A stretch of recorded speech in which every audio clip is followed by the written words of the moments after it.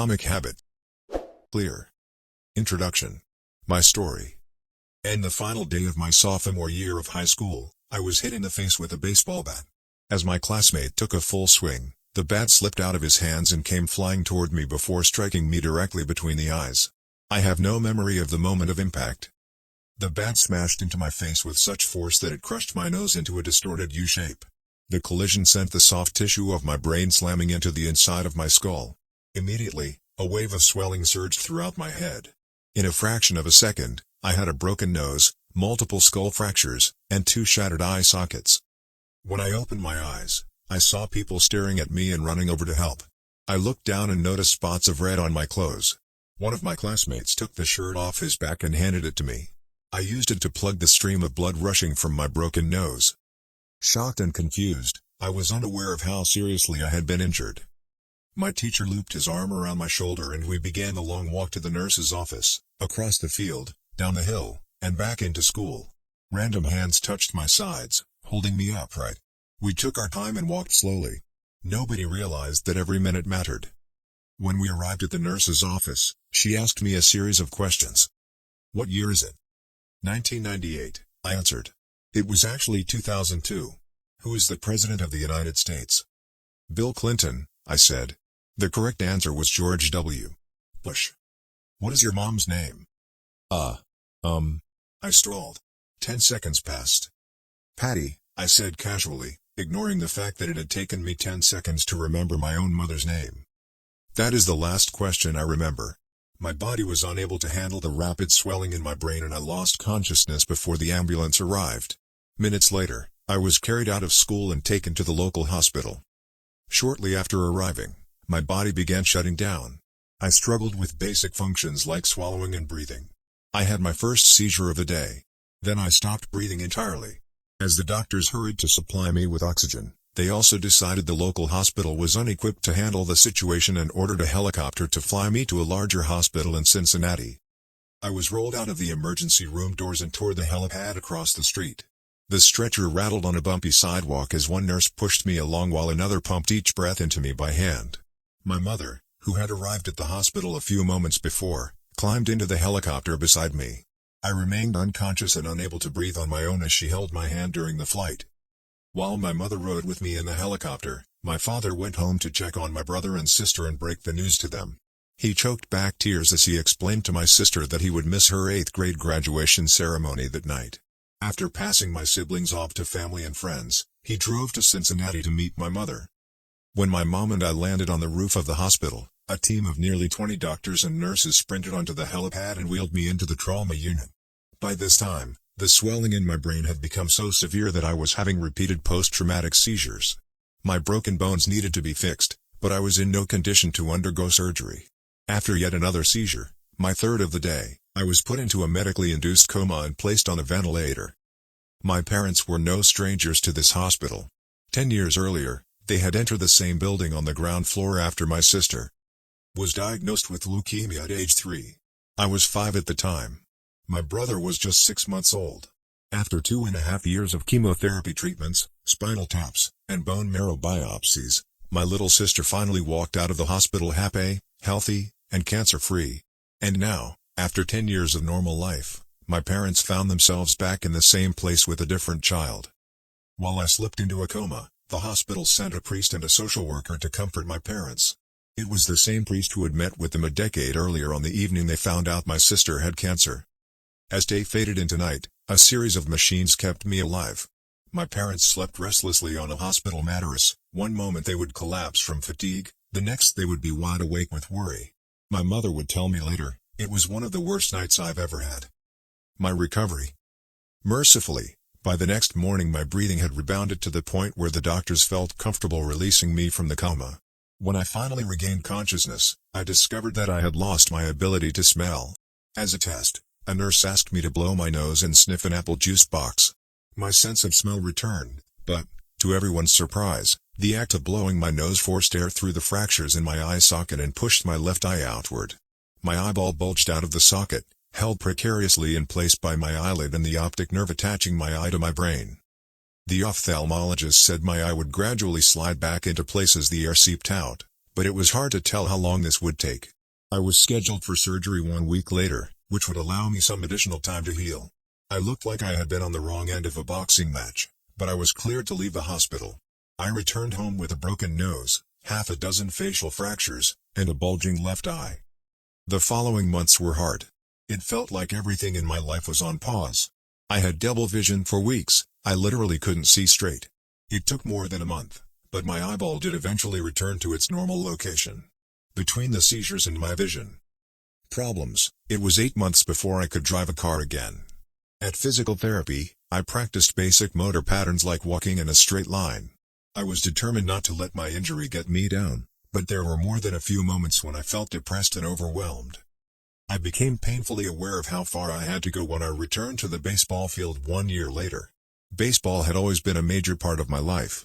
My dad had played minor league baseball for the St. Louis Cardinals, and I had a dream of playing professionally, too. After months of rehabilitation, what I wanted more than anything was to get back on the field. But my return to baseball was not smooth. When the season rolled around, I was the only junior to be cut from the varsity baseball team. I was sent down to play with the sophomores on junior varsity. I had been playing since age 4, and for someone who had spent so much time and effort on the sport, getting cut was humiliating. I vividly remember the day it happened. I sat in my car and cried as I flipped through the radio, desperately searching for a song that would make me feel better. After a year of self-doubt, I managed to make the varsity team as a senior, but I rarely made it on the field. In total, I played 11 innings of high school varsity baseball, barely more than a single game. Despite my lackluster high school career, I still believed I could become a great player. And I knew that if things were going to improve, I was the one responsible for making it happen. The turning point came 2 years after my injury, when I began college at Denison University. It was a new beginning, and it was the place where I would discover the surprising power of small habits for the first time. How I learned about habits. Attending Denison was one of the best decisions of my life. I earned a spot on the baseball team and, although I was at the bottom of the roster as a freshman, I was thrilled. Despite the chaos of my high school years, I had managed to become a college athlete. I wasn't going to be starting on the baseball team anytime soon, so I focused on getting my life in order. While my peers stayed up late and played video games, I built good sleep habits and went to bed early each night. In the messy world of a college dorm, I made a point to keep my room neat and tidy. These improvements were minor, but they gave me a sense of control over my life. I started to feel confident again. And this growing belief in myself rippled into the classroom as I improved my study habits and managed to earn straight A's during my first year. A habit is a routine or behavior that is performed regularly, and, in many cases, automatically. As each semester passed, I accumulated small but consistent habits that ultimately led to results that were unimaginable to me when I started. For example, for the first time in my life, I made it a habit to lift weights multiple times per week, and in the years that followed, my 6'4" frame bulked up from a featherweight 170 to a lean 200 pounds. When my sophomore season arrived, I earned a starting role on the pitching staff. By my junior year, I was voted team captain, and at the end of the season, I was selected for the all-conference team. But it was not until my senior season that my sleep habits, study habits, and strength training habits really began to pay off. 6 years after I had been hit in the face with a baseball bat, flown to the hospital, and placed into a coma, I was selected as the top male athlete at Denison University and named to the ESPN Academic All-America team, an honor given to just 33 players across the country. By the time I graduated, I was listed in the school record books in 8 different categories. That same year, I was awarded the university's highest academic honor, the President's Medal. I hope you'll forgive me if this sounds boastful. To be honest, there was nothing legendary or historic about my athletic career. I never ended up playing professionally. However, looking back on those years, I believe I accomplished something just as rare. I fulfilled my potential. And I believe the concepts in this book can help you fulfill your potential as well. We all face challenges in life. This injury was one of mine, and the experience taught me a critical lesson. Changes that seem small and unimportant at first will compound into remarkable results if you're willing to stick with them for years. We all deal with setbacks, but in the long run, the quality of our lives often depends on the quality of our habits. With the same habits, you'll end up with the same results. But with better habits, anything is possible. Maybe there are people who can achieve incredible success overnight. I don't know any of them, and I'm certainly not one of them. There wasn't one defining moment on my journey from medically induced coma to academic All-American. There were many. It was a gradual evolution, a long series of small wins and tiny breakthroughs. The only way I made progress, the only choice I had, was to start small. And I employed this same strategy a few years later when I started my own business and began working on this book. How and why I wrote this book. In November 2012, I began publishing articles at jamesclear.com.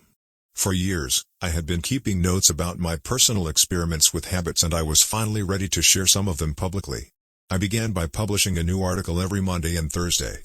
Within a few months, this simple writing habit led to my first 1,000 email subscribers, and by the end of 2013 that number had grown to more than 30,000 people. In 2014, my email list expanded to over 100,000 subscribers, which made it one of the fastest growing newsletters on the internet.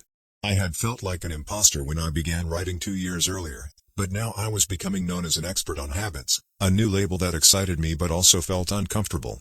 I had never considered myself a master of the topic, but rather someone who was experimenting alongside my readers.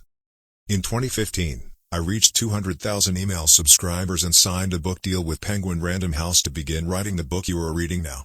As my audience grew, so did my business opportunities. I was increasingly asked to speak at top companies about the science of habit formation, behavior change, and continuous improvement. I found myself delivering keynote speeches at conferences in the United States and Europe. In 2016, my articles began to appear regularly in major publications like Time, Entrepreneur, and Forbes. Incredibly, my writing was read by over 8 million people that year. Coaches in the NFL, NBA, and MLB began reading my work and sharing it with their teams. At the start of 2017, I launched the Habits Academy, which became the premier training platform for organizations and individuals interested in building better habits in life and work. Fortune 500 companies and growing startups began to enroll their leaders and train their staff. In total, over 10,000 leaders, managers, coaches, and teachers have graduated from the Habits Academy, and my work with them has taught me an incredible amount about what it takes to make habits work in the real world. As I put the finishing touches on this book in 2018, jamesclear.com is receiving millions of visitors per month and nearly 500,000 people subscribe to my weekly email newsletter, a number that is so far beyond my expectations when I began that I'm not even sure what to think of it. How this book will benefit you. The entrepreneur and investor Naval Ravikant has said, to write a great book, you must first become the book. I originally learned about the ideas mentioned here because I had to live them. I had to rely on small habits to rebound from my injury, to get stronger in the gym, to perform at a high level on the field, to become a writer, to build a successful business, and simply to develop into a responsible adult. Small habits helped me fulfill my potential, and since you picked up this book, I'm guessing you'd like to fulfill yours as well. In the pages that follow, I will share a step-by-step plan for building better habits, not for days or weeks, but for a lifetime. While science supports everything I've written, this book is not an academic research paper, it's an operating manual. You'll find wisdom and practical advice front and center as I explain the science of how to create and change your habits in a way that is easy to understand and apply. The fields I draw on, biology, neuroscience, philosophy, psychology, and more, have been around for many years. What I offer you is a synthesis of the best ideas smart people figured out a long time ago as well as the most compelling discoveries scientists have made recently. My contribution, I hope, is to find the ideas that matter most and connect them in a way that is highly actionable. Anything wise in these pages you should credit to the many experts who preceded me. Anything foolish, assume it is my error. The backbone of this book is my 4-step model of habits, cue, craving, response, and reward, and the 4 laws of behavior change that evolve out of these steps. Readers with a psychology background may recognize some of these terms from operant conditioning, which was first proposed as stimulus, response, reward by B. F. Skinner in the 1930s and has been popularized more recently as cue, routine, reward and the power of habit by Charles Duhigg. Behavioral scientists like Skinner realized that if you offered the right reward or punishment, you could get people to act in a certain way. But while Skinner's model did an excellent job of explaining how external stimuli influenced our habits, it lacked a good explanation for how our thoughts, feelings, and beliefs impact our behavior.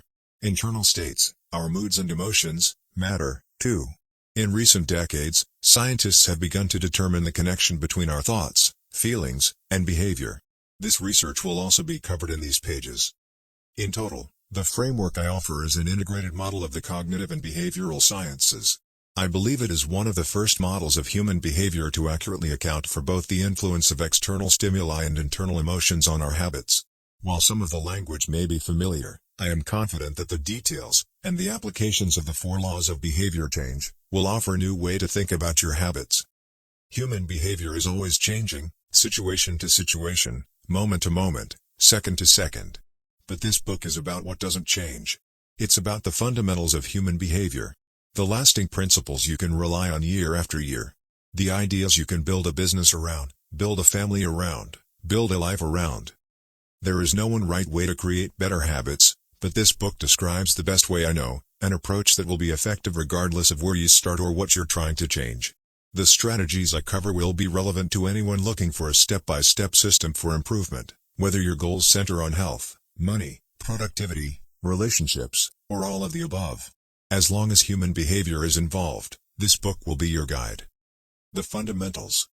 Why tiny changes make a big difference. 1. The surprising power of atomic habits. The fate of British cycling changed one day in 2003. The organization, which was the governing body for professional cycling in Great Britain, had recently hired Dave Brailsford as its new performance director. At the time, professional cyclists in Great Britain had endured nearly 100 years of mediocrity. Since 1908, British riders had won just a single gold medal at the Olympic Games, and they had fared even worse in cycling's biggest race, the Tour de France. In 110 years, no British cyclist had ever won the event. In fact, the performance of British riders had been so underwhelming that one of the top bike manufacturers in Europe refused to sell bikes to the team because they were afraid that it would hurt sales if other professionals saw the Brits using their gear. Brailsford had been hired to put British cycling on a new trajectory. What made him different from previous coaches was his relentless commitment to a strategy that he referred to as the aggregation of marginal gains, which was the philosophy of searching for a tiny margin of improvement in everything you do. Brailsford said, the whole principle came from the idea that if you broke down everything you could think of that goes into riding a bike, and then improve it by 1%, you will get a significant increase when you put them all together. Brailsford and his coaches began by making small adjustments you might expect from a professional cycling team. They redesigned the bike seats to make them more comfortable and rubbed alcohol on the tires for a better grip. They asked riders to wear electrically heated overshorts to maintain ideal muscle temperature while riding and used biofeedback sensors to monitor how each athlete responded to a particular workout. The team tested various fabrics in a wind tunnel and had their outdoor riders switch to indoor racing suits, which proved to be lighter and more aerodynamic. But they didn't stop there. Brailsford and his team continued to find 1% improvements in overlooked and unexpected areas. They tested different types of massage gels to see which one led to the fastest muscle recovery. They hired a surgeon to teach each rider the best way to wash their hands to reduce the chances of catching a cold. They determined the type of pillow and mattress that led to the best night's sleep for each rider. They even painted the inside of the team truck white, which helped them spot little bits of dust that would normally slip by unnoticed but could degrade the performance of the finely tuned bikes. As these and hundreds of other small improvements accumulated, the results came faster than anyone could have imagined. Just 5 years after Brailsford took over, the British cycling team dominated the road and track cycling events at the 2008 Olympic Games in Beijing, where they won an astounding 60% of the gold medals available. 4 years later, when the Olympic Games came to London, the Brits raised the bar as they set 9 Olympic records and 7 world records. That same year, Bradley Wiggins became the first British cyclist to win the Tour de France. The next year, his teammate Chris Froome won the race, and he would go on to win again in 2015, 2016, and 2017, giving the British team 5 Tour de France victories in 6 years. During the 10-year span from 2007 to 2017, British cyclists won 178 world championships and 66 Olympic or Paralympic gold medals and captured 5 Tour de France victories in what is widely regarded as the most successful run in cycling history. How does this happen? How does a team of previously ordinary athletes transform into world champions with tiny changes that, at first glance, would seem to make a modest difference at best? Why do small improvements accumulate into such remarkable results, and how can you replicate this approach in your own life? Why small habits make a big difference? It is so easy to overestimate the importance of one defining moment and underestimate the value of making small improvements on a daily basis. Too often, We convince ourselves that massive success requires massive action. Whether it is losing weight, building a business, writing a book, winning a championship, or achieving any other goal, we put pressure on ourselves to make some earth-shattering improvement that everyone will talk about.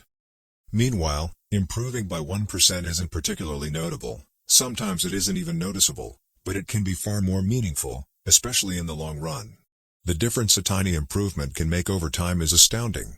Here's how the math works out. If you can get 1% better each day for 1 year, you'll end up 37 times better by the time you're done. Conversely, if you get 1% worse each day for 1 year, you'll decline nearly down to zero. What starts as a small win or a minor setback accumulates into something much more. 1% better every day. 1% worse every day for 1 year. 0.99 to the power of 365 equals 0.03. 1% better every day for 1 year. 1.01 to the power of 365 equals 37.78. Figure 1. The effects of small habits compound over time. For example, if you can get just 1% better each day, you'll end up with results that are nearly 37 times better after 1 year. Habits are the compound interest of self-improvement. The same way that money multiplies through compound interest, the effects of your habits multiply as you repeat them. They seem to make little difference on any given day, and yet the impact they deliver over the months and years can be enormous. It is only when looking back 2, 5, or perhaps 10 years later that the value of good habits and the cost of bad ones becomes strikingly apparent. This can be a difficult concept to appreciate in daily life. We often dismiss small changes because they don't seem to matter very much in the moment. If you save a little money now, you're still not a millionaire. If you go to the gym 3 days in a row, you're still out of shape. If you study Mandarin for an hour tonight, you still haven't learned the language. We make a few changes, but the results never seem to come quickly, and so we slide back into our previous routines. Unfortunately, the slow pace of transformation also makes it easy to let a bad habit slide. If you eat an unhealthy meal today, the scale doesn't move much. If you work late tonight and ignore your family, they will forgive you. If you procrastinate and put your project off until tomorrow, there will usually be time to finish it later. A single decision is easy to dismiss. But when we repeat 1% errors, day after day, by replicating poor decisions, duplicating tiny mistakes, and rationalizing little excuses, our small choices compound into toxic results. It's the accumulation of many missteps, a 1% decline here and there, that eventually leads to a problem. The impact created by a change in your habits is similar to the effect of shifting the route of an airplane by just a few degrees. Imagine you are flying from Los Angeles to New York City. If a pilot leaving from LAX adjusts the heading just 3.5 degrees south, you will land in Washington, D.C., instead of New York. Such a small change is barely noticeable at takeoff. The nose of the airplane moves just a few feet, but when magnified across the entire United States, you end up hundreds of miles apart. Similarly, a slight change in your daily habits can guide your life to a very different destination. Making a choice that is 1% better or 1% worse seems insignificant in the moment, but over the span of moments that make up a lifetime, these choices determine the difference between who you are and who you could be. Success is the product of daily habits, not once-in-a-lifetime transformations. That said, it doesn't matter how successful or unsuccessful you are right now. What matters is whether your habits are putting you on the path toward success. You should be far more concerned with your current trajectory than with your current results. If you're a millionaire but you spend more than you earn each month, then you're on a bad trajectory. If your spending habits don't change, it's not going to end well. Conversely, if you're broke, but you save a little bit every month, then you're on the path toward financial freedom, even if you're moving slower than you'd like. Your outcomes are a lagging measure of your habits. Your net worth is a lagging measure of your financial habits. Your weight is a lagging measure of your eating habits. Your knowledge is a lagging measure of your learning habits. Your clutter is a lagging measure of your cleaning habits. You get what you repeat. If you want to predict where you'll end up in life, all you have to do is follow the curve of tiny gains or tiny losses, and see how your daily choices will compound 10 or 20 years down the line. Are you spending less than you earn each month? Are you making it into the gym each week? Are you reading books and learning something new each day? Tiny battles like these are the ones that will define your future self. Time magnifies the margin between success and failure. It will multiply whatever you feed it. Good habits make time your ally. Bad habits make time your enemy. Habits are a double-edged sword. Bad habits can cut you down just as easily as good habits can build you up, which is why understanding the details is crucial. You need to know how habits work and how to design them to your liking, so you can avoid the dangerous half of the blade.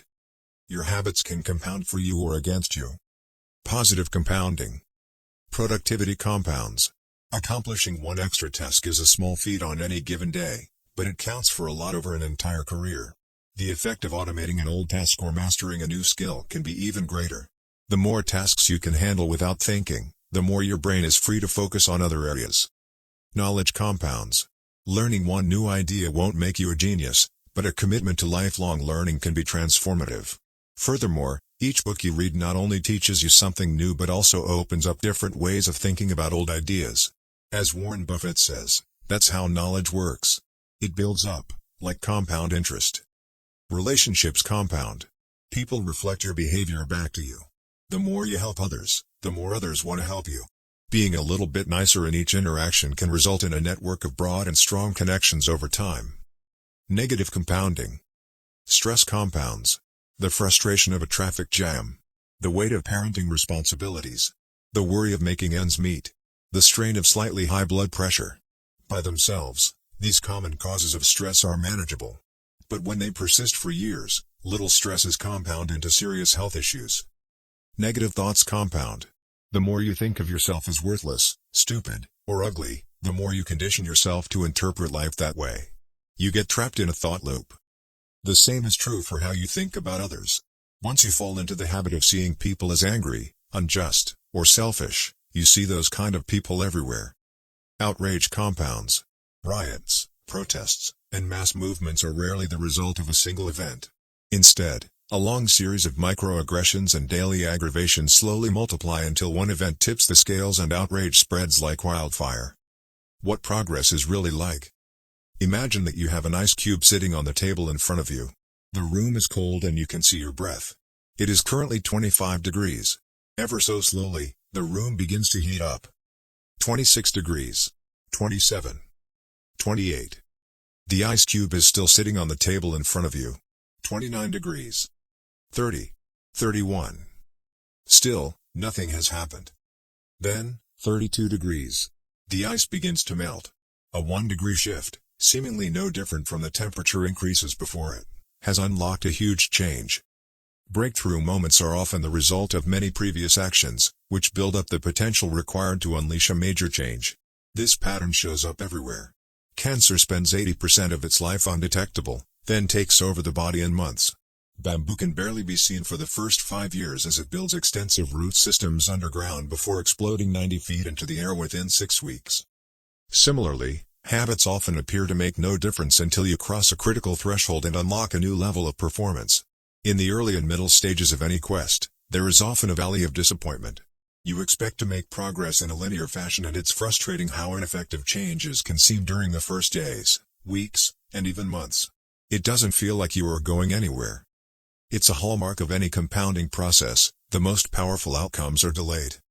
This is one of the core reasons why it is so hard to build habits that last. People make a few small changes, fail to see a tangible result, and decide to stop. You think, I've been running every day for a month, so why can't I see any change in my body? Once this kind of thinking takes over, it's easy to let good habits fall by the wayside. But in order to make a meaningful difference, habits need to persist long enough to break through this plateau, what I call the plateau of latent potential. If you find yourself struggling to build a good habit or break a bad one, it is not because you have lost your ability to improve. It is often because you have not yet crossed the plateau of latent potential.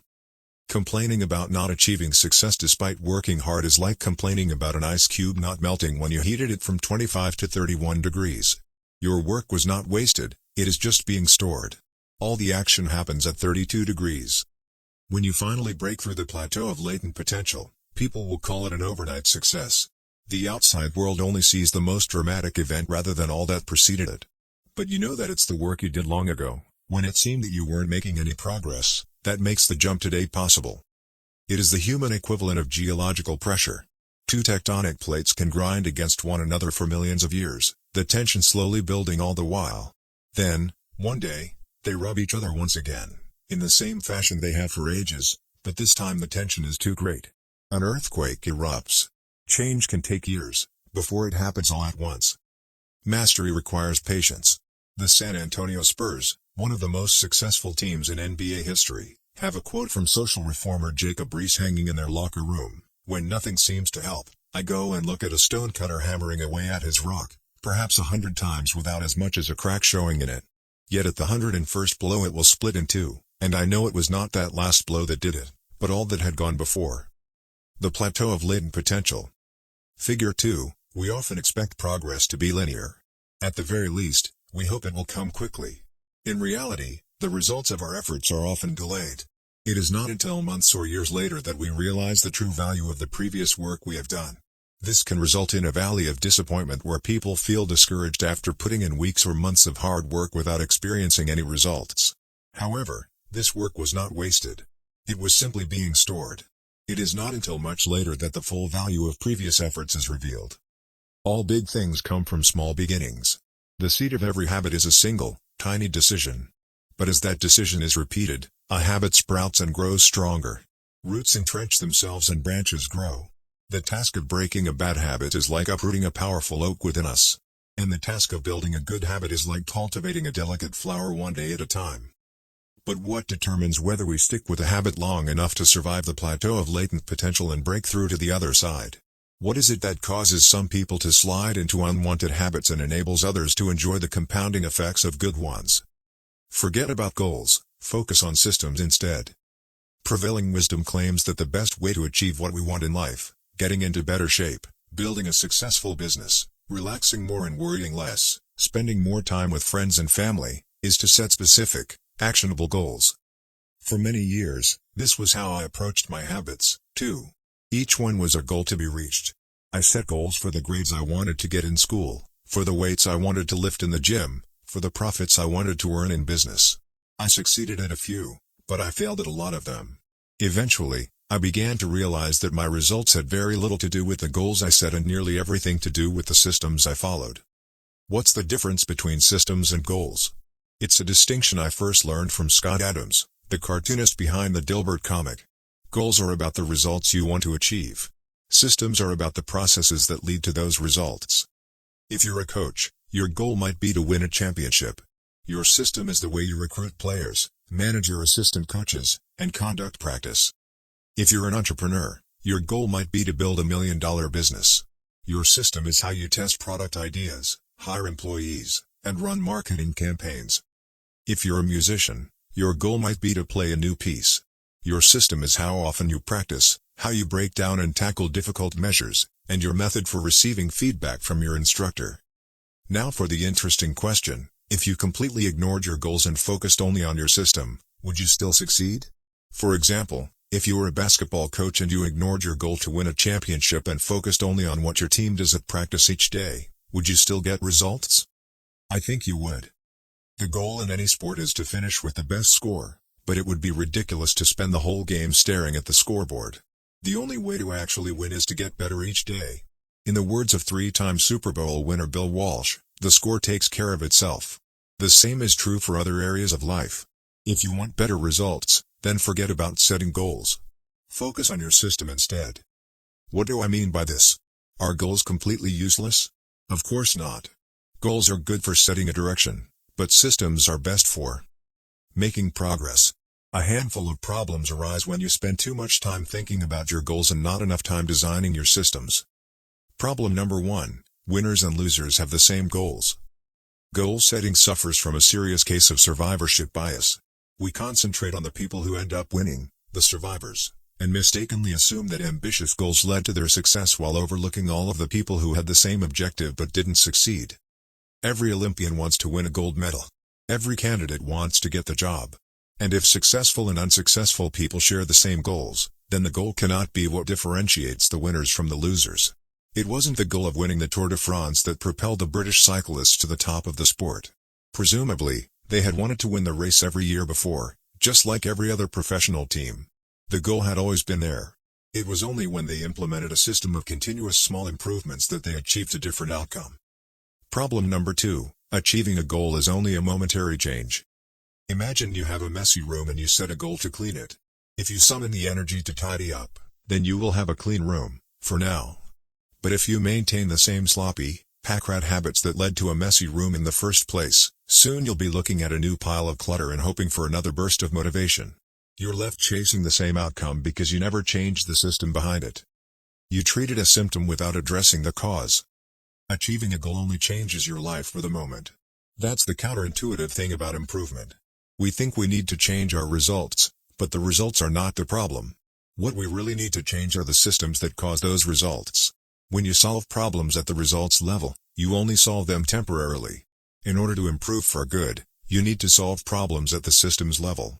Fix the inputs and the outputs will fix themselves. Problem number 3, goals restrict your happiness. The implicit assumption behind any goal is this: once I reach my goal, then I'll be happy. The problem with a goals-first mentality is that you're continually putting happiness off until the next milestone. I've slipped into this trap so many times I've lost count. For years, happiness was always something for my future self to enjoy. I promised myself that once I gained 20 pounds of muscle or after my business was featured in the New York Times, then I could finally relax. Furthermore, goals create an either-or conflict. Either you achieve your goal and are successful or you fail and you are a disappointment. You mentally box yourself into a narrow version of happiness. This is misguided. It is unlikely that your actual path through life will match the exact journey you had in mind when you set out. It makes no sense to restrict your satisfaction to one scenario when there are many paths to success. A systems-first mentality provides the antidote. When you fall in love with the process rather than the product, you don't have to wait to give yourself permission to be happy. You can be satisfied anytime your system is running. And a system can be successful in many different forms, not just the one you first envision. Problem number 4, goals are at odds with long-term progress. Finally, a goal-oriented mindset can create a yo-yo effect. Many runners work hard for months, but as soon as they cross the finish line, they stop training. The race is no longer there to motivate them. When all of your hard work is focused on a particular goal, what is left to push you forward after you achieve it? This is why many people find themselves reverting to their old habits after accomplishing a goal. The purpose of setting goals is to win the game. The purpose of building systems is to continue playing the game. True long-term thinking is goalless thinking. It's not about any single accomplishment. It is about the cycle of endless refinement and continuous improvement. Ultimately, it is your commitment to the process that will determine your progress. A system of atomic habits. If you're having trouble changing your habits, the problem isn't you. The problem is your system. Bad habits repeat themselves again and again not because you don't want to change, but because you have the wrong system for change. You do not rise to the level of your goals. You fall to the level of your systems. Focusing on the overall system, rather than a single goal, is one of the core themes of this book. It is also one of the deeper meanings behind the word atomic. By now, you've probably realized that an atomic habit refers to a tiny change, a marginal gain, a 1% improvement. But atomic habits are not just any old habits, however small. They are little habits that are part of a larger system. Just as atoms are the building blocks of molecules, atomic habits are the building blocks of remarkable results. Habits are like the atoms of our lives. Each one is a fundamental unit that contributes to your overall improvement. At first, these tiny routines seem insignificant, but soon they build on each other and fuel bigger wins that multiply to a degree that far outweighs the cost of their initial investment. They are both small and mighty. This is the meaning of the phrase atomic habits, a regular practice or routine that is not only small and easy to do, but also the source of incredible power, a component of the system of compound growth. Chapter Summary. Habits are the compound interest of self-improvement. Getting 1% better every day counts for a lot in the long run. Habits are a double-edged sword. They can work for you or against you, which is why understanding the details is essential. Small changes often appear to make no difference until you cross a critical threshold. The most powerful outcomes of any compounding process are delayed. You need to be patient.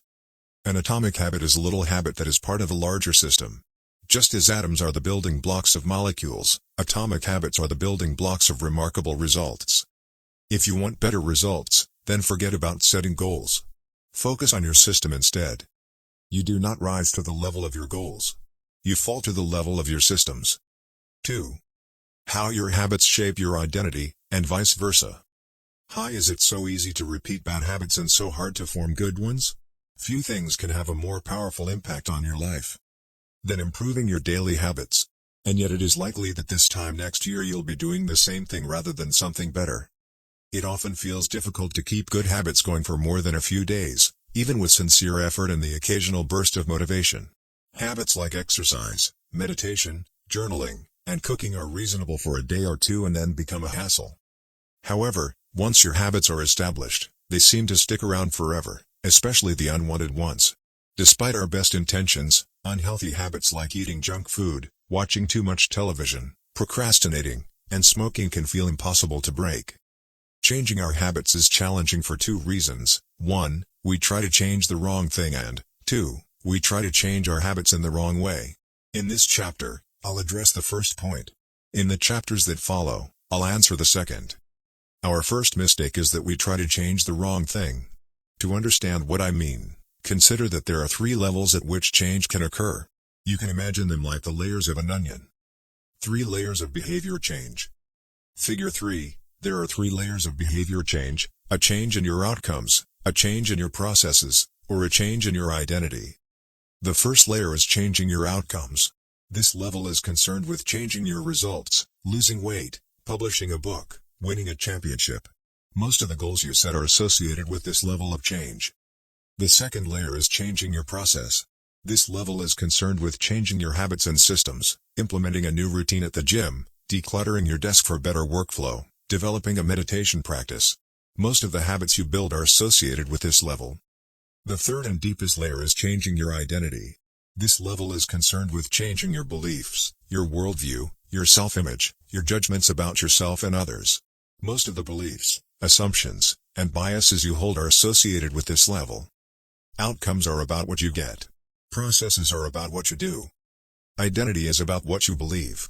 When it comes to building habits that last, when it comes to building a system of 1% improvements, the problem is not that one level is better or worse than another.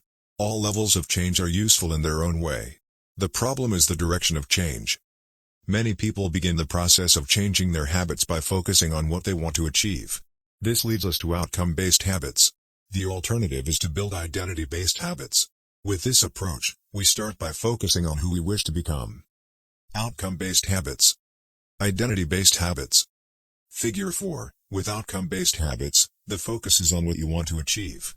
With identity-based habits, the focus is on who you wish to become. Imagine 2 people resisting a cigarette. When offered a smoke, the first person says, "No thanks. I'm trying to quit." It sounds like a reasonable response, but this person still believes they are a smoker who is trying to be something else. They are hoping their behavior will change while carrying around the same beliefs. The second person declines by saying, "No thanks. I'm not a smoker." It's a small difference, but this statement signals a shift in identity. Smoking was part of their former life, not their current one. They no longer identify as someone who smokes. Most people don't even consider identity change when they set out to improve. They just think, "I want to be skinny," outcome, "and if I stick to this diet, then I'll be skinny," process. They set goals and determine the actions they should take to achieve those goals without considering the beliefs that drive their actions. They never shift the way they look at themselves, and they don't realize that their old identity can sabotage their new plans for change. Behind every system of actions are a system of beliefs. The system of a democracy is founded on beliefs like freedom, majority rule, and social equality. The system of a dictatorship has a very different set of beliefs like absolute authority and strict obedience. You can imagine many ways to try to get more people to vote in a democracy, but such behavior change would never get off the ground in a dictatorship. That's not the identity of the system.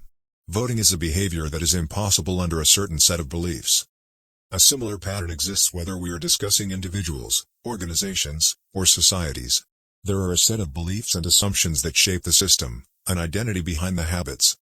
Behavior that is incongruent with the self will not last. You may want more money, but if your identity is someone who consumes rather than creates, then you'll continue to be pulled toward spending rather than earning. You may want better health, but if you continue to prioritize comfort over accomplishment, you'll be drawn to relaxing rather than training. It's hard to change your habits if you never change the underlying beliefs that led to your past behavior. You have a new goal and a new plan, but you haven't changed who you are.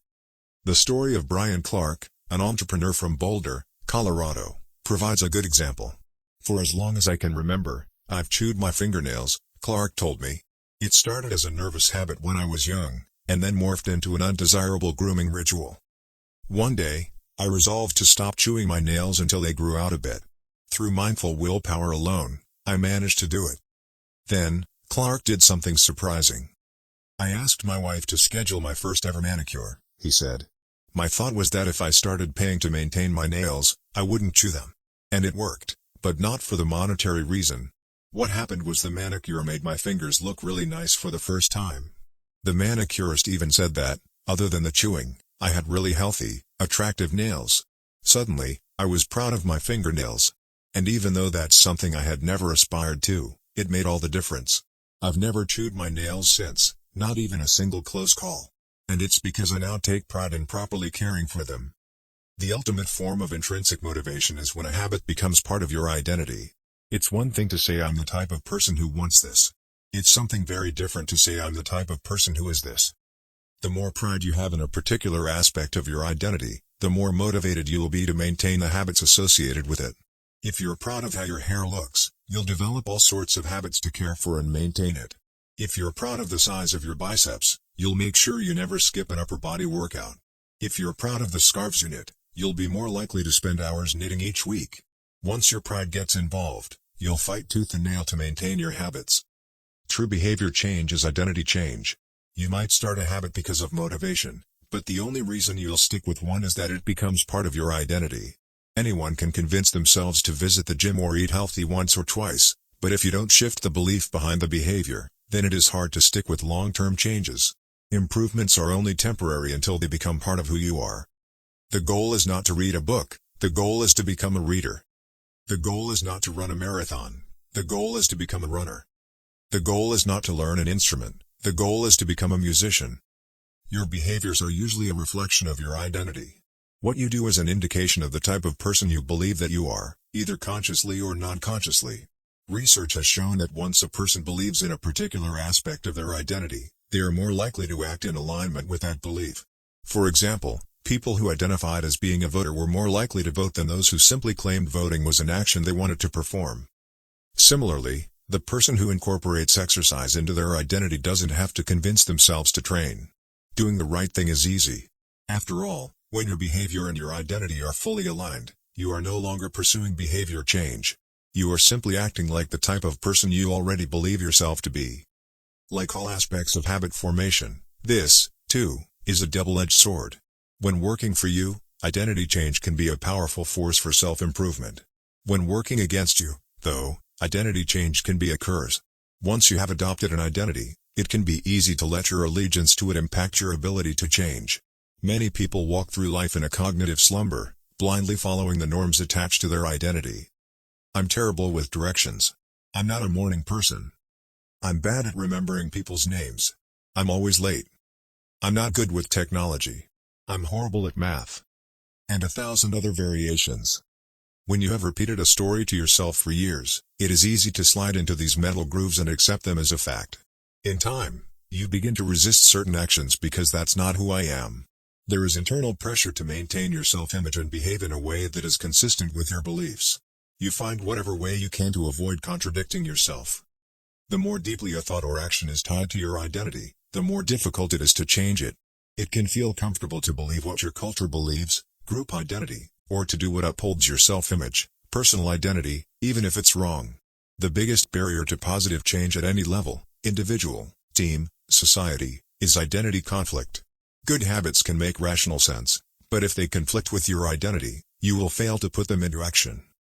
On any given day, you may struggle with your habits because you're too busy or too tired or too overwhelmed or hundreds of other reasons.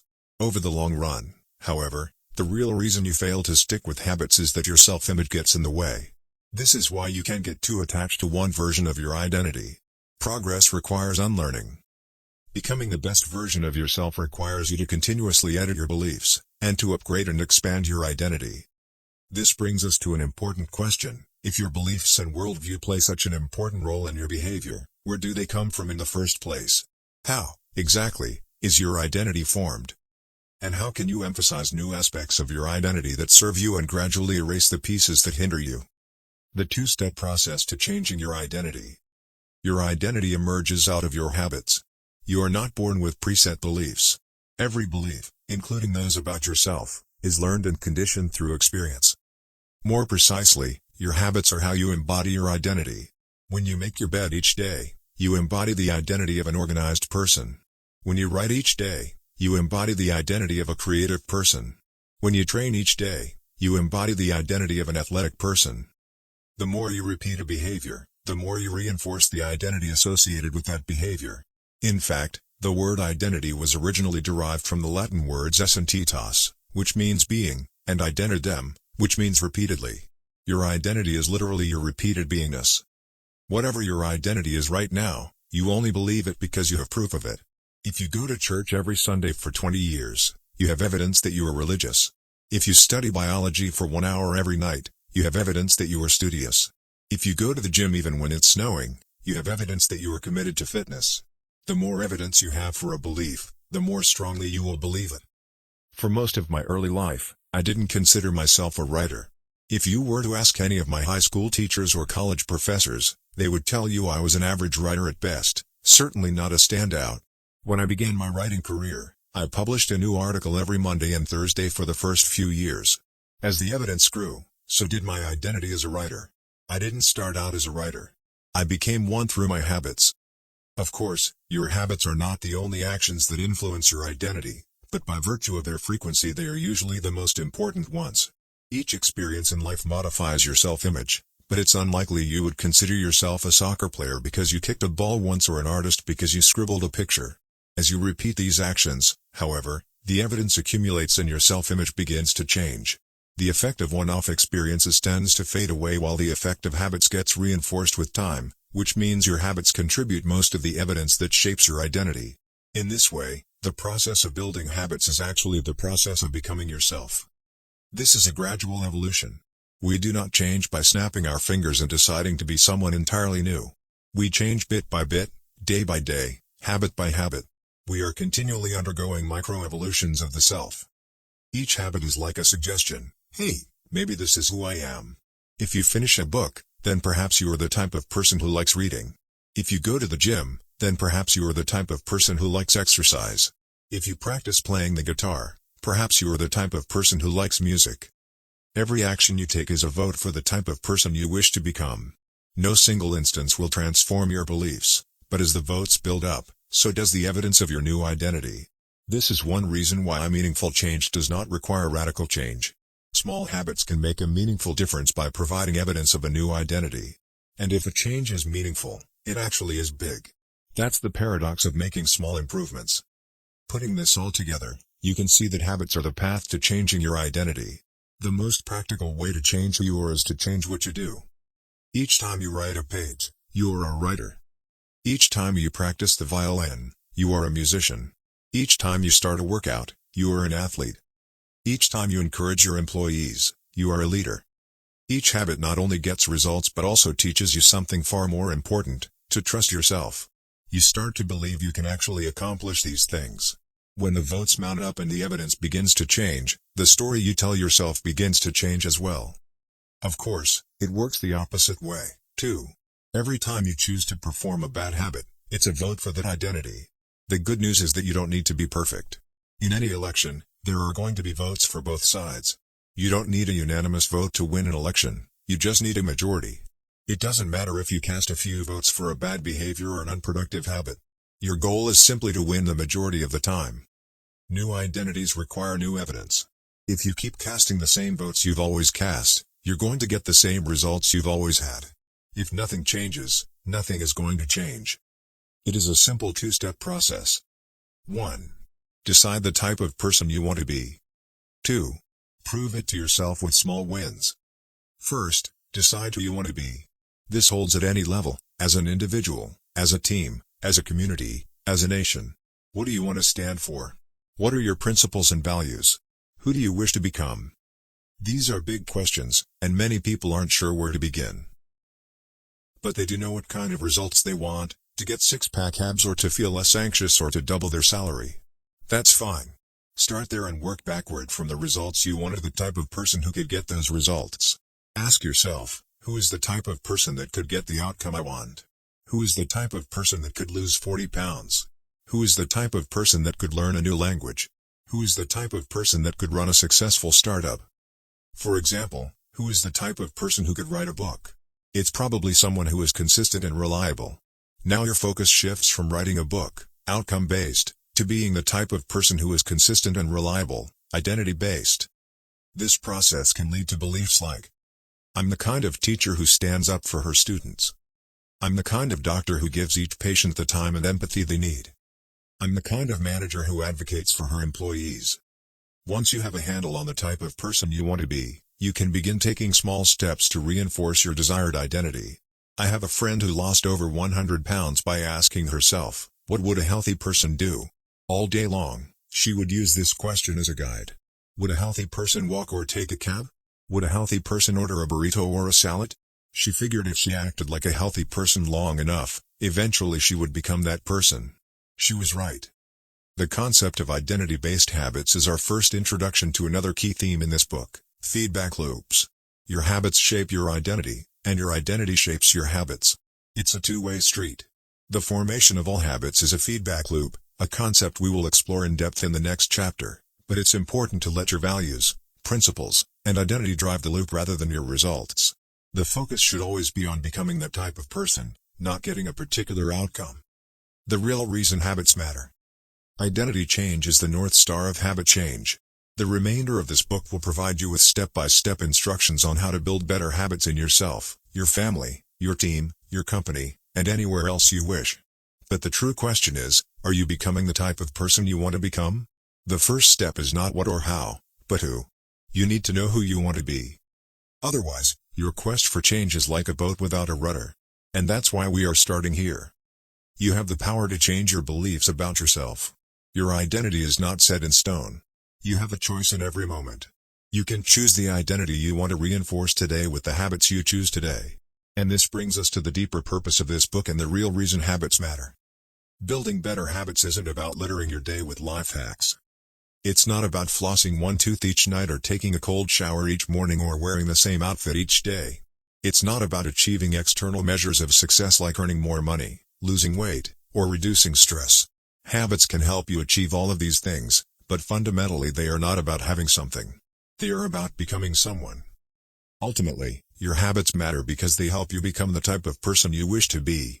They are the channel through which you develop your deepest beliefs about yourself. Quite literally, you become your habits. Chapter Summary. There are 3 levels of change: outcome change, process change, and identity change. The most effective way to change your habits is to focus not on what you want to achieve, but on who you wish to become. Your identity emerges out of your habits. Every action is a vote for the type of person you wish to become. Becoming the best version of yourself requires you to continuously edit your beliefs, and to upgrade and expand your identity. The real reason habits matter is not because they can get you better results, although they can do that, but because they can change your beliefs about yourself. 3. How to build better habits in 4 simple steps. In 1898, a psychologist named Edward Thorndike conducted an experiment that would lay the foundation for our understanding of how habits form and the rules that guide our behavior. Thorndike was interested in studying the behavior of animals, and he started by working with cats. He would place each cat inside a device known as a puzzle box. The box was designed so that the cat could escape through a door by some simple act, such as pulling at a loop of cord, pressing a lever, or stepping on a platform. For example, one box contained a lever that, when pressed, would open a door on the side of the box. Once the door had been opened, the cat could dart out and run over to a bowl of food. Most cats wanted to escape as soon as they were placed inside the box. They would poke their nose into the corners, stick their paws through openings, and claw at loose objects. After a few minutes of exploration, the cats would happen to press the magical lever, the door would open, and they would escape. Thorndike tracked the behavior of each cat across many trials. In the beginning, the animals moved around the box at random.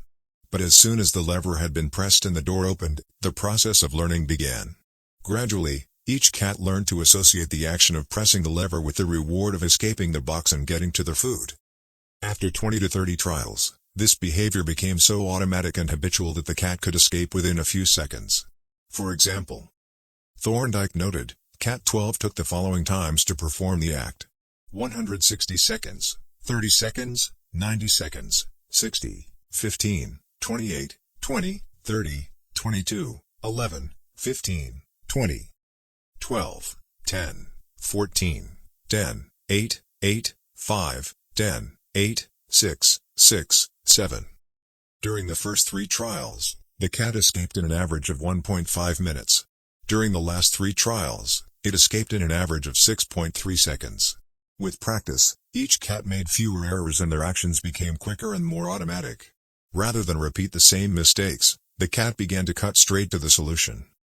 From his studies, Thorndike described the learning process by stating, "Behaviors followed by satisfying consequences tend to be repeated, and those that produce unpleasant consequences are less likely to be repeated." His work provides the perfect starting point for discussing how habits form in our own lives. It also provides answers to some fundamental questions like, what are habits? And why does the brain bother building them at all? Why your brain builds habits. A habit is a behavior that has been repeated enough times to become automatic. The process of habit formation begins with trial and error. Whenever you encounter a new situation in life, your brain has to make a decision. How do I respond to this? The first time you come across a problem, you're not sure how to solve it. Like Thorndike's cat, you're just trying things out to see what works.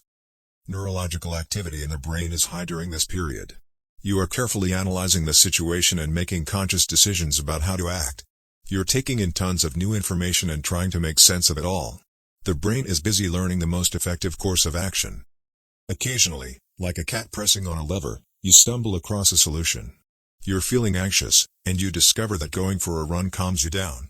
You're mentally exhausted from a long day of work, and you learn that playing video games relaxes you. You're exploring, and then, bam, a reward. After you stumble upon an unexpected reward, you alter your strategy for next time. Your brain immediately begins to catalog the events that preceded the reward. Wait a minute, that felt good. What did I do right before that? This is the feedback loop behind all human behavior. Try, fail, learn, try differently. With practice, the useless movements fade away and the useful actions get reinforced. That's a habit forming. Whenever you face a problem repeatedly, your brain begins to automate the process of solving it. Your habits are just a series of automatic solutions that solve the problems and stresses you face regularly. As behavioral scientist Jason Creha writes, habits are, simply, reliable solutions to recurring problems in our environment. As habits are created, the level of activity in the brain decreases. You learn to lock in on the cues that predict success and tune out everything else. When a similar situation arises in the future, you know exactly what to look for. There is no longer a need to analyze every angle of a situation.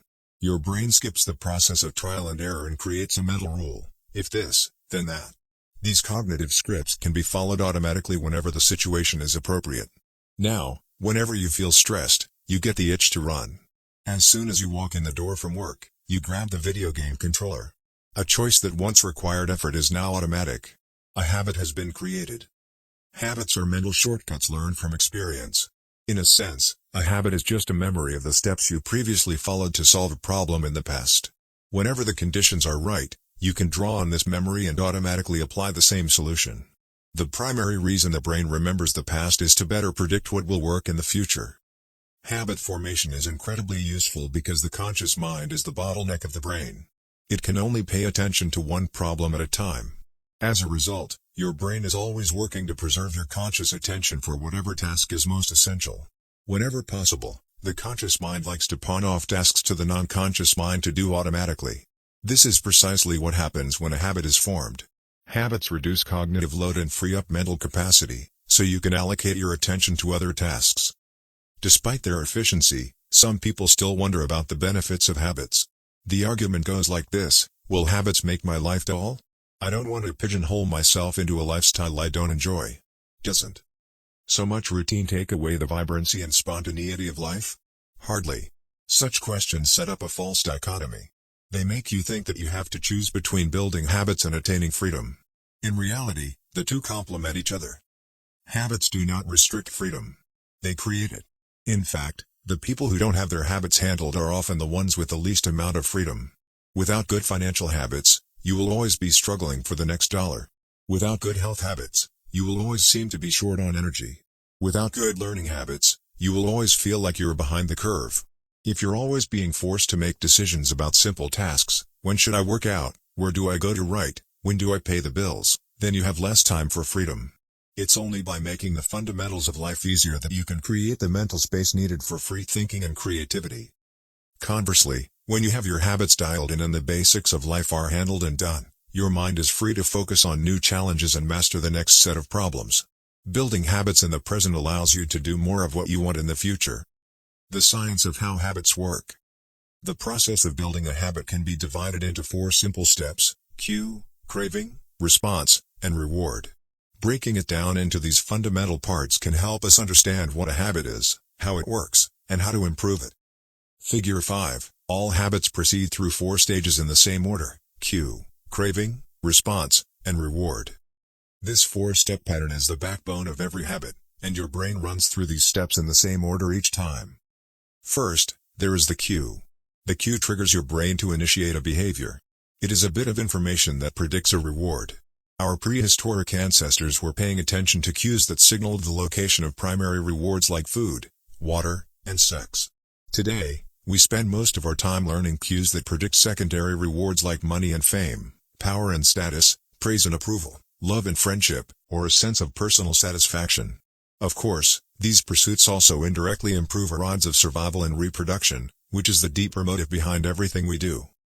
Your mind is continuously analyzing your internal and external environment for hints of where rewards are located.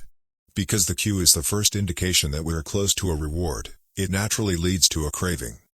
Cravings are the second step, and they are the motivational force behind every habit. Without some level of motivation or desire, without craving a change, we have no reason to act.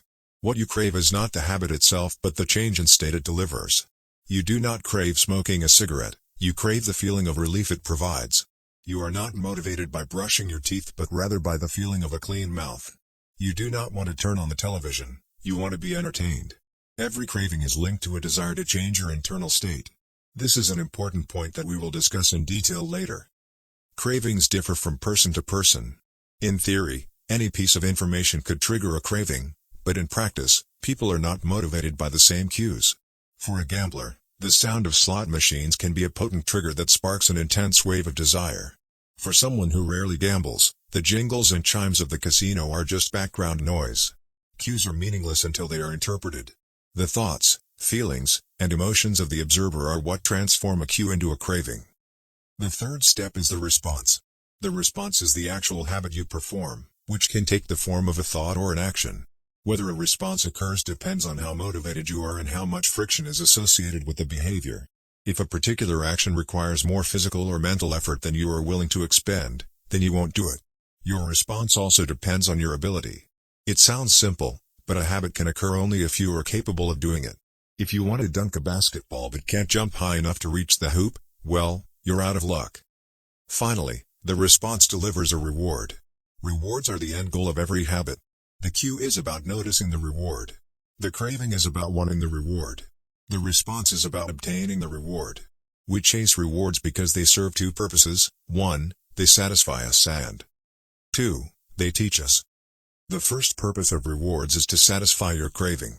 Yes, rewards provide benefits on their own. Food and water deliver the energy you need to survive.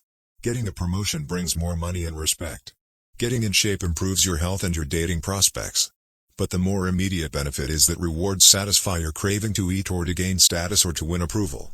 At least for a moment, rewards deliver contentment and relief from craving. Second, rewards teach us which actions are worth remembering in the future. Your brain is a reward detector. As you go about your life, your sensory nervous system is continuously monitoring which actions satisfy your desires and deliver pleasure. Feelings of pleasure and disappointment are part of the feedback mechanism that helps your brain distinguish useful actions from useless ones. Rewards close the feedback loop and complete the habit cycle.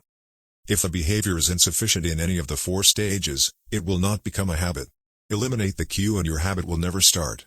Reduce the craving and you won't experience enough motivation to act. Make the behavior difficult and you won't be able to do it.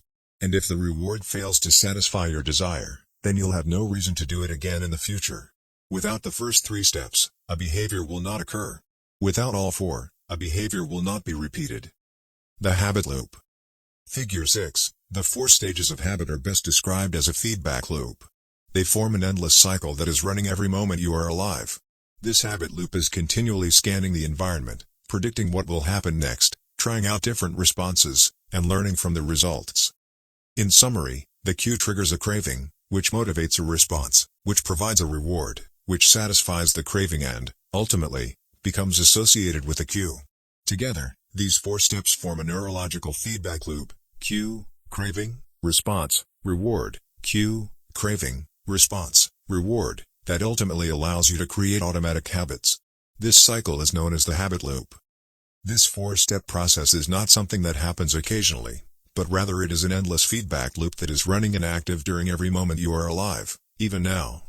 The brain is continually scanning the environment, predicting what will happen next, trying out different responses, and learning from the results.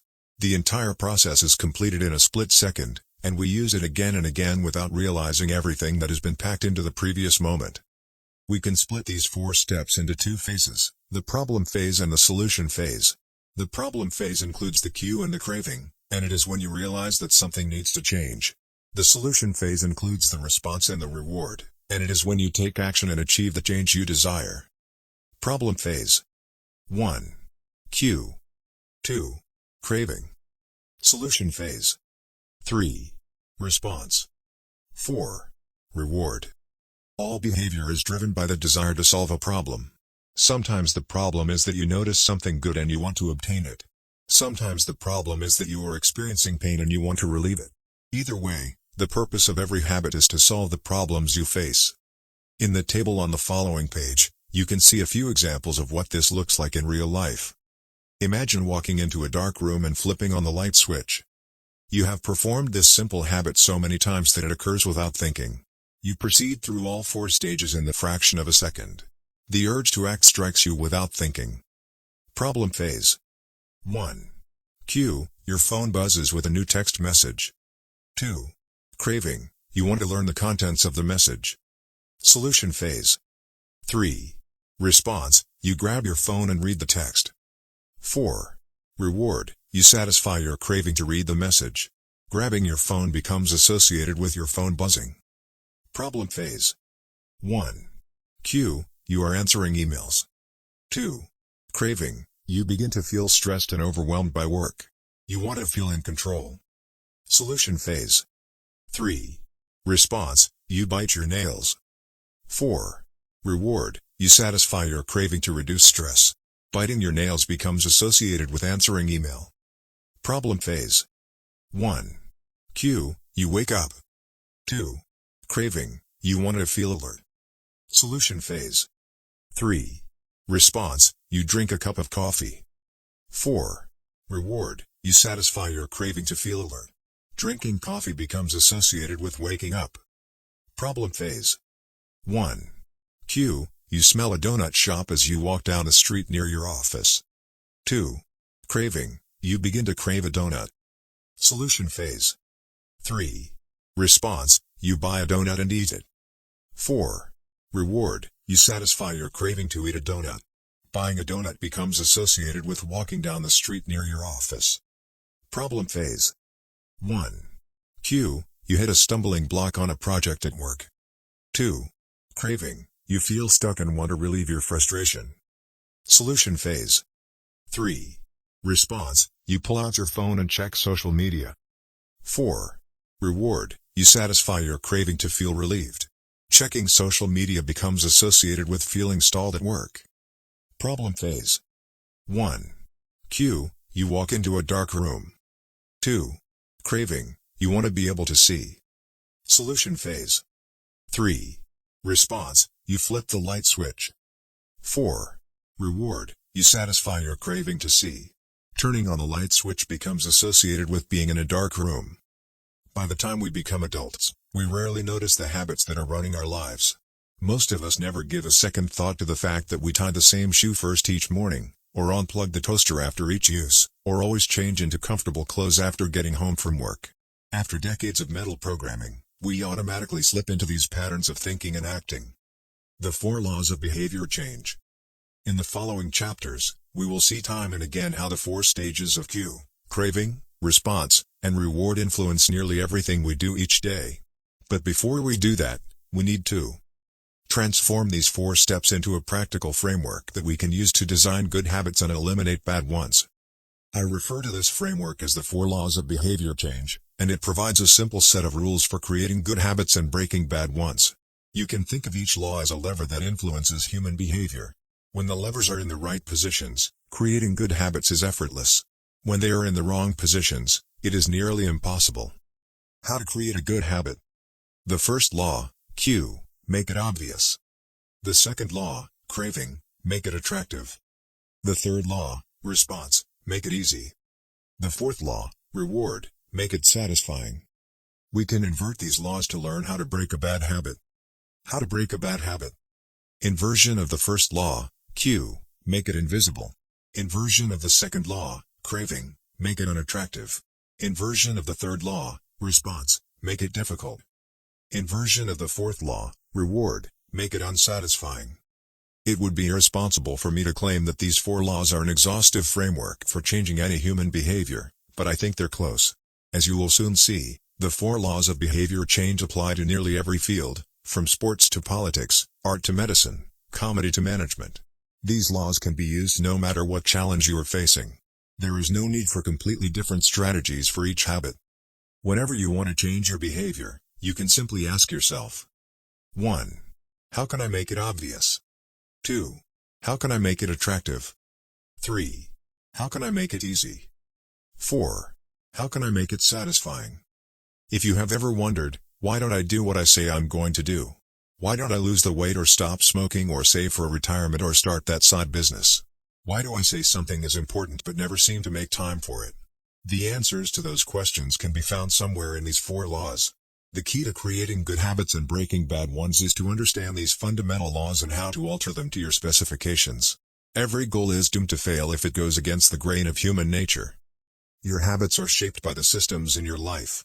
In the chapters that follow, we will discuss these laws one by one and show how you can use them to create a system in which good habits emerge naturally and bad habits wither away. Chapter Summary. A habit is a behavior that has been repeated enough times to become automatic. The ultimate purpose of habits is to solve the problems of life with as little energy and effort as possible. Any habit can be broken down into a feedback loop that involves 4 steps: cue, craving, response, and reward. The 4 laws of behavior change are a simple set of rules we can use to build better habits. There are: 1. Make it obvious, 2. Make it attractive, 3. Make it easy, and 4. Make it satisfying. The first law. Make it obvious. 4. The man who didn't look right. The psychologist Gary Klein once told me a story about a woman who attended a family gathering. She had spent years working as a paramedic and, upon arriving at the event, took one look at her father-in-law and got very concerned. "I don't like the way you look," she said. Her father-in-law, who was feeling perfectly fine, jokingly replied, "Well, I don't like your looks, either." "No," she insisted. "You need to go to the hospital now." A few hours later, the man was undergoing life-saving surgery after an examination had revealed that he had a blockage to a major artery and was at immediate risk of a heart attack. Without his daughter-in-law's intuition, he could have died. What did the paramedic see? How did she predict his impending heart attack? When major arteries are obstructed, the body focuses on sending blood to critical organs and away from peripheral locations near the surface of the skin. The result is a change in the pattern of distribution of blood in the face. After many years of working with people with heart failure, the woman had unknowingly developed the ability to recognize this pattern on sight. She couldn't explain what it was that she noticed in her father-in-law's face, but she knew something was wrong. Similar stories exist in other fields. For example, military analysts can identify which blip on a radar screen is an enemy missile and which one is a plane from their own fleet, even though they are traveling at the same speed, flying at the same altitude, and look identical on radar in nearly every respect. During the Gulf War, Lieutenant Commander Michael Riley saved an entire battleship when he ordered a missile shot down, despite the fact that it looked exactly like the battleship's own planes on radar. He made the right call, but even his superior officers couldn't explain how he did it. Museum curators have been known to discern the difference between an authentic piece of art and an expertly produced counterfeit, even though they can't tell you precisely which details tipped them off. Experienced radiologists can look at a brain scan and predict the area where a stroke will develop before any obvious signs are visible to the untrained eye. I've even heard of hairdressers noticing whether a client is pregnant based only on the feel of her hair. The human brain is a prediction machine. It is continuously taking in your surroundings and analyzing the information it comes across. Whenever you experience something repeatedly, like a paramedic seeing the face of a heart attack patient or a military analyst seeing a missile on a radar screen, your brain begins noticing what is important, sorting through the details and highlighting the relevant cues, and cataloging that information for future use. With enough practice, you can pick up on the cues that predict certain outcomes without consciously thinking about it. Automatically, your brain encodes the lessons learned through experience. We can't always explain what it is we are learning, but learning is happening all along the way, and your ability to notice the relevant cues in a given situation is the foundation for every habit you have. We underestimate how much our brains and bodies can do without thinking. You do not tell your hair to grow, your heart to pump, your lungs to breathe, or your stomach to digest. And yet your body handles all this and more on autopilot. You are much more than your conscious self. Consider hunger. How do you know when you're hungry? You don't necessarily have to see a cookie on the counter to realize that it is time to eat. Appetite and hunger are governed non-consciously. Your body has a variety of feedback loops that gradually alert you when it is time to eat again and that track what is going on around you and within you. Cravings can arise thanks to hormones and chemicals circulating through your body. Suddenly, you're hungry even though you're not quite sure what tipped you off. This is one of the most surprising insights about our habits. You don't need to be aware of the cue for a habit to begin. You can notice an opportunity and take action without dedicating conscious attention to it. This is what makes habits useful. It's also what makes them dangerous. As habits form, your actions come under the direction of your automatic and non-conscious mind. You fall into old patterns before you realize what's happening. Unless someone points it out, you may not notice that you cover your mouth with your hand whenever you laugh, that you apologize before asking a question, or that you have a habit of finishing other people's sentences. And the more you repeat these patterns, the less likely you become to question what you're doing and why you're doing it. I once heard of a retail clerk who was instructed to cut up empty gift cards after customers had used up the balance on the card. One day, the clerk cashed out a few customers in a row who purchased with gift cards.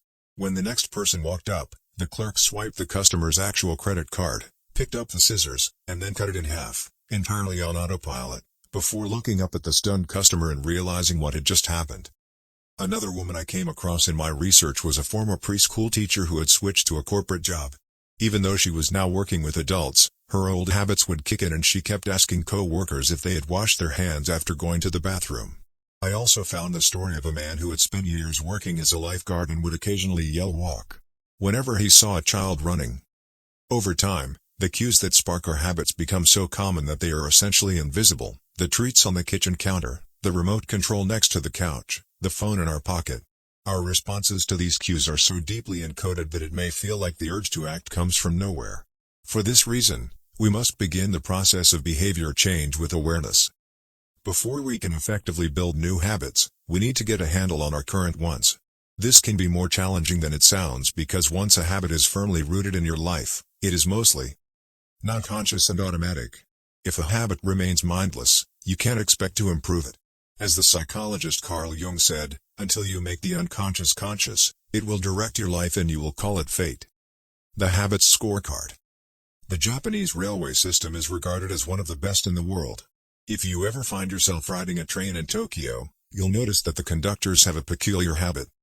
As each operator runs the train, they proceed through a ritual of pointing at different objects and calling out commands. When the train approaches a signal, the operator will point at it and say, "Signal is green." As the train pulls into and out of each station, the operator will point at the speedometer and call out the exact speed. When it's time to leave, the operator will point at the timetable and state the time. Out on the platform, other employees are performing similar actions. Before each train departs, staff members will point along the edge of the platform and declare, "All clear." Every detail is identified, pointed at, and named aloud. This process, known as pointing and calling, is a safety system designed to reduce mistakes. It seems silly, but it works incredibly well. Pointing and calling reduces errors by up to 85% and cuts accidents by 30%. The subway system in New York City adopted a modified version that is point-only, and within 2 years of implementation, incidents of incorrectly berthed subways fell 57%. Pointing and calling is so effective because it raises the level of awareness from a non-conscious habit to a more conscious level. Because the train operators must use their eyes, hands, mouth, and ears, they are more likely to notice problems before something goes wrong. My wife does something similar. Whenever we are preparing to walk out the door for a trip, she verbally calls out the most essential items in her packing list. I've got my keys. I've got my wallet. I've got my glasses. I've got my husband. The more automatic a behavior becomes, the less likely we are to consciously think about it. And when we've done something 1,000 times before, we begin to overlook things. We assume that the next time will be just like the last. We're so used to doing what we've always done that we don't stop to question whether it's the right thing to do at all. Many of our failures in performance are largely attributable to a lack of self-awareness. One of our greatest challenges in changing habits is maintaining awareness of what we are actually doing. This helps explain why the consequences of bad habits can sneak up on us. We need a point-and-call system for our personal lives. That's the origin of the Habits Scorecard, which is a simple exercise you can use to become more aware of your behavior. To create your own, make a list of your daily habits. Here's a sample of where your list might start. Wake up. Turn off alarm, check my phone, go to the bathroom, weigh myself. Take a shower, brush my teeth, floss my teeth, put on deodorant. Hang up towel to dry, get dressed. Make a cup of tea. And so on. Once you have a full list, look at each behavior, and ask yourself, is this a good habit, a bad habit, or a neutral habit? If it is a good habit, write plus next to it. If it is a bad habit, write minus. If it is a neutral habit, write equals. For example, the list above might look like this. Wake up, equals. Turn off alarm, equals. Check my phone, minus. Go to the bathroom, equals. Weigh myself, plus. Take a shower, plus. Brush my teeth, plus. Floss my teeth, plus. Put on deodorant, plus. Hang up towel to dry, equals.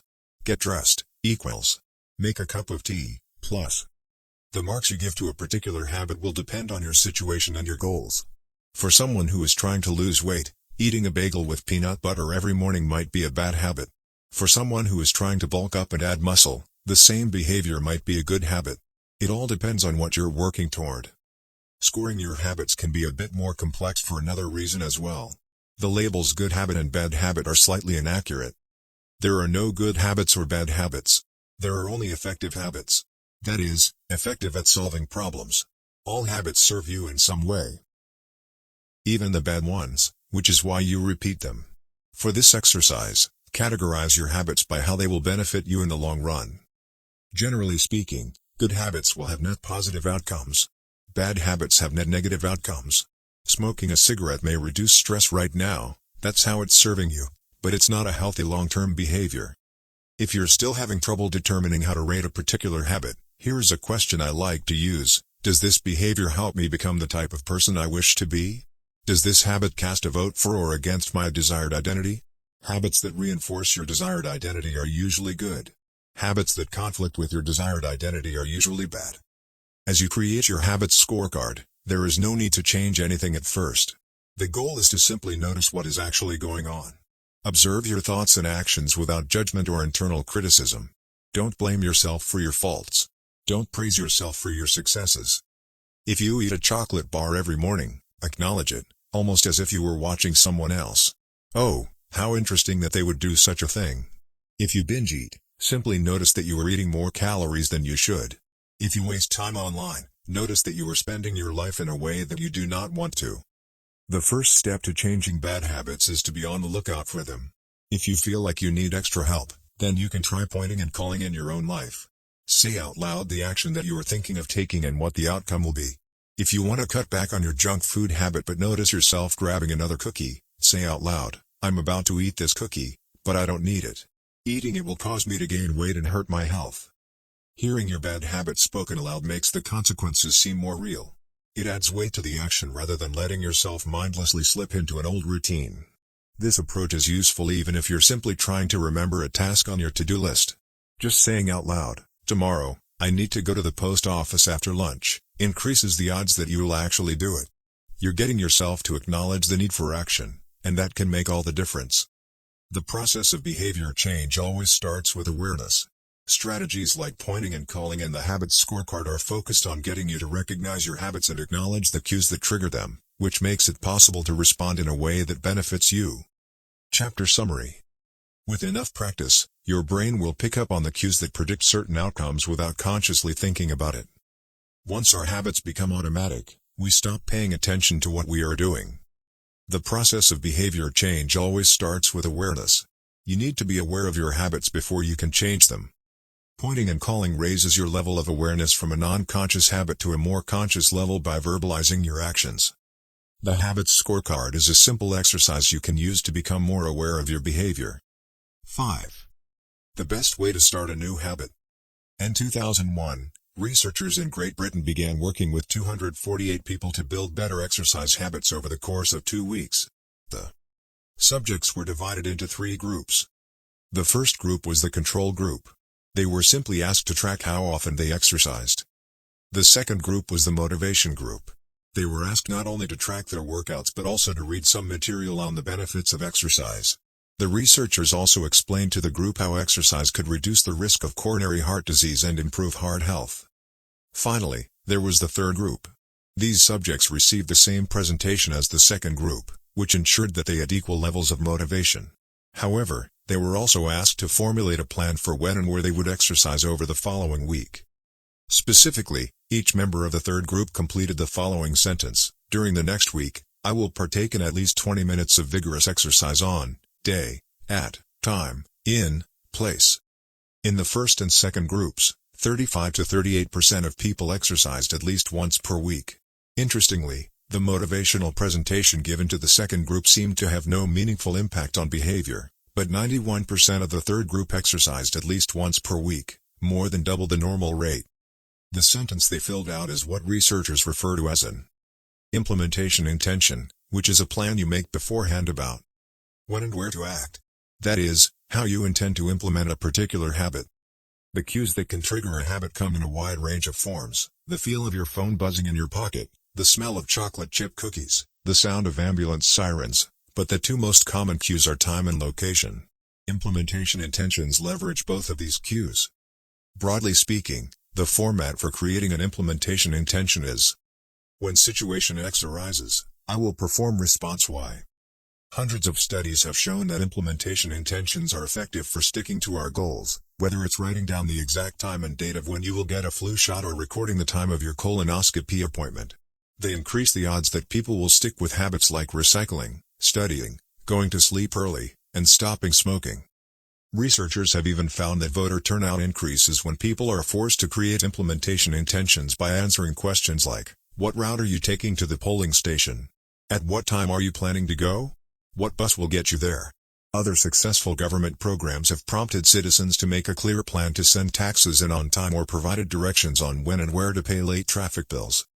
The punchline is clear: people who make a specific plan for when and where they will perform a new habit are more likely to follow through. Too many people try to change their habits without these basic details figured out. We tell ourselves, "I'm going to eat healthier," or "I'm going to write more," but we never say when and where these habits are going to happen. We leave it up to chance and hope that we will just remember to do it or feel motivated at the right time. An implementation intention sweeps away foggy notions like "I want to work out more," or "I want to be more productive," or "I should vote," and transforms them into a concrete plan of action. Many people think they lack motivation when what they really lack is clarity. It is not always obvious when and where to take action. Some people spend their entire lives waiting for the time to be right to make an improvement. Once an implementation intention has been set, you don't have to wait for inspiration to strike. Do I write a chapter today or not? Do I meditate this morning or at lunch? When the moment of action occurs, there is no need to make a decision. Simply follow your predetermined plan. The simple way to apply this strategy to your habits is to fill out this sentence: I will, behavior, at, time, in, location. Meditation. I will meditate for 1 minute at 7 a.m. in my kitchen. Studying. I will study Spanish for 20 minutes at 6 p.m. in my bedroom. Exercise. I will exercise for 1 hour at 5 p.m. in my local gym. Marriage. I will make my partner a cup of tea at 8 a.m. in the kitchen. If you aren't sure when to start your habit, try the first day of the week, month, or year. People are more likely to take action at those times because hope is usually higher. If we have hope, we have a reason to take action. A fresh start feels motivating. There is another benefit to implementation intentions. Being specific about what you want and how you will achieve it helps you say no to things that derail progress, distract your attention, and pull you off course. We often say yes to little requests because we are not clear enough about what we need to be doing instead. When your dreams are vague, it's easy to rationalize little exceptions all day long and never get around to the specific things you need to do to succeed. Give your habits a time and a space to live in the world. The goal is to make the time and location so obvious that, with enough repetition, you get an urge to do the right thing at the right time, even if you can't say why. As the writer Jason Zweig noted, obviously you're never going to just work out without conscious thought. But like a dog salivating at a bell, maybe you start to get antsy around the time of day you normally work out. There are many ways to use implementation intentions in your life and work. My favorite approach is one I learned from Stanford professor B.J. Fogg, and it is a strategy I refer to as habit stacking. Habit stacking, a simple plan to overhaul your habits. The French philosopher Denis Diderot lived nearly his entire life in poverty, but that all changed one day in 1765. Diderot's daughter was about to be married and he could not afford to pay for the wedding. Despite his lack of wealth, Diderot was well known for his role as the co-founder and writer of Encyclopédie, one of the most comprehensive encyclopedias of the time. When Catherine the Great, the Empress of Russia, heard of Diderot's financial troubles, her heart went out to him. She was a book lover and greatly enjoyed his encyclopedia.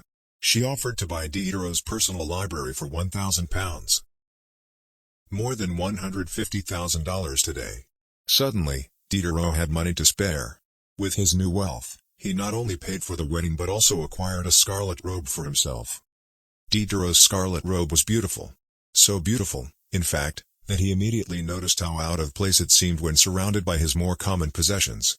He wrote that there was no more coordination, no more unity, no more beauty between his elegant robe and the rest of his stuff. Diderot soon felt the urge to upgrade his possessions. He replaced his rug with one from Damascus. He decorated his home with expensive sculptures. He bought a mirror to place above the mantel, and a better kitchen table. He tossed aside his old straw chair for a leather one. Like falling dominoes, one purchase led to the next. Diderot's behavior is not uncommon. In fact, the tendency for one purchase to lead to another one has a name: the Diderot effect. The Diderot effect states that obtaining a new possession often creates a spiral of consumption that leads to additional purchases. You can spot this pattern everywhere. You buy a dress and have to get new shoes and earrings to match. You buy a couch and suddenly question the layout of your entire living room. You buy a toy for your child and soon find yourself purchasing all of the accessories that go with it. It's a chain reaction of purchases. Many human behaviors follow this cycle. You often decide what to do next based on what you have just finished doing. Going to the bathroom leads to washing and drying your hands, which reminds you that you need to put the dirty towels in the laundry, so you add laundry detergent to the shopping list, and so on. No behavior happens in isolation. Each action becomes a cue that triggers the next behavior. Why is this important? When it comes to building new habits, you can use the connectedness of behavior to your advantage. One of the best ways to build a new habit is to identify a current habit you already do each day and then stack your new behavior on top. This is called habit stacking. Habit stacking is a special form of an implementation intention. Rather than pairing your new habit with a particular time and location, you pair it with a current habit. This method, which was created by B.J. Fogg as part of his Tiny Habits program, can be used to design an obvious cue for nearly any habit. The habit stacking formula is: after current habit, I will, new habit. For example, meditation. After I pour my cup of coffee each morning, I will meditate for 1 minute. Exercise. After I take off my work shoes, I will immediately change into my workout clothes. Gratitude. After I sit down to dinner, I will say one thing I'm grateful for that happened today. Marriage. After I get into bed at night, I will give my partner a kiss. Safety. After I put on my running shoes, I will text a friend or family member where I am running and how long it will take. The key is to tie your desired behavior into something you already do each day. Once you have mastered this basic structure, you can begin to create larger stacks by chaining small habits together. This allows you to take advantage of the natural momentum that comes from one behavior leading into the next, a positive version of the Diderot effect. Habit stacking. Figure 7. Habit stacking increases the likelihood that you'll stick with a habit by stacking your new behavior on top of an old one. This process can be repeated to chain numerous habits together, each one acting as the cue for the next. Your morning routine habit stack might look like this. 1. After I pour my morning cup of coffee, I will meditate for 60 seconds. 2. After I meditate for 60 seconds, I will write my to-do list for the day. 3. After I write my to-do list for the day, I will immediately begin my first task. Or, consider this habit stack in the evening. 1. After I finish eating dinner, I will put my plate directly into the dishwasher. 2. After I put my dishes away, I will immediately wipe down the counter. 3. After I wipe down the counter, I will set out my coffee mug for tomorrow morning. You can also insert new behaviors into the middle of your current routines. For example, you may already have a morning routine that looks like this: wake up greater than make my bed more than take a shower. Let's say you want to develop the habit of reading more each night. You can expand your habit stack and try something like, wake up greater than make my bed more than place a book on my pillow greater than take a shower. Now, when you climb into bed each night, a book will be sitting there waiting for you to enjoy. Overall, habit stacking allows you to create a set of simple rules that guide your future behavior. It's like you always have a game plan for which action should come next. Once you get comfortable with this approach, you can develop general habit stacks to guide you whenever the situation is appropriate. Exercise. When I see a set of stairs, I will take them instead of using the elevator. Social skills. When I walk into a party, I will introduce myself to someone I don't know yet. Finances. When I want to buy something over $100, I will wait 24 hours before purchasing. Healthy eating. When I serve myself a meal, I will always put veggies on my plate first. Minimalism. When I buy a new item, I will give something away. One in, one out. Mood. When the phone rings, I will take one deep breath and smile before answering. Forgetfulness. When I leave a public place, I will check the table and chairs to make sure I don't leave anything behind. No matter how you use this strategy, the secret to creating a successful habit stack is selecting the right cue to kick things off. Unlike an implementation intention, which specifically states the time and location for a given behavior, habit stacking implicitly has the time and location built into it. When and where you choose to insert a habit into your daily routine can make a big difference. If you're trying to add meditation into your morning routine but mornings are chaotic and your kids keep running into the room, then that may be the wrong place and time.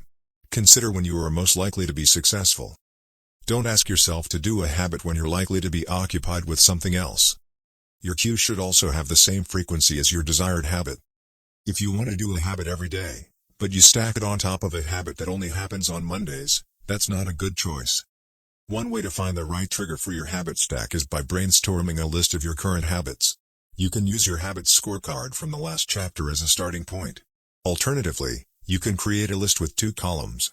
In the first column, write down the habits you do each day without fail. For example, get out of bed, take a shower, brush your teeth, get dressed, brew a cup of coffee, eat breakfast, take the kids to school, start the work day, eat lunch, end the work day, change out of work clothes, sit down for dinner, turn off the lights, get into bed. Your list can be much longer, but you get the idea. In the second column, write down all of the things that happen to you each day without fail. For example, the sun rises. You get a text message. The song you are listening to ends. The sun sets. Armed with these 2 lists, you can begin searching for the best place to layer your new habit into your lifestyle.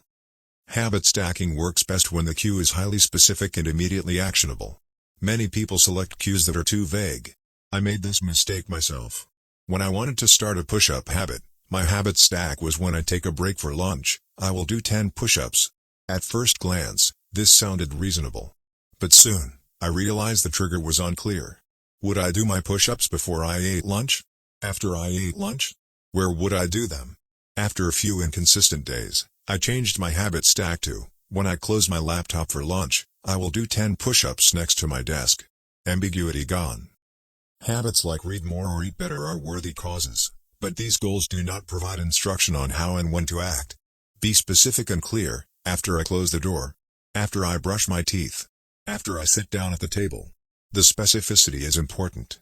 The more tightly bound your new habit is to a specific cue, the better the odds are that you will notice when the time comes to act. The first law of behavior change is to make it obvious.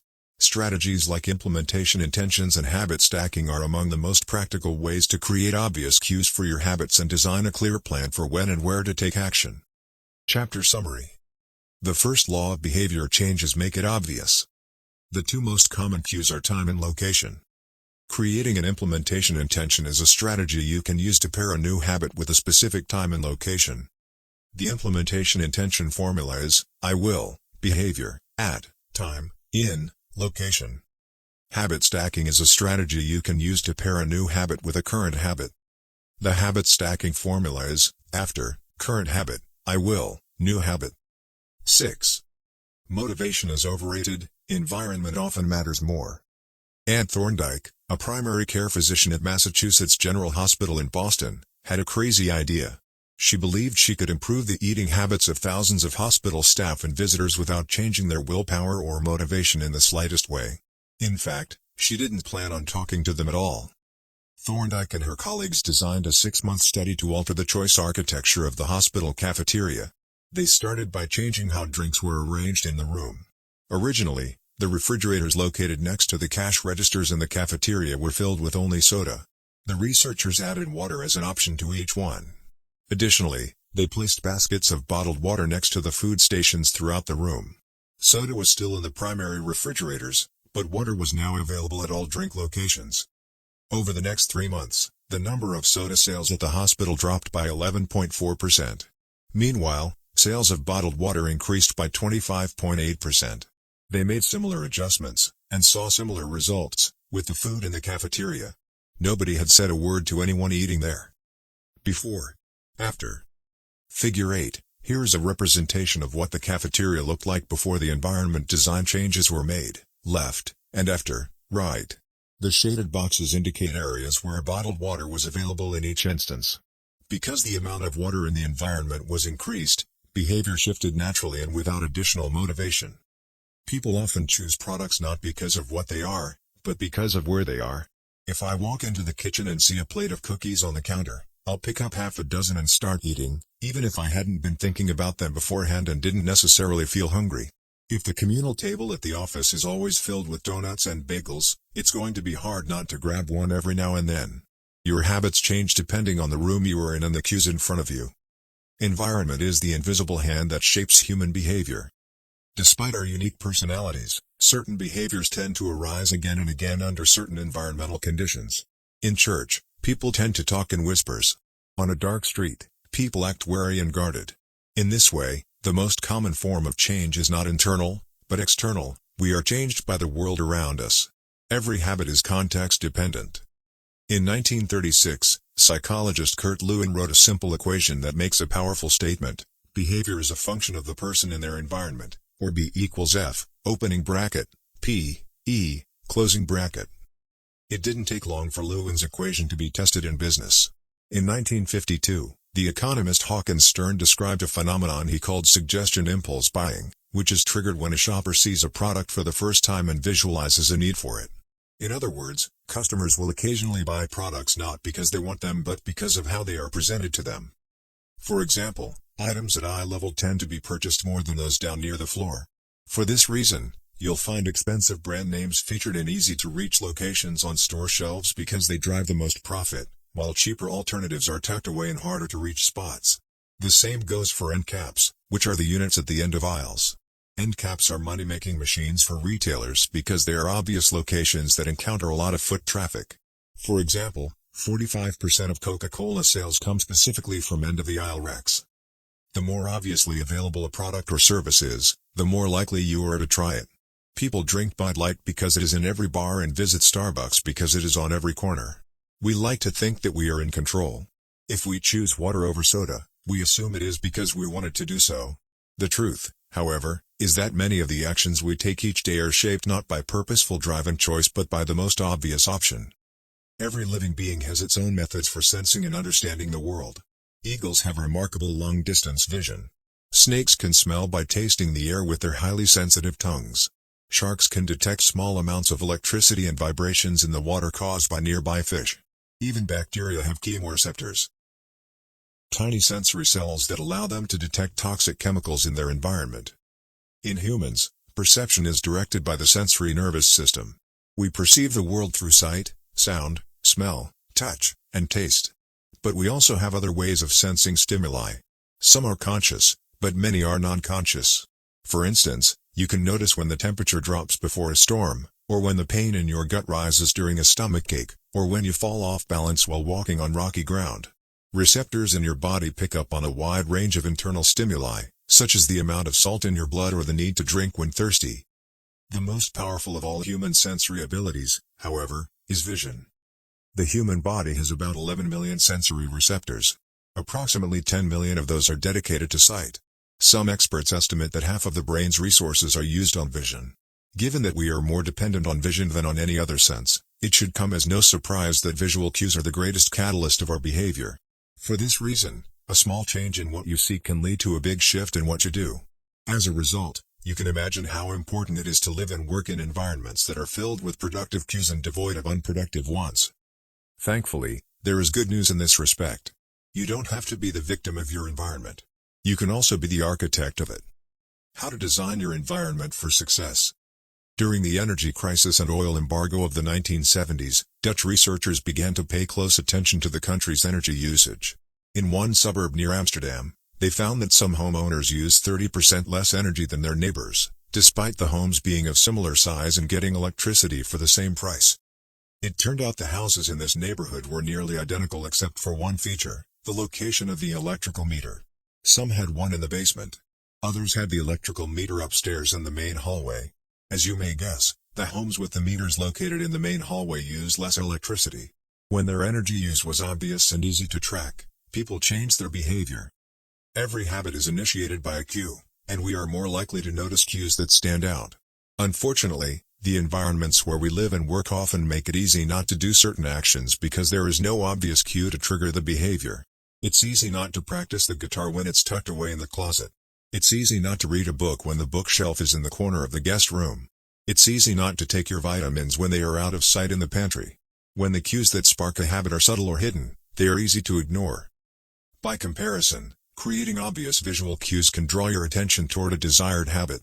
In the early 1990s, the cleaning staff at Schiphol Airport in Amsterdam installed a small sticker that looked like a fly near the center of each urinal. Apparently, when men stepped up to the urinals, they aimed for what they thought was a bug. The stickers improved their aim and significantly reduced spillage around the urinals. Further analysis determined that the stickers cut bathroom cleaning costs by 8% per year. I've experienced the power of obvious cues in my own life. I used to buy apples from the store, put them in the crisper in the bottom of the refrigerator, and forget all about them. By the time I remembered, the apples would have gone bad. I never saw them, so I never ate them. Eventually, I took my own advice and redesigned my environment. I bought a large display bowl and placed it in the middle of the kitchen counter.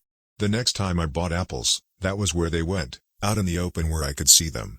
Almost like magic, I began eating a few apples each day simply because they were obvious rather than out of sight. Here are a few ways you can redesign your environment and make the cues for your preferred habits more obvious. If you want to remember to take your medication each night, put your pill bottle directly next to the faucet on the bathroom counter.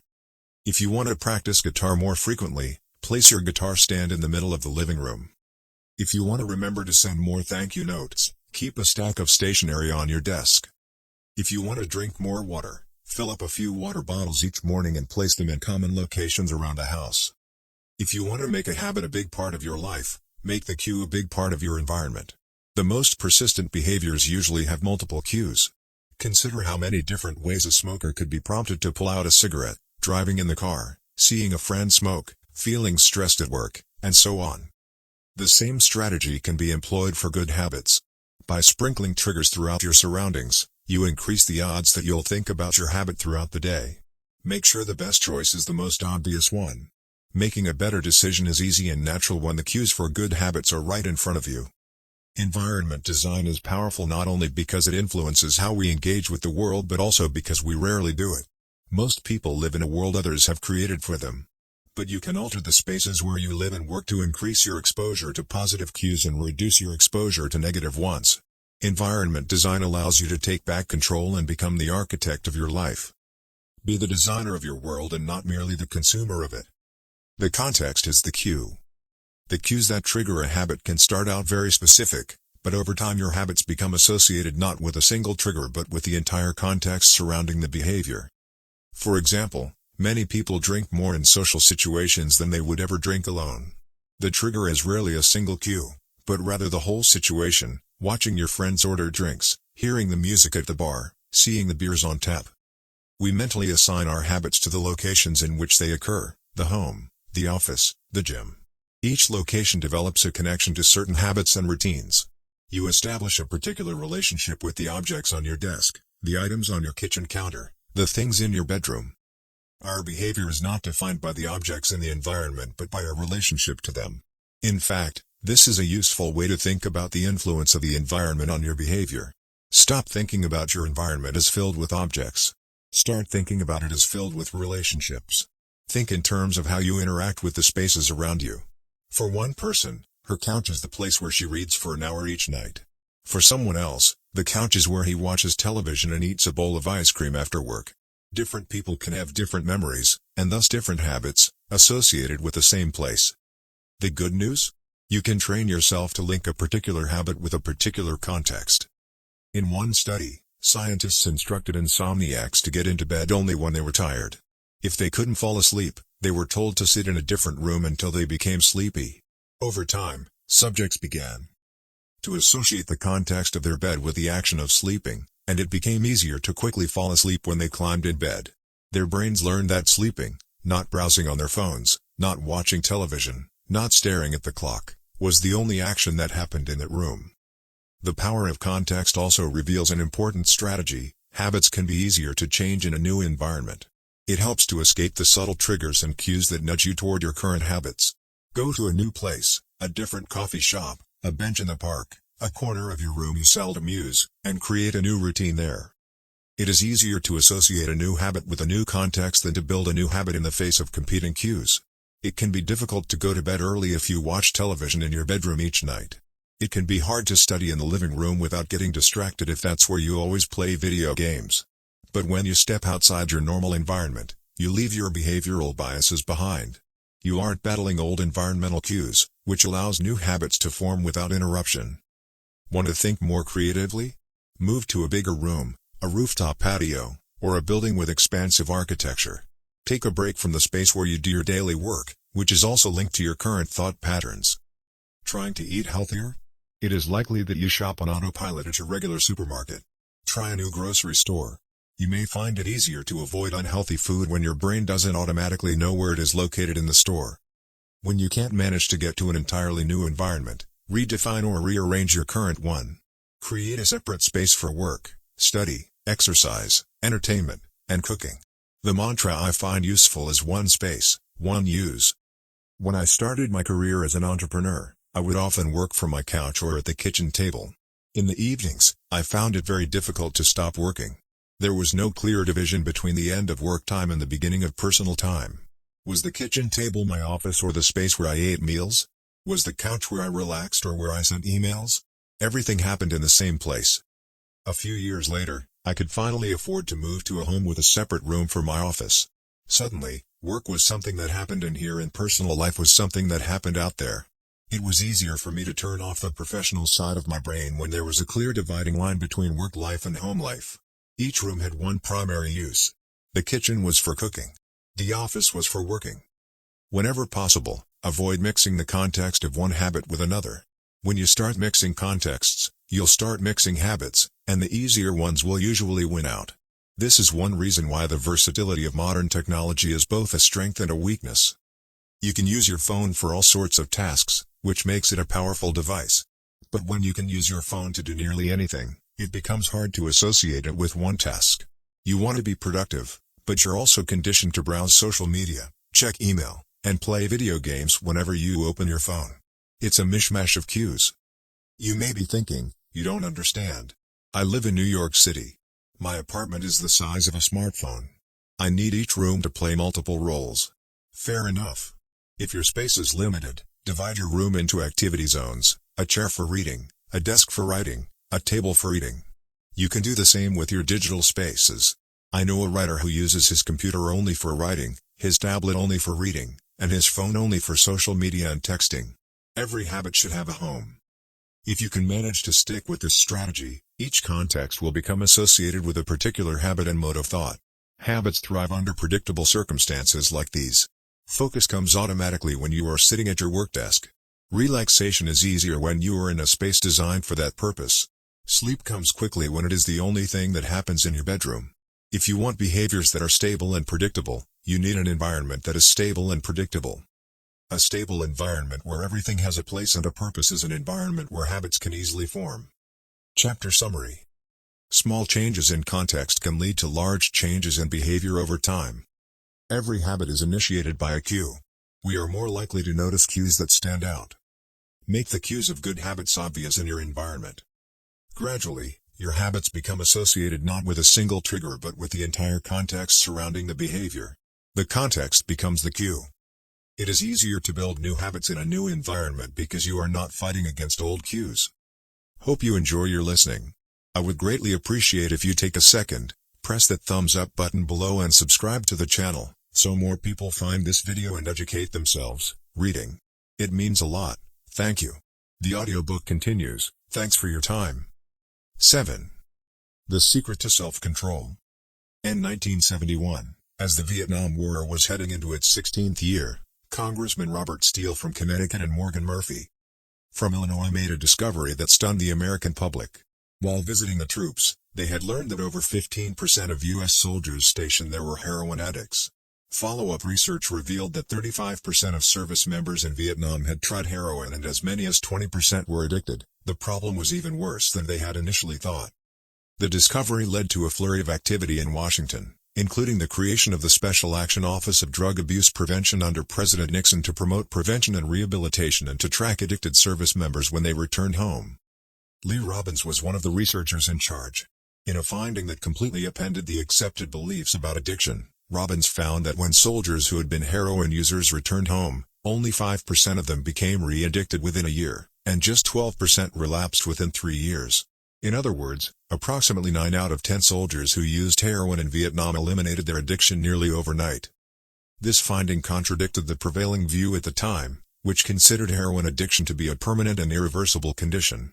Instead, Robbins revealed that addictions could spontaneously dissolve if there was a radical change in the environment.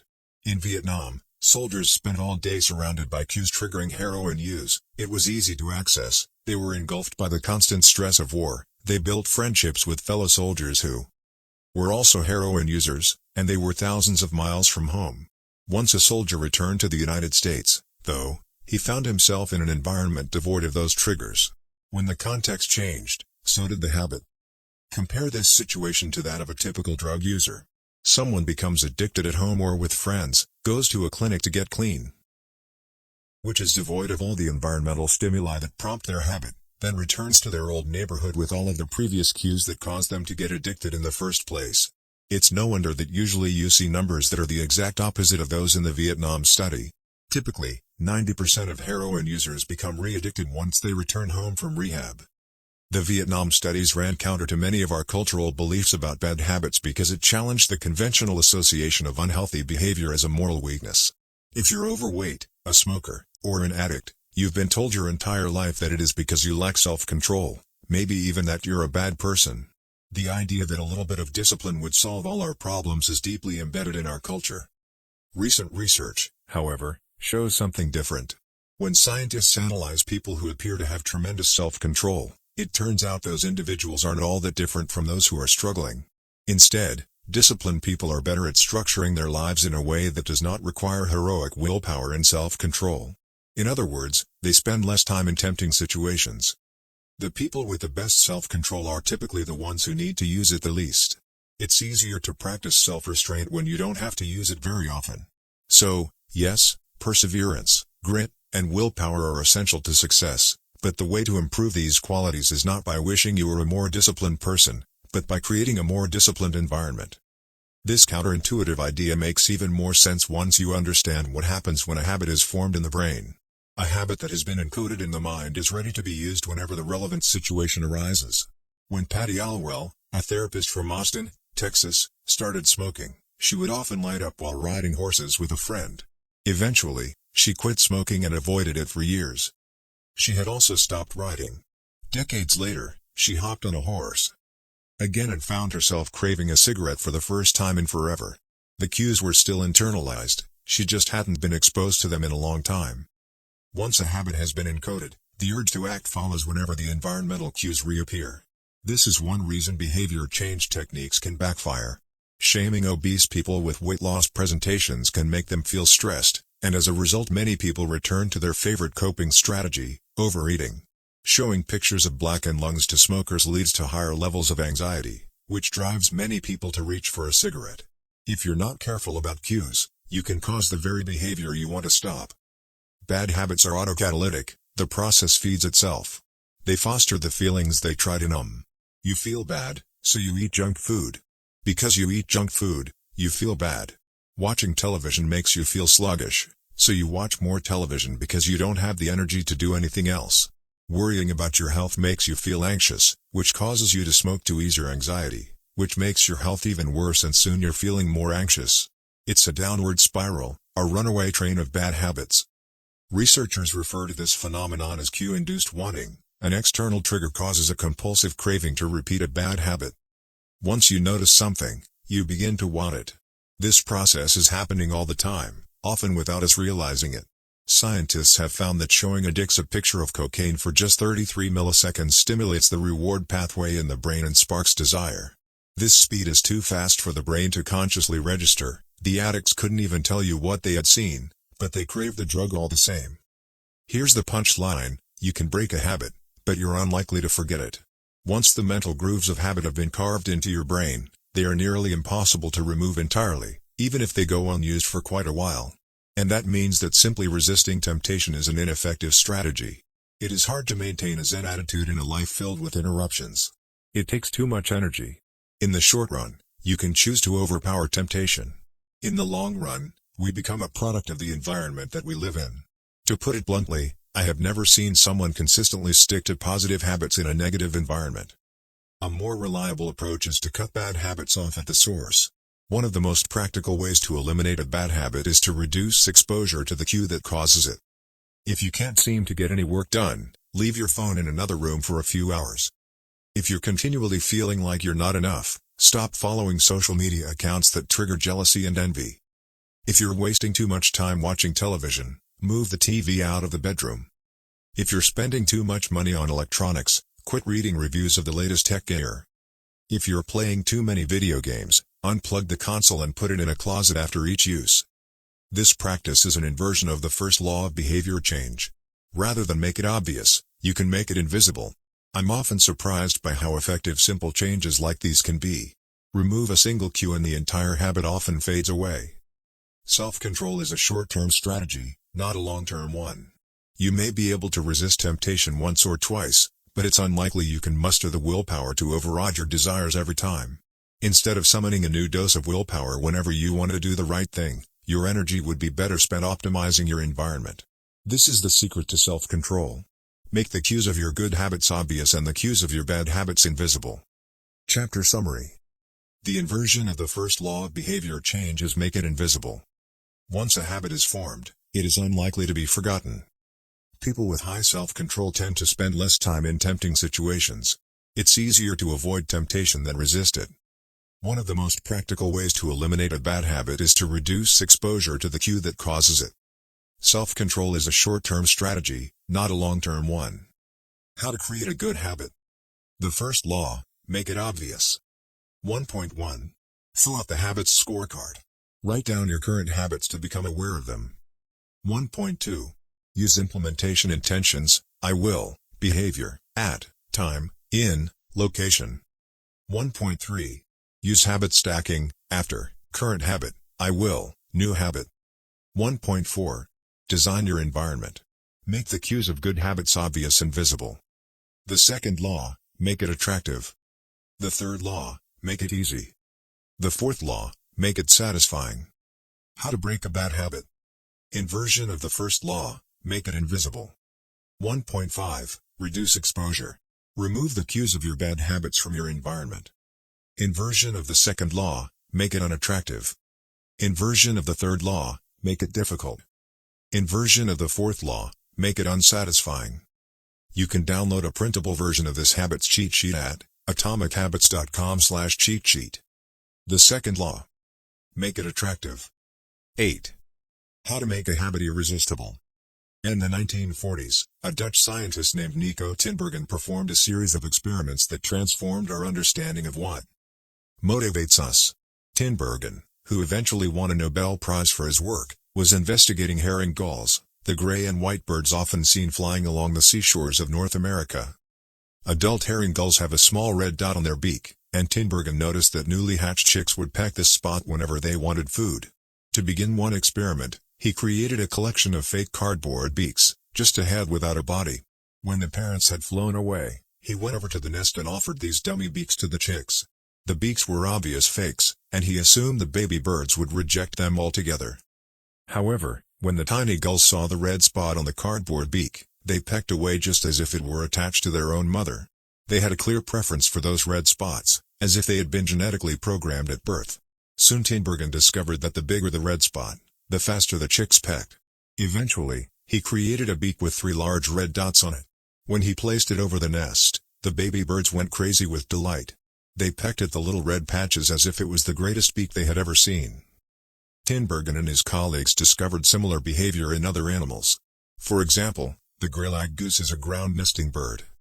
Occasionally, as the mother moves around on the nest, one of the eggs will roll out and settle on the grass nearby. Whenever this happens, the goose will waddle over to the egg and use its beak and neck to pull it back into the nest. Tinbergen discovered that the goose will pull any nearby round object, such as a billiard ball or a light bulb, back into the nest. The bigger the object, the greater their response. One goose even made a tremendous effort to roll a volleyball back and sit on top. Like the baby gulls automatically pecking at red dots, the gray-legged goose was following an instinctive rule: when I see a round object nearby, I must roll it back into the nest. The bigger the round object, the harder I should try to get it. It's like the brain of each animal is preloaded with certain rules for behavior, and when it comes across an exaggerated version of that rule, it lights up like a Christmas tree. Scientists refer to these exaggerated cues as supernormal stimuli. A supernormal stimulus is a heightened version of reality, like a beak with 3 red dots or an egg the size of a volleyball, and it elicits a stronger response than usual. Humans are also prone to fall for exaggerated versions of reality. Junk food, for example, drives our reward systems into a frenzy. After spending hundreds of thousands of years hunting and foraging for food in the wild, the human brain has evolved to place a high value on salt, sugar, and fat. Such foods are often calorie-dense, and they were quite rare when our ancient ancestors were roaming the savannah. When you don't know where your next meal is coming from, eating as much as possible is an excellent strategy for survival. Today, however, we live in a calorie-rich environment. Food is abundant, but your brain continues to crave it like it is scarce. Placing a high value on salt, sugar, and fat is no longer advantageous to our health, but the craving persists because the brain's reward centers have not changed for approximately 50,000 years. The modern food industry relies on stretching our Paleolithic instincts beyond their evolutionary purpose. A primary goal of food science is to create products that are more attractive to consumers. Nearly every food in a bag, box, or jar has been enhanced in some way, if only with additional flavoring. Companies spend millions of dollars to discover the most satisfying level of crunch in a potato chip or the perfect amount of fizz in a soda. Entire departments are dedicated to optimizing how a product feels in your mouth, a quality known as raw sensation. French fries, for example, are a potent combination, golden brown and crunchy on the outside, light and smooth on the inside. Other processed foods enhance dynamic contrast, which refers to items with a combination of sensations, like crunchy and creamy. Imagine the gooiness of melted cheese on top of a crispy pizza crust, or the crunch of an Oreo cookie combined with its smooth center. With natural, unprocessed foods, you tend to experience the same sensations over and over. How's that 17th bite of kale taste? After a few minutes, your brain loses interest and you begin to feel full. But foods that are high in dynamic contrast keep the experience novel and interesting, encouraging you to eat more. Ultimately, such strategies enable food scientists to find the bliss point for each product, the precise combination of salt, sugar, and fat that excites your brain and keeps you coming back for more. The result, of course, is that you overeat because hyperpalatable foods are more attractive to the human brain. As Stephen Guyenet, a neuroscientist who specializes in eating behavior and obesity, says, "We've gotten too good at pushing our own buttons." The modern food industry, and the overeating habits it has spawned, is just one example of the second law of behavior change: make it attractive. The more attractive an opportunity is, the more likely it is to become habit-forming. Look around. Society is filled with highly engineered versions of reality that are more attractive than the world our ancestors evolved in. Stores feature mannequins with exaggerated hips and breasts to sell clothes. Social media delivers more likes and praise in a few minutes than we could ever get in the office or at home. Online porn splices together stimulating scenes at a rate that would be impossible to replicate in real life. Advertisements are created with a combination of ideal lighting, professional makeup, and photoshopped edits. Even the model doesn't look like the person in the final image. These are the supernormal stimuli of our modern world. They exaggerate features that are naturally attractive to us, and our instincts go wild as a result, driving us into excessive shopping habits, social media habits, porn habits, eating habits, and many others. If history serves as a guide, the opportunities of the future will be more attractive than those of today. The trend is for rewards to become more concentrated and stimuli to become more enticing. Junk food is a more concentrated form of calories than natural foods. Hard liquor is a more concentrated form of alcohol than beer. Video games are a more concentrated form of play than board games. Compared to nature, these pleasure-packed experiences are hard to resist. We have the brains of our ancestors but temptations they never had to face. If you want to increase the odds that a behavior will occur, then you need to make it attractive. Throughout our discussion of the second law, our goal is to learn how to make our habits irresistible. While it is not possible to transform every habit into a supernormal stimulus, we can make any habit more enticing. To do this, we must start by understanding what a craving is and how it works. We begin by examining a biological signature that all habits share, the dopamine spike. The dopamine-driven feedback loop. Scientists can track the precise moment a craving occurs by measuring a neurotransmitter called dopamine. The importance of dopamine became apparent in 1954 when the neuroscientists James Olds and Peter Milner ran an experiment that revealed the neurological processes behind craving and desire. By implanting electrodes in the brains of rats, the researchers blocked the release of dopamine. To the surprise of the scientists, the rats lost all will to live. They wouldn't eat. They wouldn't have sex. They didn't crave anything. Within a few days, the animals died of thirst. In follow-up studies, other scientists also inhibited the dopamine-releasing parts of the brain, but this time, they squirted little droplets of sugar into the mouths of the dopamine-depleted rats. Their little rat faces lit up with pleasurable grins from the tasty substance. Even though dopamine was blocked, they liked the sugar just as much as before, they just didn't want it anymore. The ability to experience pleasure remained, but without dopamine, desire died. And without desire, action stopped. When other researchers reversed this process and flooded the reward system of the brain with dopamine, animals performed habits at breakneck speed. In one study, mice received a powerful hit of dopamine each time they poked their nose in a box. Within minutes, the mice developed a craving so strong they began poking their nose into the box 800 times per hour.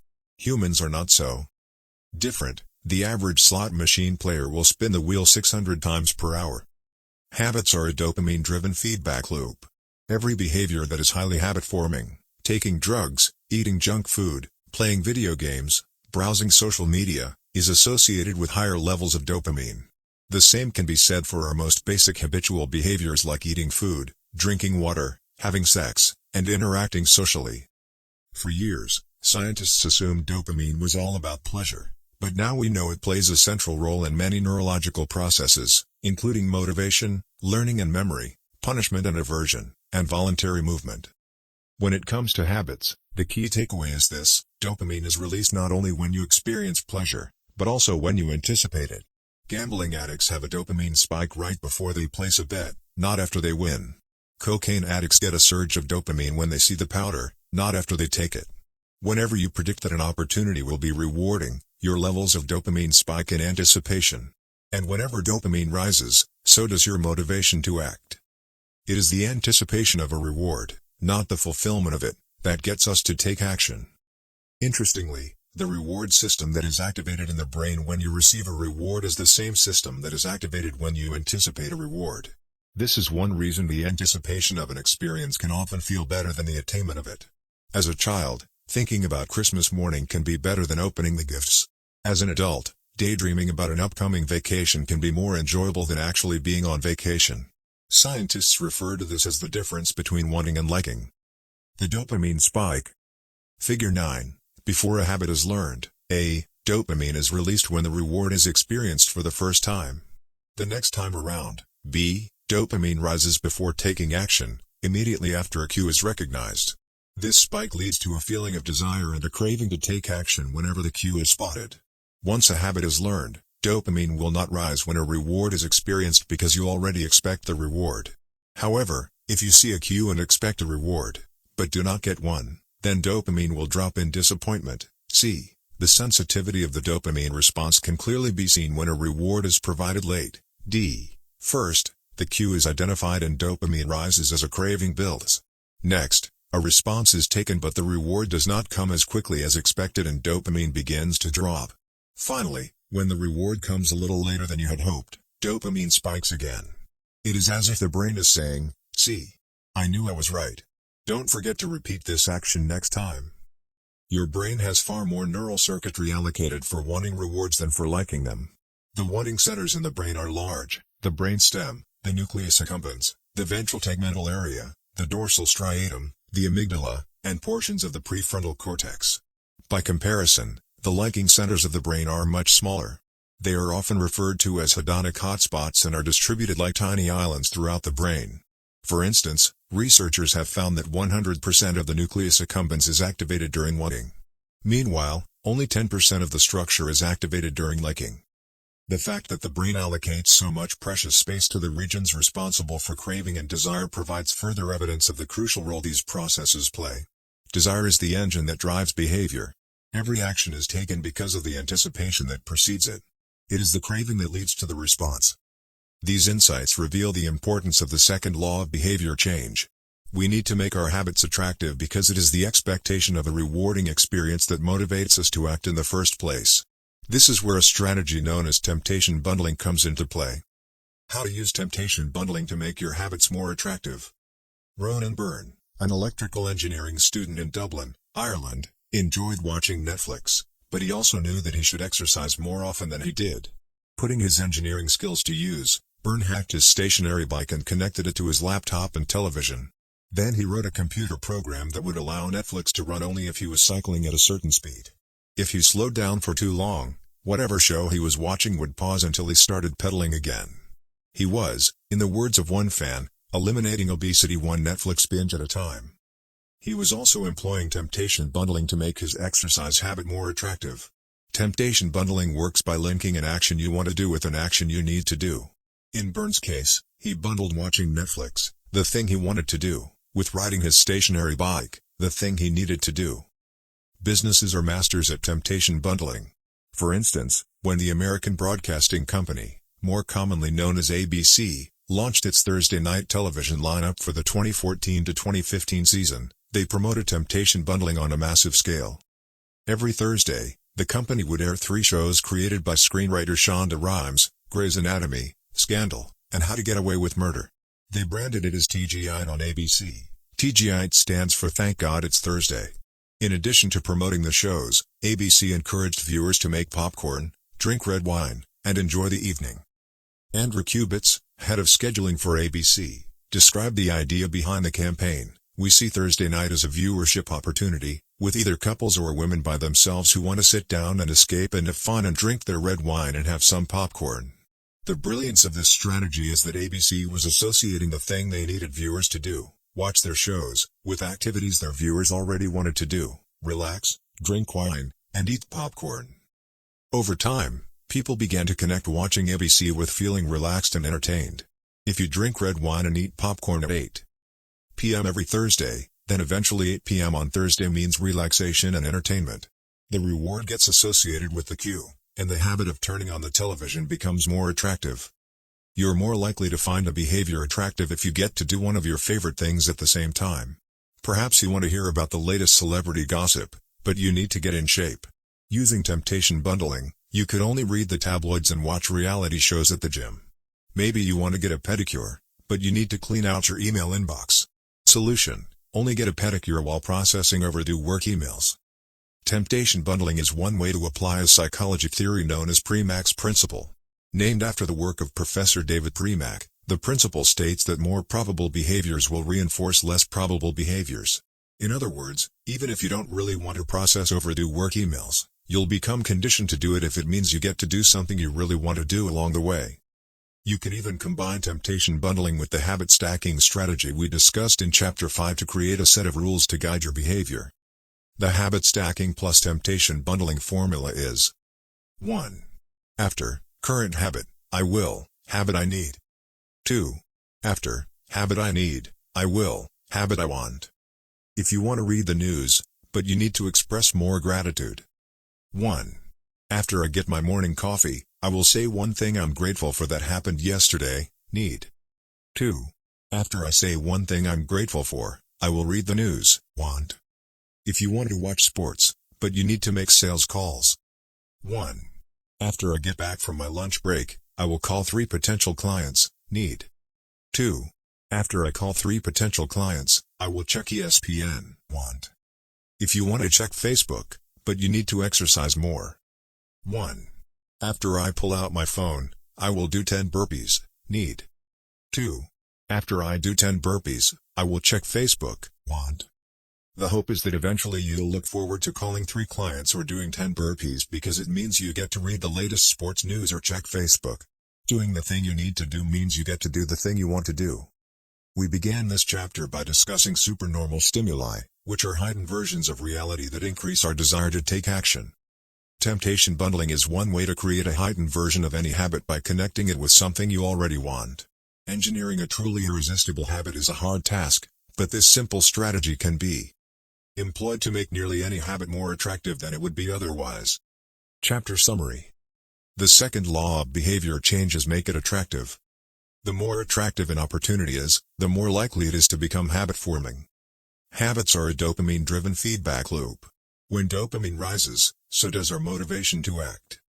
It is the anticipation of a reward, not the fulfillment of it, that gets us to take action. The greater the anticipation, the greater the dopamine spike. Temptation bundling is one way to make your habits more attractive. The strategy is to pair an action you want to do with an action you need to do. 9. The role of family and friends in shaping your habits. In 1965, a Hungarian man named Laszlo Polgar wrote a series of strange letters to a woman named Clara. Laszlo was a firm believer in hard work.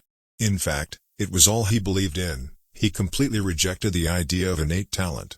He claimed that with deliberate practice and the development of good habits, a child could become a genius in any field. His mantra was a genius is not born, but is educated and trained. Laszlo believed in this idea so strongly that he wanted to test it with his own children, and he was writing to Clara because he needed a wife willing to jump on board. Clara was a teacher and, although she may not have been as adamant as Laszlo, she also believed that with proper instruction, anyone could advance their skills. Laszlo decided chess would be a suitable field for the experiment, and he laid out a plan to raise his children to become chess prodigies. The kids would be homeschooled, a rarity in Hungary at the time. The house would be filled with chess books and pictures of famous chess players.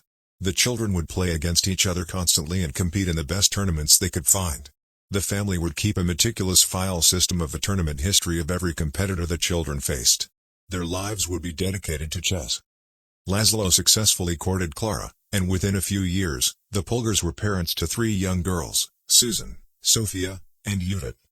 Susan, the oldest, began playing chess when she was 4 years old. Within 6 months, she was defeating adults. Sophia, the middle child, did even better. By 14, she was a world champion, and a few years later, she became a grandmaster. Judith, the youngest, was the best of all. By age 5, she could beat her father. At 12, she was the youngest player ever listed among the top 100 chess players in the world. At 15 years and 4 months old, she became the youngest grandmaster of all time, younger than Bobby Fischer, the previous record holder. For 27 years, she was the #1 ranked female chess player in the world. The childhood of the Polgar sisters was atypical, to say the least. And yet, if you ask them about it, they claim their lifestyle was attractive, even enjoyable. In interviews, the sisters talk about their childhood as entertaining rather than grueling. They loved playing chess. They couldn't get enough of it. Once, Laszlo reportedly found Sophia playing chess in the bathroom in the middle of the night. Encouraging her to go back to sleep, he said, "Sophia, leave the pieces alone." To which she replied, "Daddy, they won't leave me alone." The Polgar sisters grew up in a culture that prioritized chess above all else. praised them for it, rewarded them for it. In their world, an obsession with chess was normal. And as we are about to see, whatever habits are normal in your culture are among the most attractive behaviors you'll find. The seductive pull of social norms. Humans are herd animals. We want to fit in, to bond with others, and to earn the respect and approval of our peers. Such inclinations are essential to our survival. For most of our evolutionary history, our ancestors lived in tribes. Becoming separated from the tribe, or worse, being cast out, was a death sentence. The lone wolf dies, but the pack survives.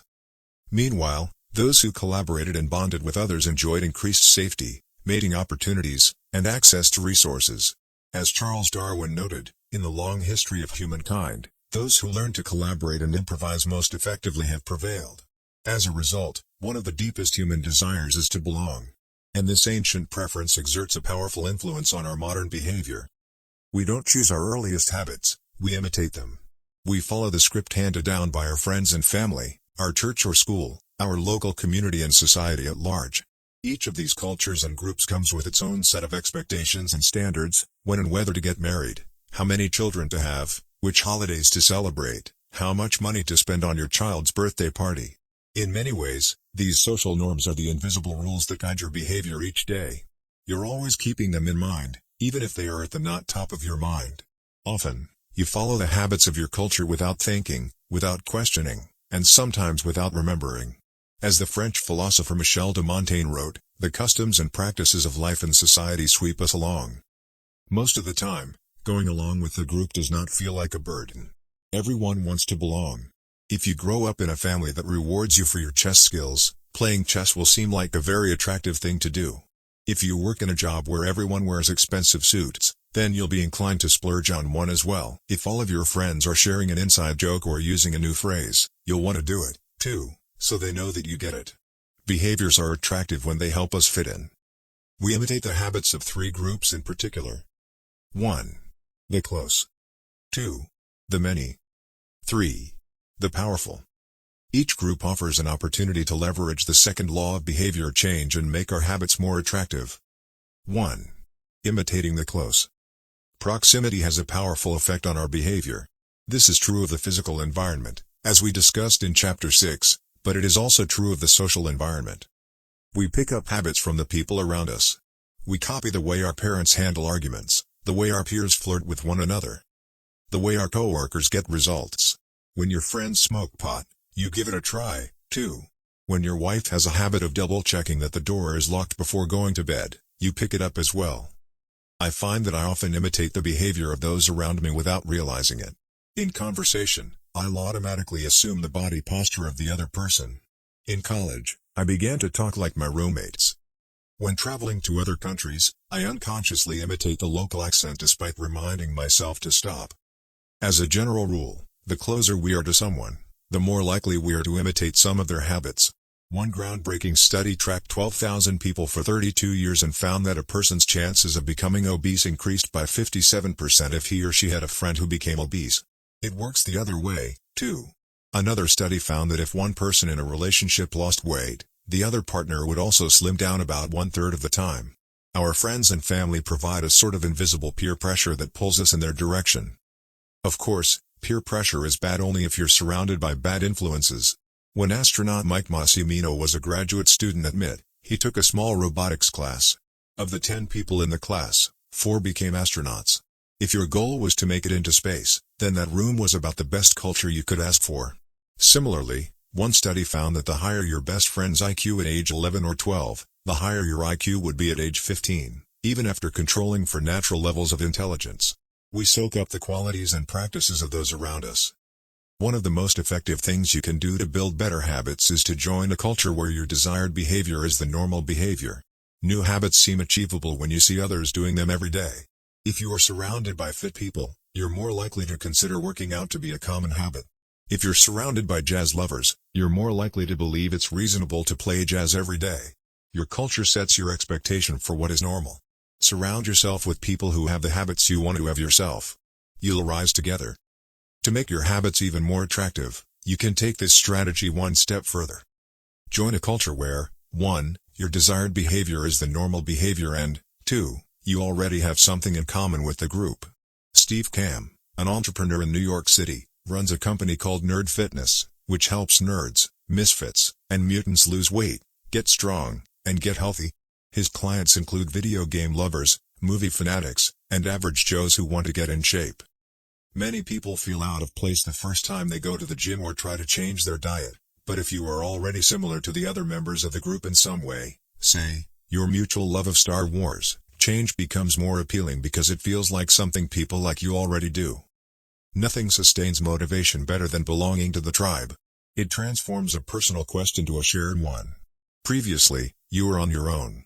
Your identity was singular. You are a reader. You are a musician. You are an athlete. When you join a book club or a band or a cycling group, your identity becomes linked to those around you. Growth and change is no longer an individual pursuit. We are readers. We are musicians. We are cyclists. The shared identity begins to reinforce your personal identity. This is why remaining part of a group after achieving a goal is crucial to maintaining your habits. It's friendship and community that embed a new identity and help behaviors last over the long run. 2. Imitating the many. In the 1950s, psychologist Solomon Asch conducted a series of experiments that are now taught to legions of undergrads each year. To begin each experiment, the subject entered the room with a group of strangers. Unbeknownst to them, the other participants were actors planted by the researcher and instructed to deliver scripted answers to certain questions. The group would be shown one card with a line on it and then a second card with a series of lines. Each person was asked to select the line on the second card that was similar in length to the line on the first card. It was a very simple task. Here's an example of 2 cards used in the experiment. Conforming to social norms. Figure 10. This is a representation of 2 cards used by Solomon Asch in his famous social conformity experiments. The length of the line on the first card, left, is obviously the same as line C, but when a group of actors claimed it was a different length, the research subjects would often change their minds and go with the crowd rather than believe their own eyes. The experiment always began the same. First, there would be some easy trials where everyone agreed on the correct line. After a few rounds, the participants were shown a test that was just as obvious as the previous ones, except the actors in the room would select an intentionally incorrect answer. For example, they would respond A to the comparison shown in Figure 10. Everyone would agree that the lines were the same even though they were clearly different. The subject, who was unaware of the ruse, would immediately become bewildered. Their eyes would open wide. They would laugh nervously to themselves. They would double-check the reactions of other participants. Their agitation would grow as one person after another delivered the same incorrect response. Soon, the subject began to doubt their own eyes. Eventually, they delivered the answer they knew in their heart to be incorrect. Asch ran this experiment many times and in many different ways. What he discovered was that as the number of actors increased, so did the conformity of the subject. If it was just the subject and one actor, then there was no effect on the person's choice. They just assumed they were in the room with a dummy. When 2 actors were in the room with the subject, there was still little impact. But as the number of people increased to 3 actors and 4 and all the way to 8, the subject became more likely to second-guess themselves. By the end of the experiment, nearly 75% of the subjects had agreed with the group answer even though it was obviously incorrect. Whenever we are unsure how to act, we look to the group to guide our behavior. We are constantly scanning our environment and wondering, what is everyone else doing? We check reviews on Amazon or Yelp or TripAdvisor because we want to imitate the best buying, eating, and travel habits. It's usually a smart strategy. There is evidence in numbers. But there can be a downside. The normal behavior of the tribe often overpowers the desired behavior of the individual. For example, one study found that when a chimpanzee learns an effective way to crack nuts open as a member of one group and then switches to a new group that uses a less effective strategy, it will avoid using the superior nut-cracking method just to blend in with the rest of the chimps. Humans are similar. There is tremendous internal pressure to comply with the norms of the group.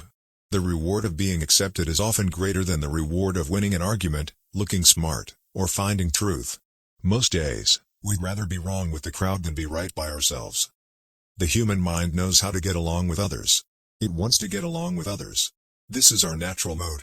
You can override it. You can choose to ignore the group or to stop caring what other people think, but it takes work. Running against the grain of your culture requires extra effort.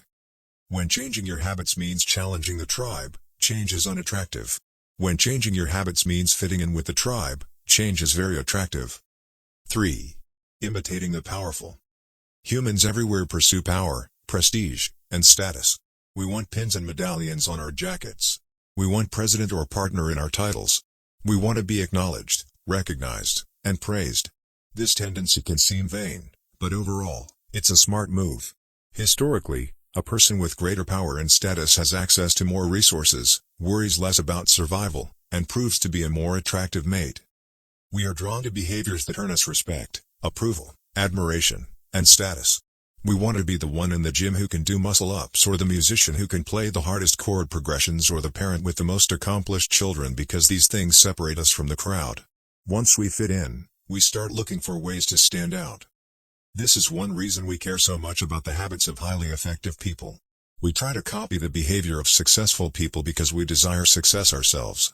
Many of our daily habits are imitations of people we admire. You replicate the marketing strategies of the most successful firms in your industry. You make a recipe from your favorite baker. You borrow the storytelling strategies of your favorite writer. You mimic the communication style of your boss. We imitate people we envy. High-status people enjoy the approval, respect, and praise of others. And that means if a behavior can get us approval, respect, and praise, we find it attractive. We are also motivated to avoid behaviors that would lower our status. We trim our hedges and mow our lawn because we don't want to be the slob of the neighborhood. When our mother comes to visit, we clean up the house because we don't want to be judged. We are continually wondering, what will others think of me? And altering our behavior based on the answer. The Polgar sisters, the chess prodigies mentioned at the beginning of this chapter, are evidence of the powerful and lasting impact social influences can have on our behavior. The sisters practiced chess for many hours each day and continued this remarkable effort for decades. But these habits and behaviors maintained their attractiveness, in part, because they were valued by their culture. From the praise of their parents to the achievement of different status markers like becoming a grandmaster, they had many reasons to continue their effort. Chapter Summary. The culture we live in determines which behaviors are attractive to us. We tend to adopt habits that are praised and approved of by our culture because we have a strong desire to fit in and belong to the tribe. We tend to imitate the habits of three social groups: the close, family and friends; the many, the tribe; and the powerful, those with status and prestige. One of the most effective things you can do to build better habits is to join a culture where, 1. Your desired behavior is the normal behavior, and 2. You already have something in common with the group. The normal behavior of the tribe often overpowers the desired behavior of the individual. Most days, we'd rather be wrong with the crowd than be right by ourselves. If a behavior can get us approval, respect, and praise, we find it attractive. 10. How to find and fix the causes of your bad habits. In late 2012, I was sitting in an old apartment just a few blocks from Istanbul's most famous street, East Istiklal Caddesi. I was in the middle of a 4-day trip to Turkey, and my guide, Mike, was relaxing in a worn-out armchair a few feet away. Mike wasn't really a guide. He was just a guy from Maine who had been living in Turkey for 5 years, but he offered to show me around while I was visiting the country, and I took him up on it. On this particular night, I had been invited to dinner with him and a handful of his Turkish friends. There were 7 of us, and I was the only one who hadn't, at some point, smoked at least 1 pack of cigarettes per day. I asked one of the Turks how he got started. "Friends," he said. "It always starts with your friends. One friend smokes, then you try it." What was truly fascinating was that half of the people in the room had managed to quit smoking. Mike had been smoke-free for a few years at that point, and he swore up and down that he broke the habit because of a book called Alan Carr's Easy Way to Stop Smoking. "It frees you from the mental burden of smoking," he said. "It tells you, stop lying to yourself. You know you don't actually want to smoke. You know you don't really enjoy this. It helps you feel like you're not the victim anymore. You start to realize that you don't need to smoke." I had never tried a cigarette, but I took a look at the book afterward out of curiosity. The author employs an interesting strategy to help smokers eliminate their cravings. He systematically reframes each cue associated with smoking and gives it a new meaning. He says things like, "You think you are quitting something, but you're not quitting anything because cigarettes do nothing for you. You think smoking is something you need to do to be social, but it's not. You can be social without smoking at all. You think smoking is about relieving stress, but it's not. Smoking does not relieve your nerves, it destroys them." Over and over, he repeats these phrases and others like them. "Get it clearly into your mind," he says. "You are losing nothing and you are making marvelous positive gains not only in health, energy and money, but also in confidence, self-respect, freedom and, most important of all, in the length and quality of your future life. By the time you get to the end of the book, smoking seems like the most ridiculous thing in the world to do. And if you no longer expect smoking to bring you any benefits, you have no reason to smoke. It is an inversion of the second law of behavior change: make it unattractive. Now, I know this idea might sound overly simplistic.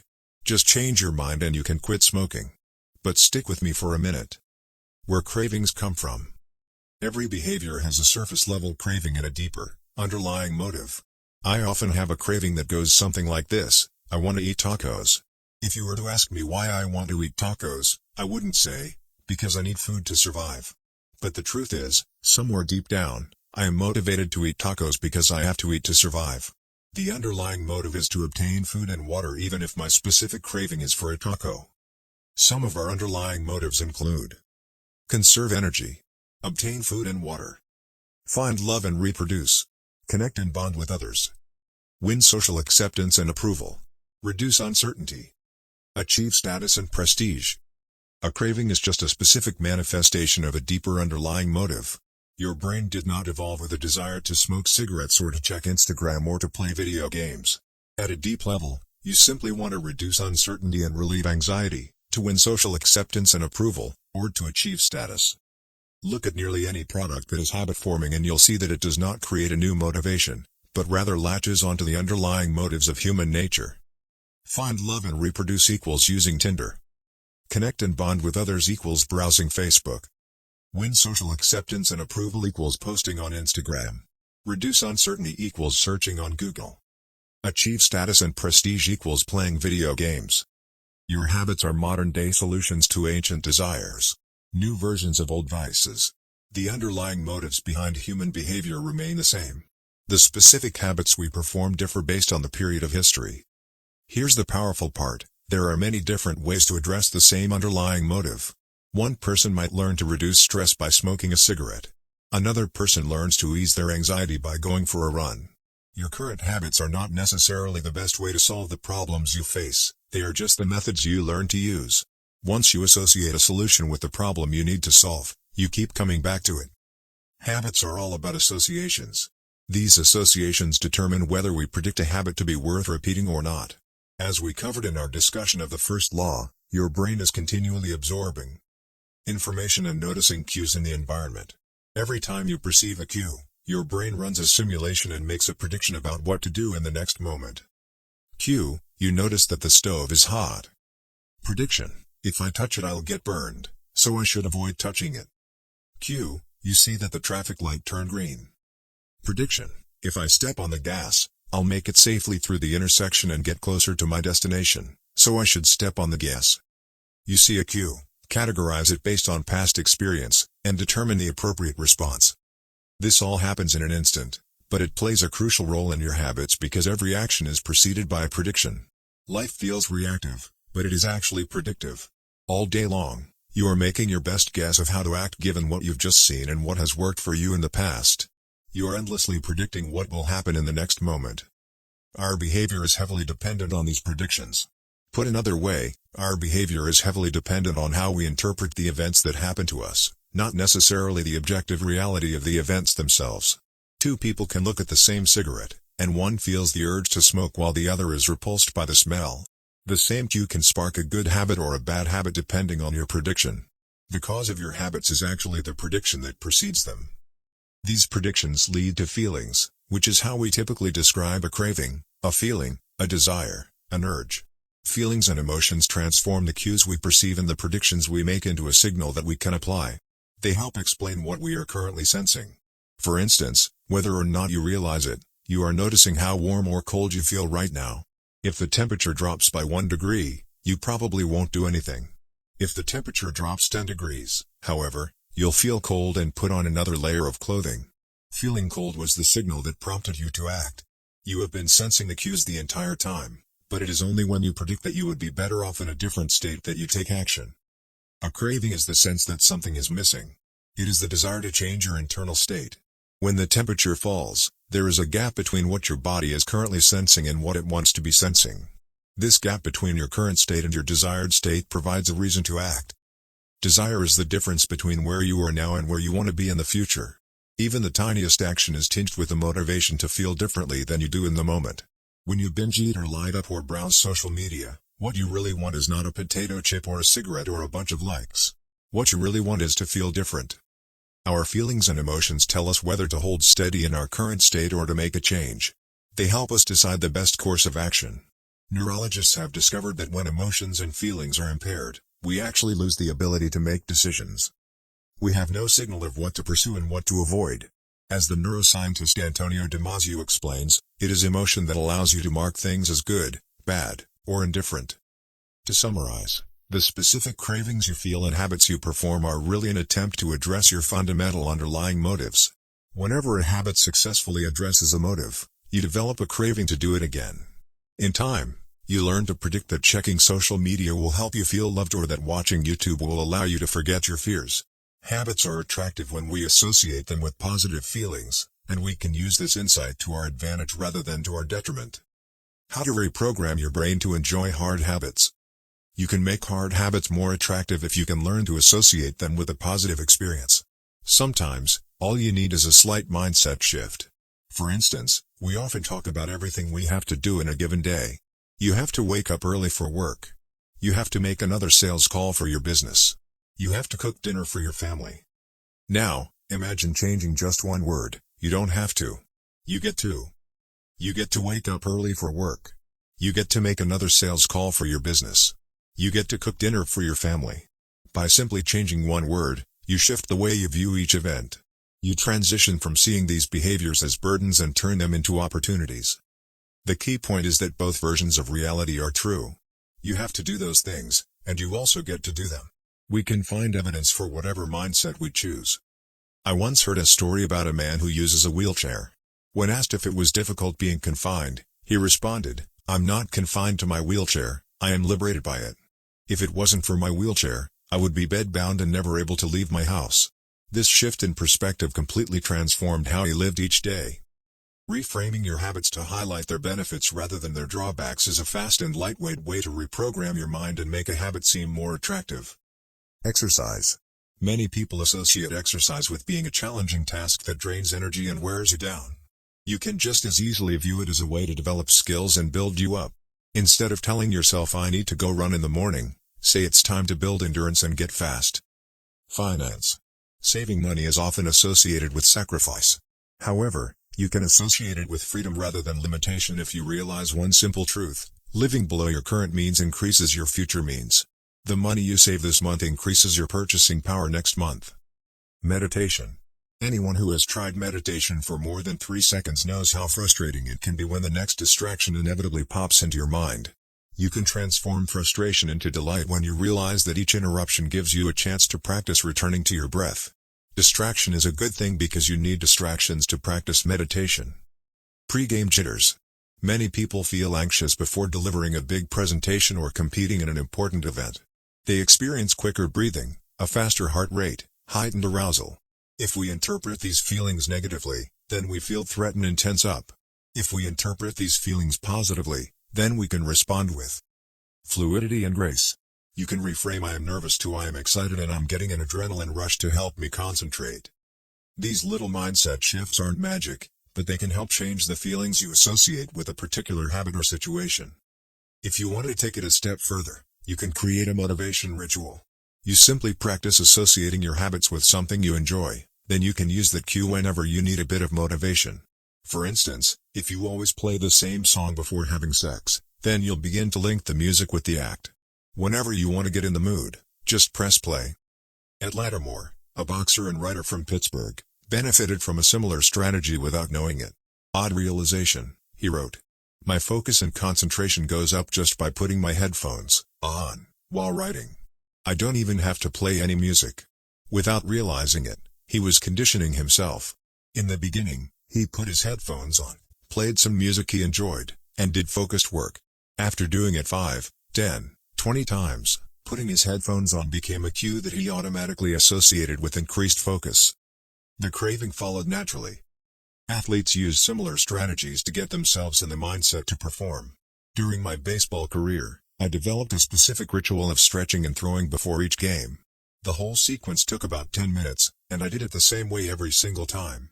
While it physically warmed me up to play, more importantly, it put me in the right mental state.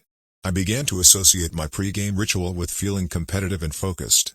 Even if I wasn't motivated beforehand, by the time I was done with my ritual, I was in game mode. You can adapt this strategy for nearly any purpose. Say you want to feel happier in general. Find something that makes you truly happy, like petting your dog or taking a bubble bath, and then create a short routine that you perform every time before you do the thing you love. Maybe you take 3 deep breaths and smile. 3 deep breaths. Smile. Pet the dog. Repeat. Eventually, you'll begin to associate this breathe and smile routine with being in a good mood. It becomes a cue that means feeling happy. Once established, you can break it out anytime you need to change your emotional state. Stressed at work? Take 3 deep breaths and smile. Sad about life? 3 deep breaths and smile. Once a habit has been built, the cue can prompt a craving, even if it has little to do with the original situation. The key to finding and fixing the causes of your bad habits is to reframe the associations you have about them. It's not easy, but if you can reprogram your predictions, you can transform a hard habit into an attractive one. Chapter Summary. The inversion of the second law of behavior changes make it unattractive. Every behavior has a surface-level craving and a deeper underlying motive. Your habits are modern-day solutions to ancient desires. The cause of your habits is actually the prediction that precedes them. The prediction leads to a feeling. Highlight the benefits of avoiding a bad habit to make it seem unattractive. Habits are attractive when we associate them with positive feelings and unattractive when we associate them with negative feelings. Create a motivation ritual by doing something you enjoy immediately before a difficult habit. How to create a good habit. 1.1. Fill out the habits scorecard. Write down your current habits to become aware of them. 1.2. Use implementation intentions, I will, behavior, at, time, in, location. 1.3. Use habit stacking, after, current habit, I will, new habit. 1.4. Design your environment. Make the cues of good habits obvious and visible. The second law, make it attractive. 2.1. Use temptation bundling. Pair an action you want to do with an action you need to do. 2.2. Join a culture where your desired behavior is the normal behavior. 2.3. Create a motivation ritual. Do something you enjoy immediately before a difficult habit. The third law, make it easy. The fourth law, make it satisfying. How to break a bad habit. Inversion of the first law, make it invisible. 1.5. Reduce exposure. Remove the cues of your bad habits from your environment. Inversion of the second law, make it unattractive. 2.4. Reframe your mindset. Highlight the benefits of avoiding your bad habits. Inversion of the third law, make it difficult. Inversion of the fourth law, make it unsatisfying. You can download a printable version of this habits cheat sheet at atomichabits.com/cheat sheet. The third law. Make it easy. 11. Walk slowly, but never backward. And the first day of class, Jerry Uelsman, a professor at the University of Florida, divided his film photography students into 2 groups. Everyone on the left side of the classroom, he explained, would be in the quantity group. They would be graded solely on the amount of work they produced. On the final day of class, he would tally the number of photos submitted by each student. 100 photos would rate an A, 90 photos a B, 80 photos a C, and so on. Meanwhile, everyone on the right side of the room would be in the quality group. They would be graded only on the excellence of their work. They would only need to produce 1 photo during the semester, but to get an A, it had to be a nearly perfect image. At the end of the term, he was surprised to find that all the best photos were produced by the quantity group. During the semester, these students were busy taking photos, experimenting with composition and lighting, testing out various methods in the darkroom, and learning from their mistakes. In the process of creating hundreds of photos, they honed their skills. Meanwhile, the quality group sat around speculating about perfection. In the end, they had little to show for their efforts other than unverified theories and 1 mediocre photo. It is easy to get bogged down trying to find the optimal plan for change, the fastest way to lose weight, the best program to build muscle, the perfect idea for a side hustle. We are so focused on figuring out the best approach that we never get around to taking action. As Voltaire once wrote, the best is the enemy of the good. I refer to this as the difference between being in motion and taking action. The two ideas sound similar, but they're not the same. When you're in motion, you're planning and strategizing and learning. Those are all good things, but they don't produce a result.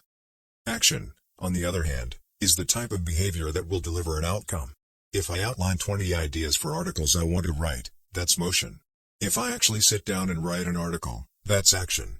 If I search for a better diet plan and read a few books on the topic, that's motion. If I actually eat a healthy meal, that's action. Sometimes motion is useful, but it will never produce an outcome by itself. It doesn't matter how many times you go talk to the personal trainer, that motion will never get you in shape. Only the action of working out will get the result you're looking to achieve. If motion doesn't lead to results, why do we do it?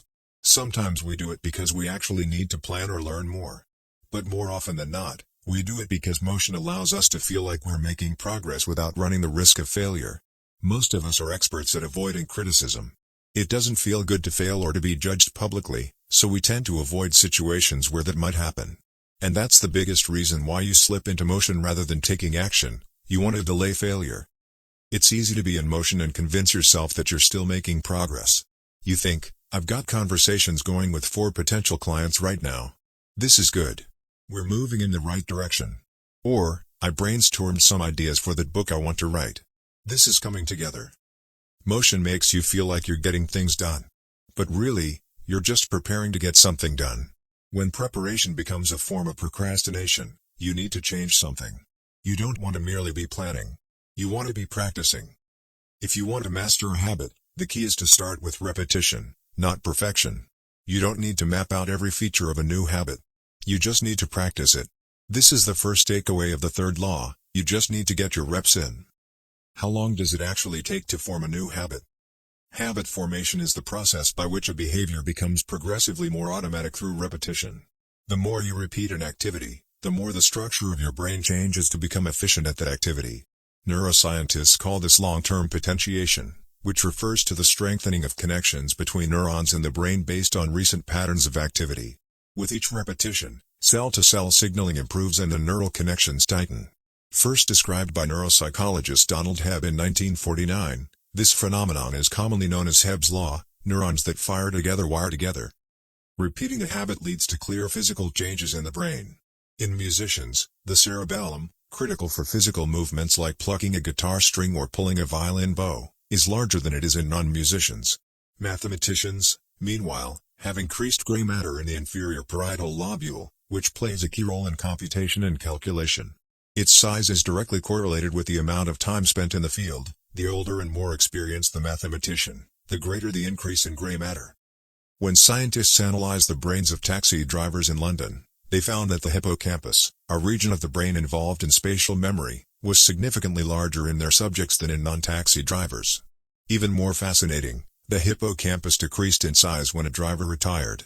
Like the muscles of the body responding to regular weight training, particular regions of the brain adapt as they are used and atrophy as they are abandoned. Of course, the importance of repetition in establishing habits was recognized long before neuroscientists began poking around. In 1860, the English philosopher George H.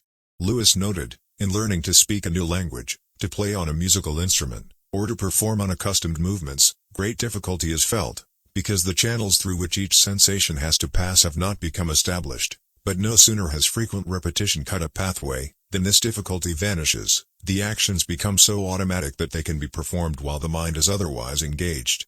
Both common sense and scientific evidence agree, repetition is a form of change.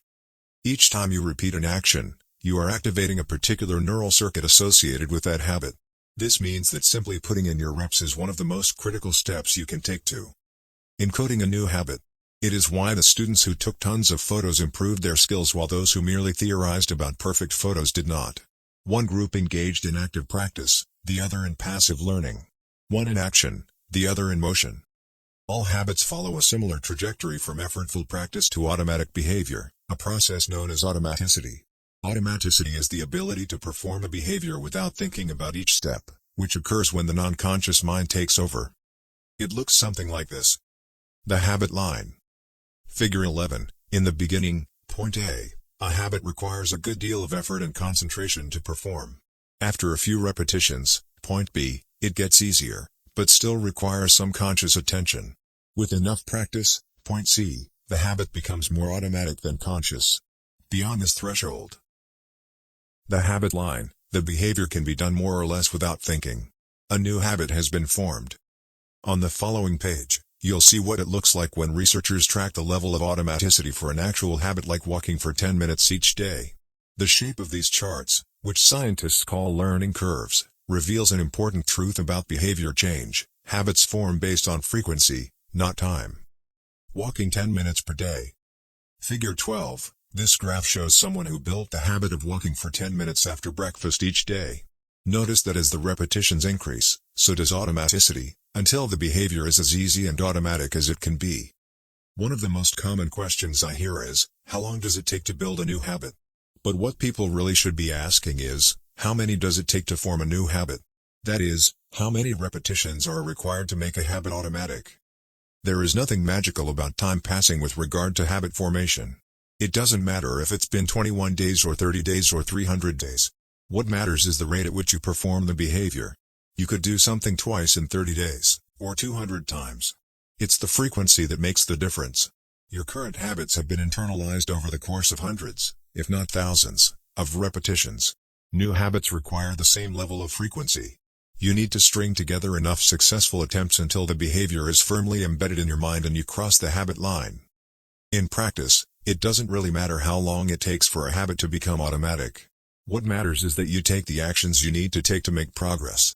Whether an action is fully automatic is of less importance. To build a habit, you need to practice it. And the most effective way to make practice happen is to adhere to the third law of behavior change: make it easy. The chapters that follow will show you how to do exactly that. Chapter Summary. The third law of behavior change is make it easy. The most effective form of learning is practice, not planning. Focus on taking action, not being in motion. Habit formation is the process by which a behavior becomes progressively more automatic through repetition. The amount of time you have been performing a habit is not as important as the number of times you have performed it. 12. The Law of Least Effort. In his award-winning book, Guns, Germs, and Steel, anthropologist and biologist Jared Diamond points out a simple fact: different continents have different shapes. At first glance, this statement seems rather obvious and unimportant, but it turns out to have a profound impact on human behavior. The primary axis of the Americas runs from north to south. That is, the landmass of North and South America tends to be tall and thin rather than wide and fat. The same is generally true for Africa. Meanwhile, the landmass that makes up Europe, Asia, and the Middle East is the opposite. This massive stretch of land tends to be more east-west in shape. According to Diamond, this difference in shape played a significant role in the spread of agriculture over the centuries. When agriculture began to spread around the globe, farmers had an easier time expanding along east-west routes than along north-south ones.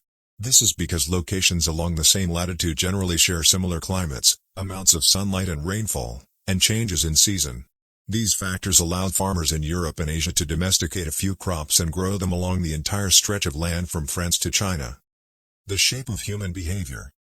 Figure 13. The primary axis of Europe and Asia is east-west. The primary axis of the Americas and Africa is north-south. This leads to a wider range of climates up and down the Americas than across Europe and Asia. As a result, agriculture spread nearly twice as fast across Europe and Asia than it did elsewhere. The behavior of farmers, even across hundreds or thousands of years, was constrained by the amount of friction in the environment. By comparison, the climate varies greatly when traveling from north to south. Just imagine how different the weather is in Florida compared to Canada. You can be the most talented farmer in the world, but it won't help you grow Florida oranges in the Canadian winter. Snow is a poor substitute for soil. In order to spread crops along north-south routes, farmers would need to find and domesticate new plants whenever the climate changed. As a result, agriculture spread 2 to 3 times faster across Asia and Europe than it did up and down the Americas. Over the span of centuries, this small difference had a very big impact. Increased food production allowed for more rapid population growth. With more people, these cultures were able to build stronger armies and were better equipped to develop new technologies. The changes started out small: a crop that spread slightly farther, a population that grew slightly faster, but compounded into substantial differences over time. The spread of agriculture provides an example of the third law of behavior change on a global scale. Conventional wisdom holds that motivation is the key to habit change. Maybe if you really wanted it, you'd actually do it. But the truth is, our real motivation is to be lazy and to do what is convenient. And despite what the latest productivity bestseller will tell you, this is a smart strategy, not a dumb one. Energy is precious, and the brain is wired to conserve it whenever possible. It is human nature to follow the law of least effort, which states that when deciding between two similar options, people will naturally gravitate toward the option that requires the least amount of work. For example, expanding your farm to the east where you can grow the same crops rather than heading north where the climate is different. Out of all the possible actions we could take, the one that is realized is the one that delivers the most value for the least effort. We are motivated to do what is easy. Every action requires a certain amount of energy. The more energy required, the less likely it is to occur. If your goal is to do 100 push-ups per day, that's a lot of energy. In the beginning, when you're motivated and excited, you can muster the strength to get started. But after a few days, such a massive effort feels exhausting. Meanwhile, sticking to the habit of doing 1 push-up per day requires almost no energy to get started. And the less energy a habit requires, the more likely it is to occur. Look at any behavior that fills up much of your life and you'll see that it can be performed with very low levels of motivation. Habits like scrolling on our phones, checking email, and watching television steal so much of our time because they can be performed almost without effort. They are remarkably convenient. In a sense, every habit is just an obstacle to getting what you really want. Dieting is an obstacle to getting fit. Meditation is an obstacle to feeling calm. Journaling is an obstacle to thinking clearly. You don't actually want the habit itself. What you really want is the outcome the habit delivers. The greater the obstacle, that is, the more difficult the habit, the more friction there is between you and your desired end state. This is why it is crucial to make your habits so easy that you'll do them even when you don't feel like it. If you can make your good habits more convenient, you'll be more likely to follow through on them. But what about all the moments when we seem to do the opposite? If we're all so lazy, then how do you explain people accomplishing hard things like raising a child or starting a business or climbing Mount Everest? Certainly, you are capable of doing very hard things. The problem is that some days you feel like doing the hard work and some days you feel like giving in. On the tough days, it's crucial to have as many things working in your favor as possible so that you can overcome the challenges life naturally throws your way. The less friction you face, the easier it is for your stronger self to emerge. The idea behind Make It Easy is not to only do easy things. The idea is to make it as easy as possible in the moment to do things that pay off in the long run. How to achieve more with less effort. Imagine you are holding a garden hose that is bent in the middle. Some water can flow through, but not very much. If you want to increase the rate at which water passes through the hose, you have 2 options. The first option is to crank up the valve and force more water out. The second option is to simply remove the bend in the hose and let water flow through naturally. Trying to pump up your motivation to stick with a hard habit is like trying to force water through a bent hose. You can do it, but it requires a lot of effort and increases the tension in your life. Meanwhile, making your habits simple and easy is like removing the bend in the hose. Rather than trying to overcome the friction in your life, you reduce it. One of the most effective ways to reduce the friction associated with your habits is to practice environment design. In Chapter 6, we discussed environment design as a method for making cues more obvious, but you can also optimize your environment to make actions easier. For example, when deciding where to practice a new habit, it is best to choose a place that is already along the path of your daily routine. Habits are easier to build when they fit into the flow of your life. You are more likely to go to the gym if it is on your way to work because stopping doesn't add much friction to your lifestyle. By comparison, if the gym is off the path of your normal commute, even by just a few blocks, now you're going out of your way to get there. Perhaps even more effective is reducing the friction within your home or office. Too often, we try to start habits in high-friction environments. We try to follow a strict diet while we are out to dinner with friends. We try to write a book in a chaotic household. We try to concentrate while using a smartphone filled with distractions. It doesn't have to be this way. We can remove the points of friction that hold us back. This is precisely what electronics manufacturers in Japan began to do in the 1970s. In an article published in The New Yorker titled Better All the Time, James Surowiecki writes, Japanese firms emphasized what came to be known as lean production, relentlessly looking to remove waste of all kinds from the production process, down to redesigning workspaces, so workers didn't have to waste time twisting and turning to reach their tools. The result was that Japanese factories were more efficient and Japanese products were more reliable than American ones. In 1974, service calls for American-made color televisions were 5 times as common as for Japanese televisions. By 1979, it took American workers 3 times as long to assemble their sets. I like to refer to this strategy as addition by subtraction. The Japanese companies looked for every point of friction in the manufacturing process and eliminated it. As they subtracted wasted effort, they added customers and revenue. Similarly, when we remove the points of friction that sap our time and energy, we can achieve more with less effort.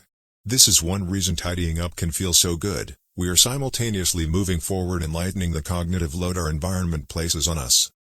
If you look at the most habit-forming products, you'll notice that one of the things these goods and services do best is remove little bits of friction from your life. Meal delivery services reduce the friction of shopping for groceries. Dating apps reduce the friction of making social introductions. Ride-sharing services reduce the friction of getting across town. Text messaging reduces the friction of sending a letter in the mail. Like a Japanese television manufacturer redesigning their workspace to reduce wasted motion, successful companies design their products to automate, eliminate, or simplify as many steps as possible. They reduce the number of fields on each form. They pare down the number of clicks required to create an account. They deliver their products with easy-to-understand directions or ask their customers to make fewer choices. When the first voice-activated speakers were released, products like Google Home, Amazon Echo, and Apple HomePod, I asked a friend what he liked about the product he had purchased. He said it was just easier to say play some country music than to pull out his phone, open the music app, and pick a playlist. Of course, just a few years earlier, having unlimited access to music in your pocket was a remarkably frictionless behavior compared to driving to the store and buying a CD. Business is a never-ending quest to deliver the same result in an easier fashion. Similar strategies have been used effectively by governments. When the British government wanted to increase tax collection rates, they switched from sending citizens to a web page where the tax form could be downloaded to linking directly to the form. Reducing that one step in the process increased the response rate from 19.2% to 23.4%. For a country like the United Kingdom, those percentage points represent millions in tax revenue. The central idea is to create an environment where doing the right thing is as easy as possible. Much of the battle of building better habits comes down to finding ways to reduce the friction associated with our good habits and increase the friction associated with our bad ones. Prime the environment for future use. Oswald Knuckles is an IT developer from Natchez, Mississippi. He is also someone who understands the power of priming his environment. Knuckles dialed in his cleaning habits by following a strategy he refers to as resetting the room. For instance, when he finishes watching television, he places the remote back on the TV stand, arranges the pillows on the couch, and folds the blanket. When he leaves his car, he throws any trash away. Whenever he takes a shower, he wipes down the toilet while the shower is warming up. As he notes, the perfect time to clean the toilet is right before you wash yourself in the shower anyway. The purpose of resetting each room is not simply to clean up after the last action, but to prepare for the next action. When I walk into a room, everything is in its right place, Knuckles wrote. Because I do this every day in every room, stuff always stays in good shape. People think I work hard, but I'm actually really lazy. I'm just proactively lazy. It gives you so much time back. Whenever you organize a space for its intended purpose, you are priming it to make the next action easy. For instance, my wife keeps a box of greeting cards that are pre-sorted by occasion, birthday, sympathy, wedding, graduation, and more. Whenever necessary, she grabs an appropriate card and sends it off. She is incredibly good at remembering to send cards because she has reduced the friction of doing so. For years, I was the opposite. Someone would have a baby and I would think, I should send a card. But then weeks would pass and by the time I remembered to pick one up at the store, it was too late. The habit wasn't easy. There are many ways to prime your environment so it's ready for immediate use. If you want to cook a healthy breakfast, place the skillet on the stove, set the cooking spray on the counter, and lay out any plates and utensils you'll need the night before. When you wake up, making breakfast will be easy. Want to draw more? Put your pencils, pens, notebooks, and drawing tools on top of your desk, within easy reach. Want to exercise? Set out your workout clothes, shoes, gym bag, and water bottle ahead of time. Want to improve your diet? Chop up a ton of fruits and vegetables on weekends and pack them in containers, so you have easy access to healthy, ready-to-eat options during the week. These are simple ways to make the good habit the path of least resistance. You can also invert this principle and prime the environment to make bad behaviors difficult. If you find yourself watching too much television, for example, then unplug it after each use. Only plug it back. And if you can say out loud the name of the show you want to watch. This setup creates just enough friction to prevent mindless viewing. If that doesn't do it, you can take it a step further. Unplug the television and take the batteries out of the remote after each use, so it takes an extra 10 seconds to turn it back on. And if you're really hardcore, move the television out of the living room and into a closet after each use. You can be sure you'll only take it out when you really want to watch something. The greater the friction, the less likely the habit. Whenever possible, I leave my phone in a different room until lunch. When it's right next to me, I'll check it all morning for no reason at all. But when it is in another room, I rarely think about it. And the friction is high enough that I won't go get it without a reason. As a result, I get 3 to 4 hours each morning when I can work without interruption. If sticking your phone in another room doesn't seem like enough, tell a friend or family member to hide it from you for a few hours. Ask a coworker to keep it at their desk in the morning and give it back to you at lunch. It is remarkable how little friction is required to prevent unwanted behavior. When I hide beer in the back of the fridge where I can't see it, I drink less.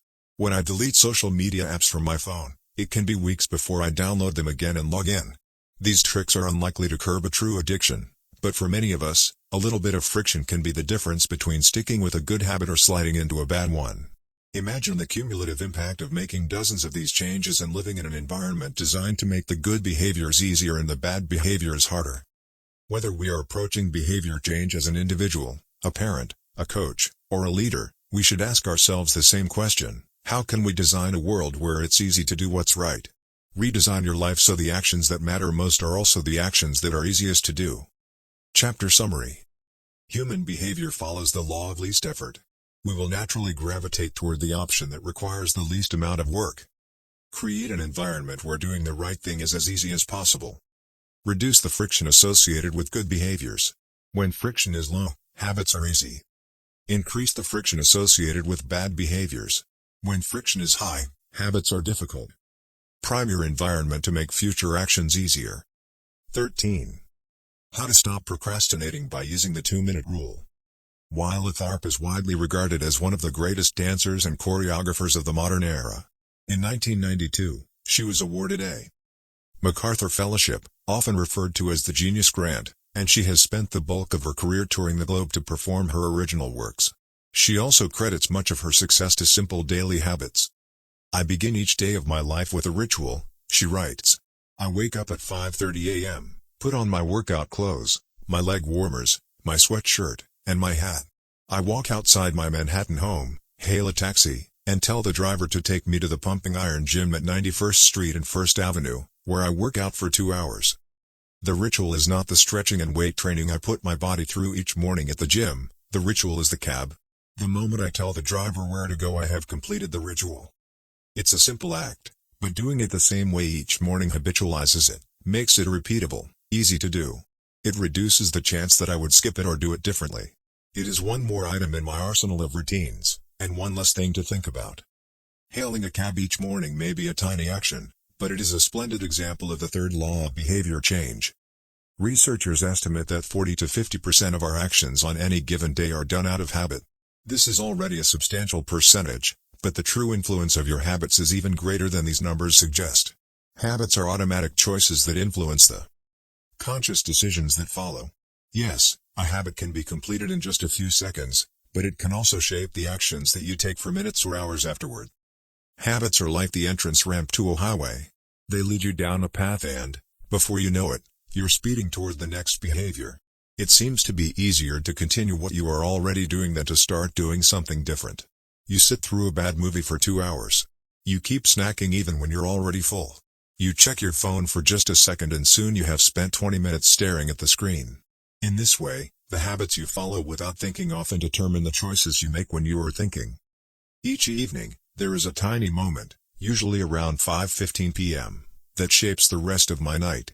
My wife walks in the door from work and either we change into our workout clothes and head to the gym or we crash onto the couch, order Indian food, and watch The Office. Similar to Dwala Tharp hailing the cab, the ritual is changing into my workout clothes. If I change clothes, I know the workout will happen. Everything that follows, driving to the gym, deciding which exercises to do, stepping under the bar, is easy once I've taken the first step. Every day, there are a handful of moments that deliver an outsized impact. I refer to these little choices as decisive moments. The moment you decide between ordering takeout or cooking dinner. The moment you choose between driving your car or riding your bike. The moment you decide between starting your homework or grabbing the video game controller. These choices are a fork in the road. Decisive moments. Figure 14. The difference between a good day and a bad day is often a few productive and healthy choices made at decisive moments. Each one is like a fork in the road, and these choices stack up throughout the day and can ultimately lead to very different outcomes. Decisive moments set the options available to your future self. For instance, walking into a restaurant is a decisive moment because it determines what you'll be eating for lunch. Technically, you are in control of what you order, but in a larger sense, you can only order an item if it is on the menu. If you walk into a steakhouse, you can get a sirloin or a ribeye, but not sushi. Your options are constrained by what's available. They are shaped by the first choice. We are limited by where our habits lead us. This is why mastering the decisive moments throughout your day is so important. Each day is made up of many moments, but it is really a few habitual choices that determine the path you take. These little choices stack up, each one setting the trajectory for how you spend the next chunk of time. Habits are the entry point, not the end point. They are the cab, not the gym. The 2-minute rule. Even when you know you should start small, it's easy to start too big. When you dream about making a change, excitement inevitably takes over and you end up trying to do too much too soon. The most effective way I know to counteract this tendency is to use the 2-minute rule, which states, when you start a new habit, it should take less than 2 minutes to do. You'll find that nearly any habit can be scaled down into a 2-minute version. Read before bed each night becomes read one page. Do 30 minutes of yoga becomes take out my yoga mat. Study for class becomes open my notes. Fold the laundry becomes fold one pair of socks. Run 3 miles becomes tie my running shoes. The idea is to make your habits as easy as possible to start. Anyone can meditate for 1 minute, read one page, or put one item of clothing away. And, as we have just discussed, this is a powerful strategy because once you've started doing the right thing, it is much easier to continue doing it. A new habit should not feel like a challenge. The actions that follow can be challenging, but the first 2 minutes should be easy. What you want is a gateway habit that naturally leads you down a more productive path. You can usually figure out the gateway habits that will lead to your desired outcome by mapping out your goals on a scale from very easy to very hard. For instance, running a marathon is very hard. Running a 5K is hard. Walking 10,000 steps is moderately difficult. Walking 10 minutes is easy. And putting on your running shoes is very easy. Your goal might be to run a marathon, but your gateway habit is to put on your running shoes. That's how you follow the 2-minute rule. Very easy, easy, moderate, hard, very hard. Put on your running shoes, walk 10 minutes, walk 10,000 steps. Run a 5K, run a marathon.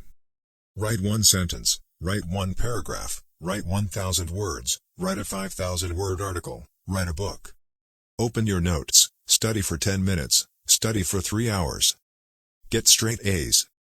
Earn a PhD. People often think it's weird to get hyped about reading one page or meditating for 1 minute or making one sales call. But the point is not to do one thing. The point is to master the habit of showing up. The truth is, a habit must be established before it can be improved. If you can't learn the basic skill of showing up, then you have little hope of mastering the finer details. Instead of trying to engineer a perfect habit from the start, do the easy thing on a more consistent basis. You have to standardize before you can optimize. As you master the art of showing up, the first 2 minutes simply become a ritual at the beginning of a larger routine. This is not merely a hack to make habits easier but actually the ideal way to master a difficult skill. The more you ritualize the beginning of a process, the more likely it becomes that you can slip into the state of deep focus that is required to do great things. By doing the same warm-up before every workout, you make it easier to get into a state of peak performance. By following the same creative ritual, you make it easier to get into the hard work of creating. By developing a consistent, power-down habit, you make it easier to get to bed at a reasonable time each night. You may not be able to automate the whole process, but you can make the first action mindless. Make it easy to start and the rest will follow. The 2-minute rule can seem like a trick to some people. You know that the real goal is to do more than just 2 minutes, so it may feel like you're trying to fool yourself.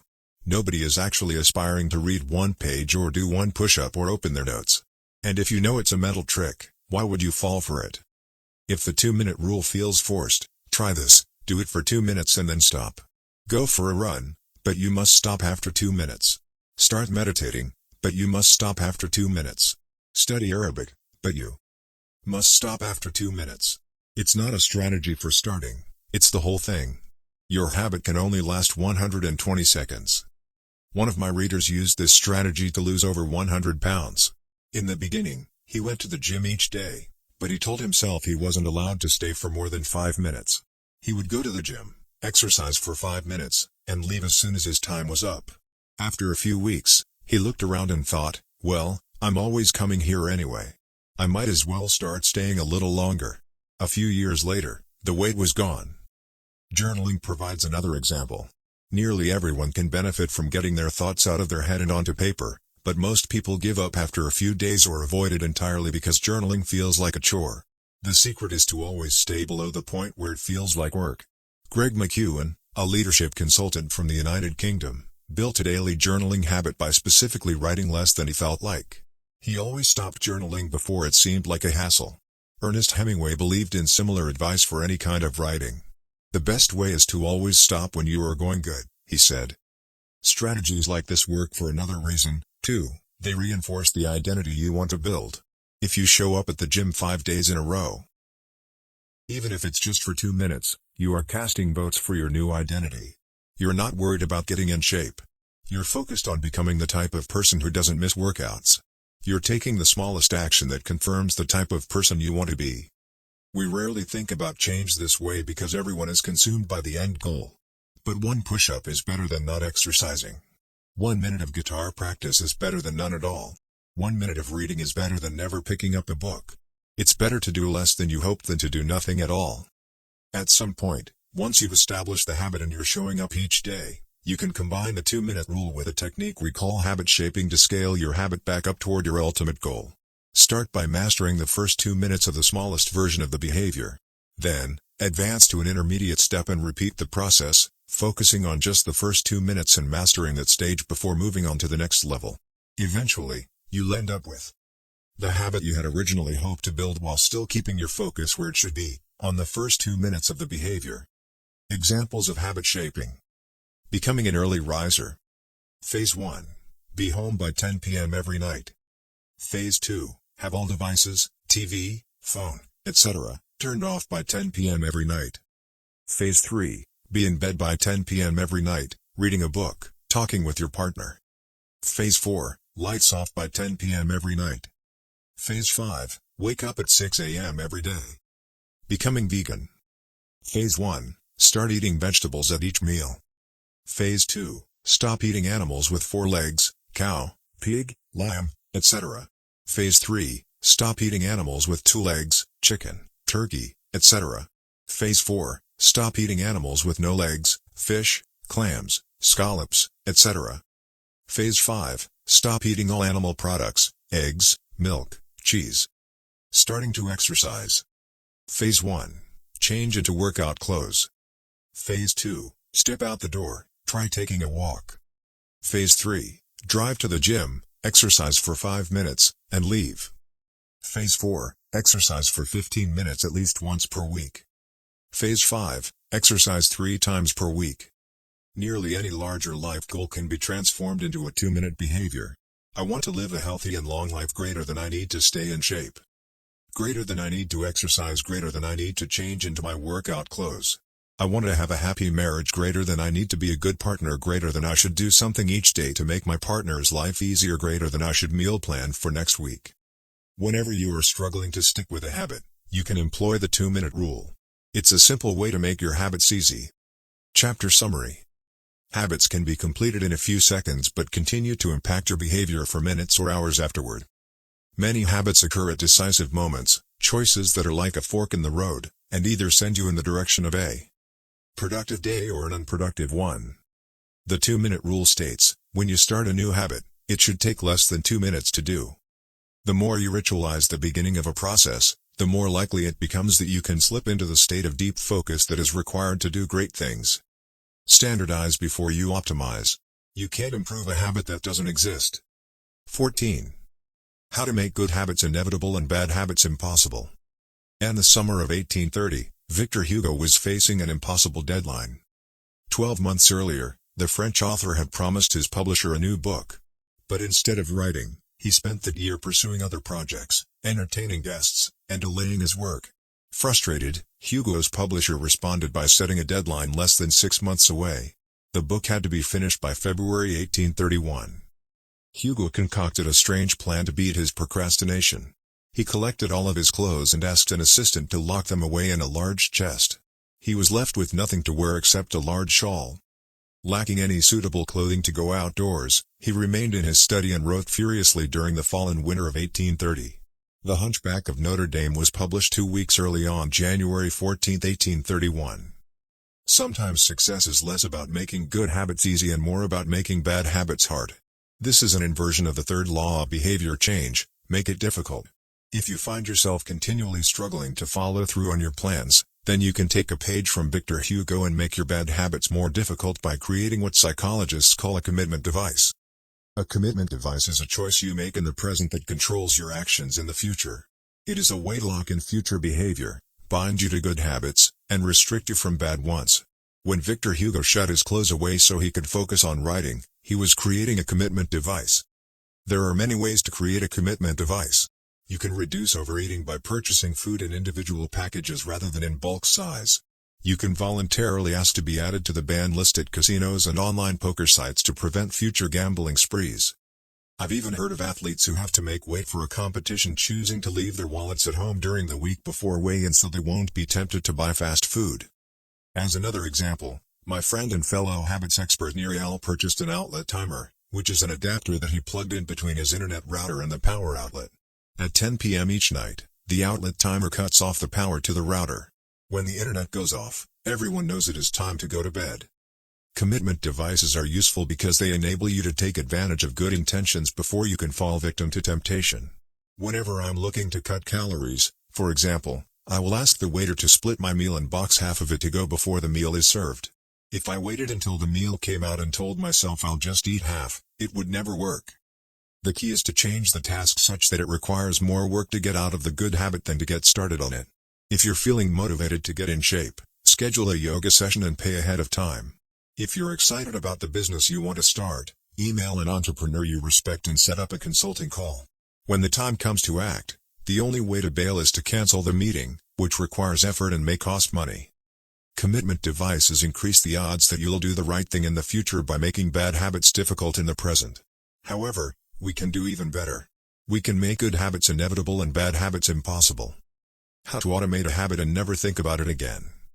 John Henry Patterson was born in Dayton, Ohio, in 1844. He spent his childhood doing chores on the family farm and working shifts at his father's sawmill. After attending college at Dartmouth, Patterson returned to Ohio and opened a small supply store for coal miners. It seemed like a good opportunity. The store faced little competition and enjoyed a steady stream of customers, but still struggled to make money. That was when Patterson discovered his employees were stealing from him. In the mid-1800s, employee theft was a common problem. Receipts were kept in an open drawer and could easily be altered or discarded. There were no video cameras to review behavior and no software to track transactions. Unless you were willing to hover over your employees every minute of the day, or to manage all transactions yourself, it was difficult to prevent theft. As Patterson mulled over his predicament, he came across an advertisement for a new invention called Ritty's Incorruptible Cashier. Designed by fellow Dayton resident James Ritty, it was the first cash register. The machine automatically locked the cash and receipts inside after each transaction. Patterson bought 2 for $50 each. Employee theft at his store vanished overnight. In the next 6 months, Patterson's business went from losing money to making $5,000 in profit, the equivalent of more than $100,000 today. Patterson was so impressed with the machine that he changed businesses. He bought the rights to Ritty's invention and opened the National Cash Register Company. 10 years later, National Cash Register had over 1,000 employees and was on its way to becoming one of the most successful businesses of its time. The best way to break a bad habit is to make it impractical to do. Increase the friction until you don't even have the option to act. The brilliance of the cash register was that it automated ethical behavior by making stealing practically impossible. Rather than trying to change the employees, it made the preferred behavior automatic. Some actions, like installing a cash register, pay off again and again. These one-time choices require a little bit of effort up front but create increasing value over time. I'm fascinated by the idea that a single choice can deliver returns again and again, and I surveyed my readers on their favorite one-time actions that lead to better long-term habits. The table on the following page shares some of the most popular answers. I'd wager that if the average person were to simply do half of the one-time actions on this list, even if they didn't give another thought to their habits, most would find themselves living a better life a year from now. These one-time actions are a straightforward way to employ the third law of behavior change. They make it easier to sleep well, eat healthy, be productive, save money, and generally live better. One-time actions that lock in good habits. Nutrition. Buy a water filter to clean your drinking water. Use smaller plates to reduce caloric intake. Sleep. Buy a good mattress. Get blackout curtains. Remove your television from your bedroom. Productivity. Unsubscribe from emails. Turn off notifications and mute group chats. Set your phone to silent. Use email filters to clear up your inbox. Delete games and social media apps on your phone. Happiness. Get a dog. Move to a friendly, social neighborhood. General health. Get vaccinated.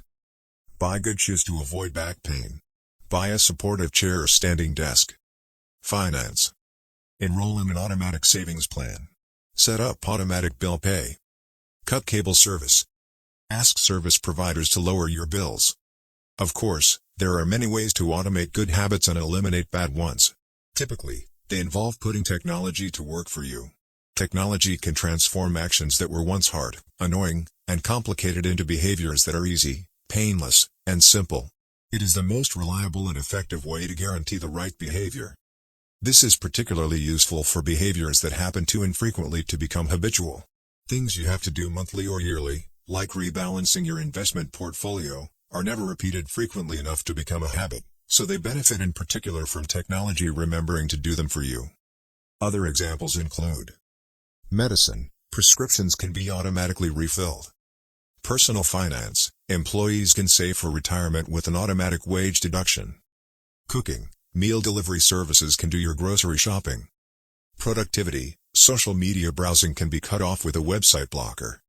When you automate as much of your life as possible, you can spend your effort on the tasks machines cannot do yet. Each habit that we hand over to the authority of technology frees up time and energy to pour into the next stage of growth. As mathematician and philosopher Alfred North Whitehead wrote, civilization advances by extending the number of operations we can perform without thinking about them. Of course, the power of technology can work against us as well. Binge watching becomes a habit because you have to put more effort into stop looking at the screen than to continue doing so. Instead of pressing a button to advance to the next episode, Netflix or YouTube will autoplay it for you. All you have to do is keep your eyes open. Technology creates a level of convenience that enables you to act on your smallest whims and desires. At the mere suggestion of hunger, you can have food delivered to your door. At the slightest hint of boredom, you can get lost in the vast expanse of social media. When the effort required to act on your desires becomes effectively zero, you can find yourself slipping into whatever impulse arises at the moment. The downside of automation is that we can find ourselves jumping from easy task to easy task without making time for more difficult, but ultimately more rewarding, work. I often find myself gravitating towards social media during any downtime. If I feel bored for just a fraction of a second, I reach for my phone. It's easy to write off these minor distractions as just taking a break, but over time they can accumulate into a serious issue. The constant tug of just one more minute can prevent me from doing anything of consequence. I'm not the only one. The average person spends over 2 hours per day on social media. What could you do with an extra 600 hours per year? During the year I was writing this book, I experimented with a new time management strategy. Every Monday, my assistant would reset the passwords on all my social media accounts, which logged me out on each device. All week I worked without distraction. On Friday, she would send me the new passwords. I had the entire weekend to enjoy what social media had to offer until Monday morning when she would do it again. If you don't have an assistant, team up with a friend or family member and reset each other's passwords each week. One of the biggest surprises was how quickly I adapted. Within the first week of locking myself out of social media, I realized that I didn't need to check it nearly as often as I had been, and I certainly didn't need it each day. It had simply been so easy that it had become the default. Once my bad habit became impossible, I discovered that I did actually have the motivation to work on more meaningful tasks. After I removed the mental candy from my environment, it became much easier to eat the healthy stuff. When working in your favor, automation can make your good habits inevitable and your bad habits impossible. It is the ultimate way to lock in future behavior rather than relying on willpower in the moment. By utilizing commitment devices, strategic one-time decisions, and technology, you can create an environment of inevitability, a space where good habits are not just an outcome you hope for but an outcome that is virtually guaranteed. Chapter Summary. The inversion of the third law of behavior changes make it difficult. A commitment device is a choice you make in the present that locks in better behavior in the future. The ultimate way to lock in future behavior is to automate your habits. One-time choices, like buying a better mattress or enrolling in an automatic savings plan, are single actions that automate your future habits and deliver increasing returns over time. Using technology to automate your habits is the most reliable and effective way to guarantee the right behavior. How to create a good habit. The first law, make it obvious. 1.1. Fill out the habits scorecard. Write down your current habits to become aware of them. 1.2. Use implementation intentions, I will, behavior, at, time, in, location. 1.3. Use habit stacking, after, current habit, I will, new habit. 1.4. Design your environment. Make the cues of good habits obvious and visible. The second law, make it attractive. 2.1. Use temptation bundling. Pair an action you want to do with an action you need to do. 2.2. Join a culture where your desired behavior is the normal behavior. 2.3. Create a motivation ritual. Do something you enjoy immediately before a difficult habit. The third law, make it easy. 3.1. Reduce friction. Decrease the number of steps between you and your good habits. 3.2. Prime the environment. Prepare your environment to make future actions easier. 3.3. Master the decisive moment. Optimize the small choices that deliver outsized impact. 3.4. Use the 2-minute rule. Downscale your habits until they can be done in 2 minutes or less. 3.5. Automate your habits. Invest in technology and one-time purchases that lock in future behavior. The fourth law, make it satisfying. How to break a bad habit. Inversion of the first law, make it invisible. 1.5. Reduce exposure. Remove the cues of your bad habits from your environment. Inversion of the second law, make it unattractive. 2.4. Reframe your mindset. Highlight the benefits of avoiding your bad habits. Inversion of the third law, make it difficult. 3.6. Increase friction. Increase the number of steps between you and your bad habits. 3.7. Use a commitment device. Restrict your future choices to the ones that benefit you. Inversion of the fourth law, make it unsatisfying. You can download a printable version of this habits cheat sheet at atomichabits.com/cheat sheet. The fourth law, make it satisfying. 15. The cardinal rule of behavior change. In the late 1990s, a public health worker named Stephen Luby left his hometown of Omaha, Nebraska, and bought a one-way ticket to Karachi, Pakistan. Karachi was one of the most populous cities in the world. By 1998, over 9 million people called it home. It was the economic center of Pakistan and a transportation hub, with some of the most active airports and seaports in the region.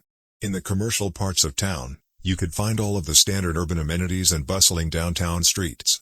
But Karachi was also one of the least livable cities in the world.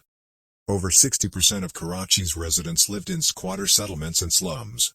These densely packed neighborhoods were filled with makeshift houses cobbled together from old boards, cinder blocks, and other discarded materials. There was no waste removal system, no electricity grid, no clean water supply. When dry, the streets were a combination of dust and trash. When wet, they became a muddy pit of sewage. Mosquito colonies thrived in pools of stagnant water, and children played among the garbage. The unsanitary conditions lead to widespread illness and disease. Contaminated water sources caused epidemics of diarrhea, vomiting, and abdominal pain.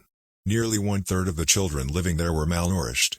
With so many people crammed into such a small space, viruses and bacterial infections spread rapidly. It was this public health crisis that had brought Stephen Luby to Pakistan. Luby and his team realized that in an environment with poor sanitation, The simple habit of washing your hands could make a real difference in the health of the residents. But they soon discovered that many people were already aware that hand washing was important. And yet, despite this knowledge, many residents were washing their hands in a haphazard fashion. Some people would just run their hands under the water quickly. Others would only wash one hand. Many would simply forget to wash their hands before preparing food. Everyone said hand washing was important, but few people made a habit out of it. The problem wasn't knowledge. The problem was consistency. That was when Luby and his team partnered with Procter & Gamble to supply the neighborhood with Safeguard soap. Compared to your standard bar of soap, using Safeguard was a more enjoyable experience. In Pakistan, Safeguard was a premium soap, Luby told me. The study participants commonly mentioned how much they liked it. The soap foamed easily, and people were able to lather their hands with suds. It smelled great. Instantly, hand washing became slightly more pleasurable. I see the goal of hand washing promotion not as behavior change but as habit adoption, Luby said. It is a lot easier for people to adopt a product that provides a strong positive sensory signal, for example the mint taste of toothpaste, than it is to adopt a habit that does not provide pleasurable sensory feedback, like flossing one's teeth. The marketing team at Procter & Gamble talked about trying to create a positive hand washing experience. Within months, the researchers saw a rapid shift in the health of children in the neighborhood. The rate of diarrhea fell by 52%, pneumonia by 48%, and impetigo, a bacterial skin infection, by 35%. The long-term effects were even better. We went back to some of the households in Karachi 6 years after, Luby told me. Over 95% of households who had been given the soap for free and encouraged to wash their hands at a hand-washing station with soap and water available when our study team visited we had not given any soap to the intervention group for over 5 years, but during the trial they had become so habituated to wash their hands, that they had maintained the practice. It was a powerful example of the fourth and final law of behavior change, make it satisfying. We are more likely to repeat a behavior when the experience is satisfying. This is entirely logical. Feelings of pleasure, even minor ones like washing your hands with soap that smells nice and lathers well, are signals that tell the brain, this feels good. Do this again, next time. Pleasure teaches your brain that a behavior is worth remembering and repeating. Take the story of chewing gum. Chewing gum had been sold commercially throughout the 1800s, but it wasn't until Wrigley launched in 1891 that it became a worldwide habit. Early versions were made from relatively bland resins, chewy, but not tasty. Wrigley revolutionized the industry by adding flavors like spearmint and juicy fruit, which made the product flavorful and fun to use. Then they went a step further and began pushing chewing gum as a pathway to a clean mouth. Advertisements told readers to refresh your taste. Tasty flavors and the feeling of a fresh mouth provided little bits of immediate reinforcement and made the product satisfying to use. Consumption skyrocketed, and Wrigley became the largest chewing gum company in the world. Toothpaste had a similar trajectory. Manufacturers enjoyed great success when they added flavors like spearmint, peppermint, and cinnamon to their products. These flavors don't improve the effectiveness of toothpaste. They simply create a clean mouth feel and make the experience of brushing your teeth more pleasurable. My wife actually stopped using Sensodyne because she didn't like the aftertaste. She switched to a brand with a stronger mint flavor, which proved to be more satisfying. Conversely, if an experience is not satisfying, we have little reason to repeat it. In my research, I came across the story of a woman who had a narcissistic relative who drove her nuts.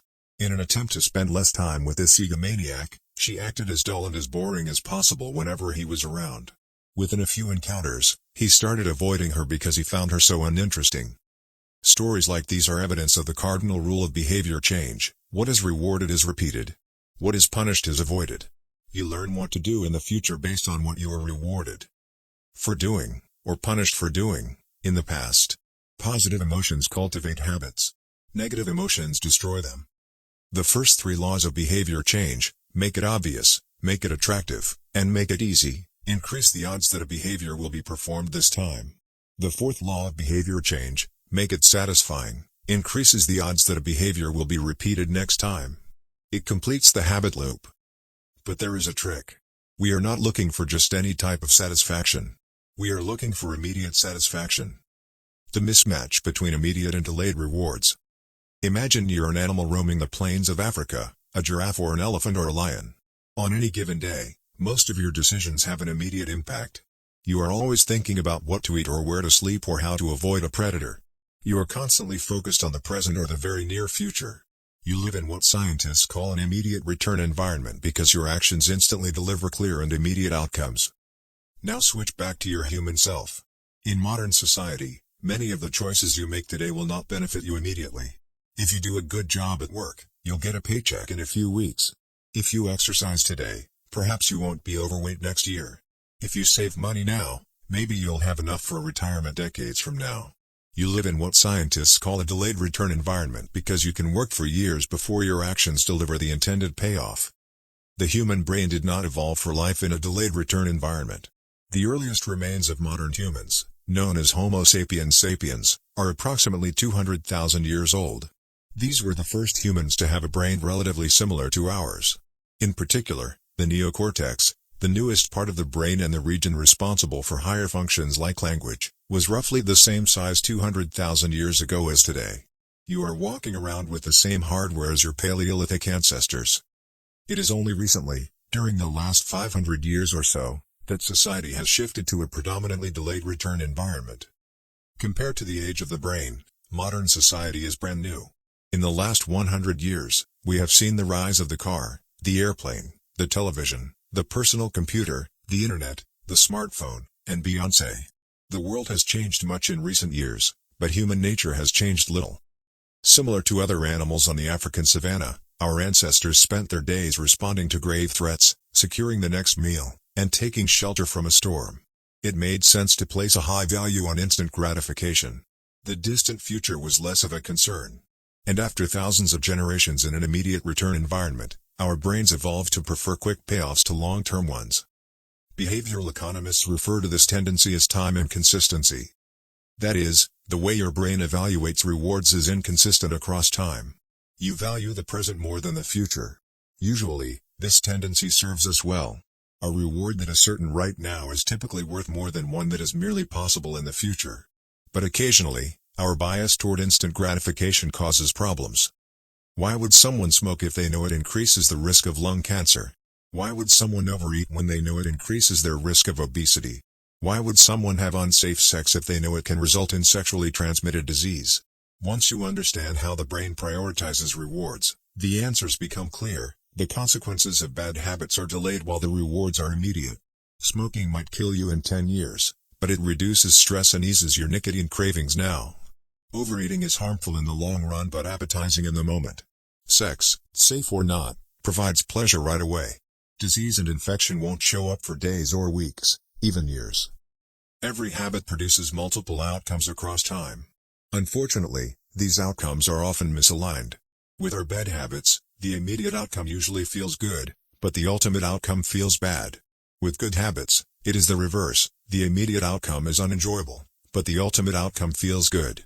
The French economist Frédéric Bastiat explained the problem clearly when he wrote, "It almost always happens that when the immediate consequence is favorable, the later consequences are disastrous, and vice versa often. The sweeter the first fruit of a habit, the more bitter are its later fruits." Put another way, the costs of your good habits are in the present. The costs of your bad habits are in the future. The brain's tendency to prioritize the present moment means you can't rely on good intentions. When you make a plan, to lose weight, write a book, or learn a language, you are actually making plans for your future self. And when you envision what you want your life to be like, it is easy to see the value in taking actions with long-term benefits. We all want better lives for our future selves. However, when the moment of decision arrives, instant gratification usually wins. You are no longer making a choice for future you, who dreams of being fitter or wealthier or happier. You are choosing for present you, who wants to be full, pampered, and entertained. As a general rule, the more immediate pleasure you get from an action, the more strongly you should question whether it aligns with your long-term goals. With a fuller understanding of what causes our brain to repeat some behaviors and avoid others, let's update the cardinal rule of behavior change. What is immediately rewarded is repeated. What is immediately punished is avoided. Our preference for instant gratification reveals an important truth about success. Because of how we are wired, most people will spend all day chasing quick hits of satisfaction. The road less traveled is the road of delayed gratification. If you're willing to wait for the rewards, you'll face less competition and often get a bigger payoff. As the saying goes, The last mile is always the least crowded. This is precisely what research has shown. People who are better at delaying gratification have higher SAT scores, lower levels of substance abuse, lower likelihood of obesity, better responses to stress, and superior social skills. We've all seen this play out in our own lives. If you delay watching television and get your homework done, you'll generally learn more and get better grades. If you don't buy desserts and chips at the store, you'll often eat healthier food when you get home. At some point, success in nearly every field requires you to ignore an immediate reward in favor of a delayed reward. Here's the problem: most people know that delaying gratification is the wise approach. They want the benefits of good habits, to be healthy, productive, at peace. But these outcomes are seldom top of mind at the decisive moment. Thankfully, it's possible to train yourself to delay gratification, but you need to work with the grain of human nature, not against it. The best way to do this is to add a little bit of immediate pleasure to the habits that pay off in the long run and a little bit of immediate pain to ones that don't. How to turn instant gratification to your advantage. The vital thing in getting a habit to stick is to feel successful, even if it's in a small way. The feeling of success is a signal that your habit paid off and that the work was worth the effort. In a perfect world, the reward for a good habit is the habit itself. In the real world, good habits tend to feel worthwhile only after they have provided you with something. Early on, it's all sacrifice. You've gone to the gym a few times, but you're not stronger or fitter or faster, at least, not in any noticeable sense. It's only months later, once you shed a few pounds or your arms gain some definition, that it becomes easier to exercise for its own sake. In the beginning, you need a reason to stay on track. This is why immediate rewards are essential. They keep you excited while the delayed rewards accumulate in the background. What we're really talking about here, when we're discussing immediate rewards, is the ending of a behavior. The ending of any experience is vital because we tend to remember it more than other phases. You want the ending of your habit to be satisfying. The best approach is to use reinforcement, which refers to the process of using an immediate reward to increase the rate of a behavior. Habit stacking, which we covered in Chapter 5, ties your habit to an immediate cue, which makes it obvious when to start. Reinforcement ties your habit to an immediate reward, which makes it satisfying when you finish. Immediate reinforcement can be especially helpful when dealing with habits of avoidance, which are behaviors you want to stop doing. It can be challenging to stick with habits like no frivolous purchases or no alcohol this month because nothing happens when you skip happy hour drinks or don't buy that pair of shoes. It can be hard to feel satisfied when there is no action in the first place. All you're doing is resisting temptation, and there isn't much satisfying about that. One solution is to turn the situation on its head. You want to make avoidance visible. Open a savings account and label it for something you want, maybe leather jacket. Whenever you pass on a purchase, put the same amount of money in the account. Skip your morning latte? Transfer $5. Pass on another month of Netflix? Move $10 over. It's like creating a loyalty program for yourself. The immediate reward of seeing yourself save money toward the leather jacket feels a lot better than being deprived. You are making it satisfying to do nothing. One of my readers and his wife used a similar setup. They wanted to stop eating out so much and start cooking together more. They labeled their savings account trip to Europe. Whenever they skipped going out to eat, they transferred $50 into the account. At the end of the year, they put the money toward the vacation. It is worth noting that it is important to select short-term rewards that reinforce your identity rather than ones that conflict with it. Buying a new jacket is fine if you're trying to lose weight or read more books, but it doesn't work if you're trying to budget and save money. Instead, taking a bubble bath or going on a leisurely walk are good examples of rewarding yourself with free time, which aligns with your ultimate goal of more freedom and financial independence. Similarly, if your reward for exercising is eating a bowl of ice cream, then you're casting votes for conflicting identities, and it ends up being a wash. Instead, maybe your reward is a massage, which is both a luxury and a vote toward taking care of your body. Now the short-term reward is aligned with your long-term vision of being a healthy person. Eventually, as intrinsic rewards like a better mood, more energy, and reduced stress kick in, you'll become less concerned with chasing the secondary reward. The identity itself becomes the reinforcer. You do it because it's who you are and it feels good to be you. The more a habit becomes part of your life, the less you need outside encouragement to follow through. Incentives can start a habit. Identity sustains a habit. That said, it takes time for the evidence to accumulate and a new identity to emerge. Immediate reinforcement helps maintain motivation in the short term while you're waiting for the long-term rewards to arrive. In summary, A habit needs to be enjoyable for it to last. Simple bits of reinforcement, like soap that smells great or toothpaste that has a refreshing mint flavor or seeing $50 hit your savings account, can offer the immediate pleasure you need to enjoy a habit. And change is easy when it is enjoyable. Chapter Summary. The fourth law of behavior change is make it satisfying. We are more likely to repeat a behavior when the experience is satisfying. The human brain evolved to prioritize immediate rewards over delayed rewards. The cardinal rule of behavior change: what is immediately rewarded is repeated. What is immediately punished is avoided. To get a habit to stick, you need to feel immediately successful, even if it's in a small way. The first three laws of behavior change: make it obvious, make it attractive, and make it easy, increase the odds that a behavior will be performed this time. The fourth law of behavior change: make it satisfying, increases the odds that a behavior will be repeated next time. 16. How to stick with good habits every day.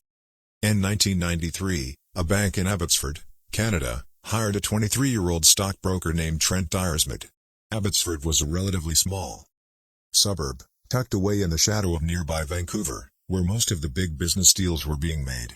Given the location, and the fact that Dyersmith was a rookie, nobody expected too much of him. But he made brisk progress thanks to a simple daily habit. Dyersmith began each morning with 2 jars on his desk. One was filled with 120 paper clips. The other was empty. As soon as he settled in each day, he would make a sales call. Immediately after, he would move one paper clip from the full jar to the empty jar and the process would begin again. Every morning I would start with 120 paper clips in one jar and I would keep dialing the phone until I had moved them all to the second jar, he told me. Within 18 months, Dyersmith was bringing in $5 million to the firm. By age 24, he was making $75,000 per year, the equivalent of $125,000 today. Not long after, he landed a 6-figure job with another company. I like to refer to this technique as the paperclip strategy and, over the years, I've heard from readers who have employed it in a variety of ways. One woman shifted a hairpin from one container to another whenever she wrote a page of her book. Another man moved a marble from one bin to the next after each set of push-ups. Making progress is satisfying, and visual measures, like moving paper clips or hairpins or marbles, provide clear evidence of your progress. As a result, they reinforce your behavior and add a little bit of immediate satisfaction to any activity. Visual measurement comes in many forms: food journals, workout logs, loyalty punch cards, the progress bar on a software download, even the page numbers in a book. But perhaps the best way to measure your progress is with a habit tracker. How to keep your habits on track. A habit tracker is a simple way to measure whether you did a habit. The most basic format is to get a calendar and cross off each day you stick with your routine. For example, if you meditate on Monday, Wednesday, and Friday, each of those dates gets an X. As time rolls by, the calendar becomes a record of your habit streak. Countless people have tracked their habits, but perhaps the most famous was Benjamin Franklin. Beginning at age 20, Franklin carried a small booklet everywhere he went and used it to track 13 personal virtues. This list included goals like lose no time, be always employed in something useful, and avoid trifling conversation. At the end of each day, Franklin would open his booklet and record his progress. Jerry Seinfeld reportedly uses a habit tracker to stick with his streak of writing jokes. In the documentary Comedian, he explains that his goal is simply to never break the chain of writing jokes every day. In other words, he is not focused on how good or bad a particular joke is or how inspired he feels. He is simply focused on showing up and adding to his streak. Don't break the chain is a powerful mantra. Don't break the chain of sales calls and you'll build a successful book of business. Don't break the chain of workouts and you'll get fit faster than you'd expect. Don't break the chain of creating every day and you will end up with an impressive portfolio. Habit tracking is powerful because it leverages multiple laws of behavior change. It simultaneously makes a behavior obvious, attractive, and satisfying. Let's break down each one. Benefit number 1: habit tracking is obvious. Recording your last action creates a trigger that can initiate your next one. Habit tracking naturally builds a series of visual cues like the streak of X's on your calendar or the list of meals in your food log. When you look at the calendar and see your streak, you'll be reminded to act again. Research has shown that people who track their progress on goals like losing weight, quitting smoking, and lowering blood pressure are all more likely to improve than those who don't. One study of more than 1,600 people found that those who kept a daily food log lost twice as much weight as those who did not. The mere act of tracking a behavior can spark the urge to change it. Habit tracking also keeps you honest. Most of us have a distorted view of our own behavior. We think we act better than we do. Measurement offers one way to overcome our blindness to our own behavior and notice what's really going on each day. One glance at the paper clips in the container and you immediately know how much work you have, or haven't, been putting in. When the evidence is right in front of you, you're less likely to lie to yourself. Benefit number 2, habit tracking is attractive. The most effective form of motivation is progress. When we get a signal that we are moving forward, we become more motivated to continue down that path. In this way, habit tracking can have an addictive effect on motivation. Each small win feeds your desire. This can be particularly powerful on a bad day. When you're feeling down, it's easy to forget about all the progress you have already made. Habit tracking provides visual proof of your hard work, a subtle reminder of how far you've come. Plus, the empty square you see each morning can motivate you to get started because you don't want to lose your progress by breaking the streak. Benefit number 3, habit tracking is satisfying. This is the most crucial benefit of all. Tracking can become its own form of reward. It is satisfying to cross an item off your to-do list, to complete an entry in your workout log, or to mark an X on the calendar. It feels good to watch your results grow, the size of your investment portfolio, the length of your book manuscript, and if it feels good, then you're more likely to endure. Habit tracking also helps keep your eye on the ball. You're focused on the process rather than the result. You're not fixated on getting six-pack abs, you're just trying to keep the streak alive and become the type of person who doesn't miss workouts. In summary, habit tracking, 1, creates a visual cue that can remind you to act. 2, is inherently motivating because you see the progress you are making and don't want to lose it. And 3, feels satisfying whenever you record another successful instance of your habit. Furthermore, habit tracking provides visual proof that you are casting votes for the type of person you wish to become, which is a delightful form of immediate and intrinsic gratification. You may be wondering, if habit tracking is so useful, why have I waited so long to talk about it? Despite all the benefits, I've left this discussion until now for a simple reason: many people resist the idea of tracking and measuring. It can feel like a burden because it forces you into two habits, the habit you're trying to build and the habit of tracking it. Counting calories sounds like a hassle when you're already struggling to follow a diet. Writing down every sales call seems tedious when you've got work to do. It feels easier to say, "I'll just eat less," or "I'll try harder," or "I'll remember to do it." People inevitably tell me things like, "I have a decision journal, but I wish I used it more," or "I recorded my workouts for a week, but then quit." I've been there myself. I once made a food log to track my calories. I managed to do it for one meal and then gave up. Tracking isn't for everyone, and there is no need to measure your entire life. But nearly anyone can benefit from it in some form, even if it's only temporary. What can we do to make tracking easier? First, whenever possible, measurement should be automated. You'll probably be surprised by how much you're already tracking without knowing it. Your credit card statement tracks how often you go out to eat. Your Fitbit registers how many steps you take and how long you sleep. Your calendar records how many new places you travel to each year. Once you know where to get the data, add a note to your calendar to review it each week or each month, which is more practical than tracking it every day. Second, manual tracking should be limited to your most important habits. It is better to consistently track one habit than to sporadically track 10. Finally, record each measurement immediately after the habit occurs. The completion of the behavior is the cue to write it down. This approach allows you to combine the habit stacking method mentioned in Chapter 5 with habit tracking. The habit stacking plus habit tracking formula is, after current habit, I will track my habit. After I hang up the phone from a sales call, I will move one paper clip over. After I finish each set at the gym, I will record it in my workout journal. After I put my plate in the dishwasher, I will write down what I ate. These tactics can make tracking your habits easier.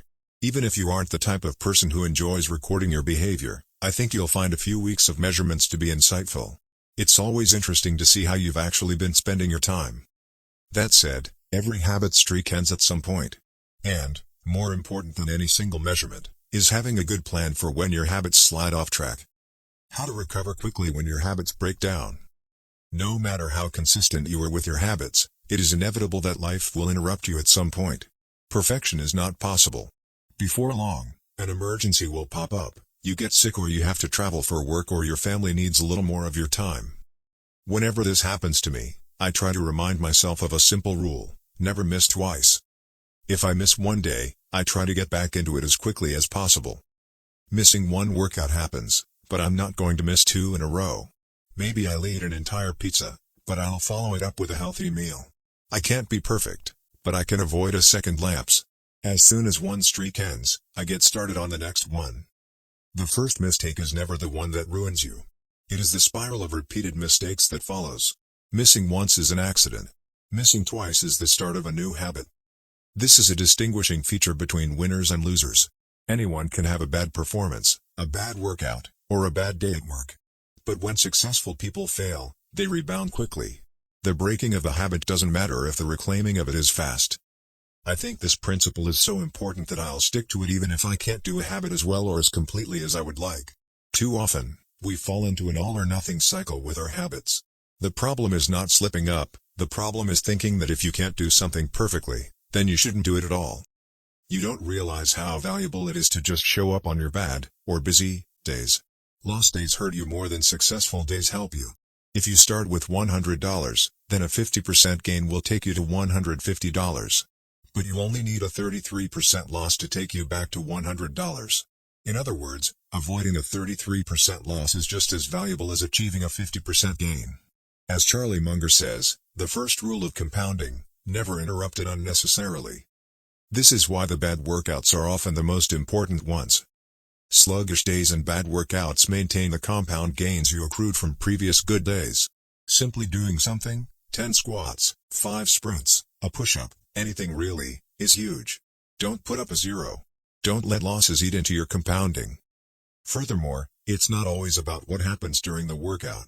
It's about being the type of person who doesn't miss workouts. It's easy to train when you feel good, but it's crucial to show up when you don't feel like it, even if you do less than you hope. Going to the gym for 5 minutes may not improve your performance, but it reaffirms your identity. The all-or-nothing cycle of behavior change is just one pitfall that can derail your habits. Another potential danger, especially if you are using a habit tracker, is measuring the wrong thing. Knowing when, and when not, to track a habit.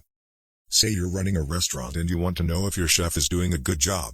One way to measure success is to track how many customers pay for a meal each day. If more customers come in, the food must be good. If fewer customers come in, something must be wrong. However, this one measurement, daily revenue, only gives a limited picture of what's really going on. Just because someone pays for a meal doesn't mean they enjoy the meal. Even dissatisfied customers are unlikely to dine and dash. In fact, if you're only measuring revenue, the food might be getting worse but you're making up for it with marketing or discounts or some other method. Instead, it may be more effective to track how many customers finish their meal or perhaps the percentage of customers who leave a generous tip. The dark side of tracking a particular behavior is that we become driven by the number rather than the purpose behind it. If your success is measured by quarterly earnings, you will optimize sales, revenue, and accounting for quarterly earnings. If your success is measured by a lower number on the scale, you will optimize for a lower number on the scale, even if that means embracing crash diets, juice cleanses, and fat loss pills. The human mind wants to win whatever game is being played.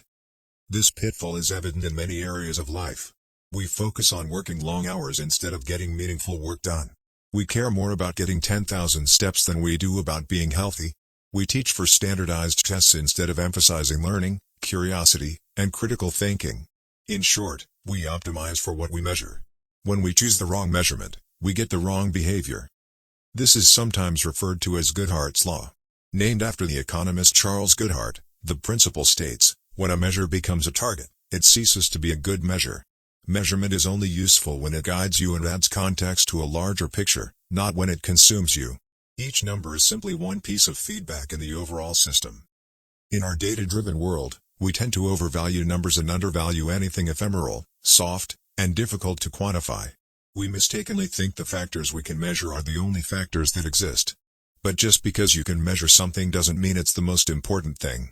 And just because you can't measure something doesn't mean it's not important at all. All of this to say, it's crucial to keep habit tracking in its proper place. It can feel satisfying to record a habit and track your progress, but the measurement is not the only thing that matters. Furthermore, there are many ways to measure progress, and sometimes it helps to shift your focus to something entirely different. This is why non-scale victories can be effective for weight loss. The number on the scale may be stubborn, so if you focus solely on that number, your motivation will sag.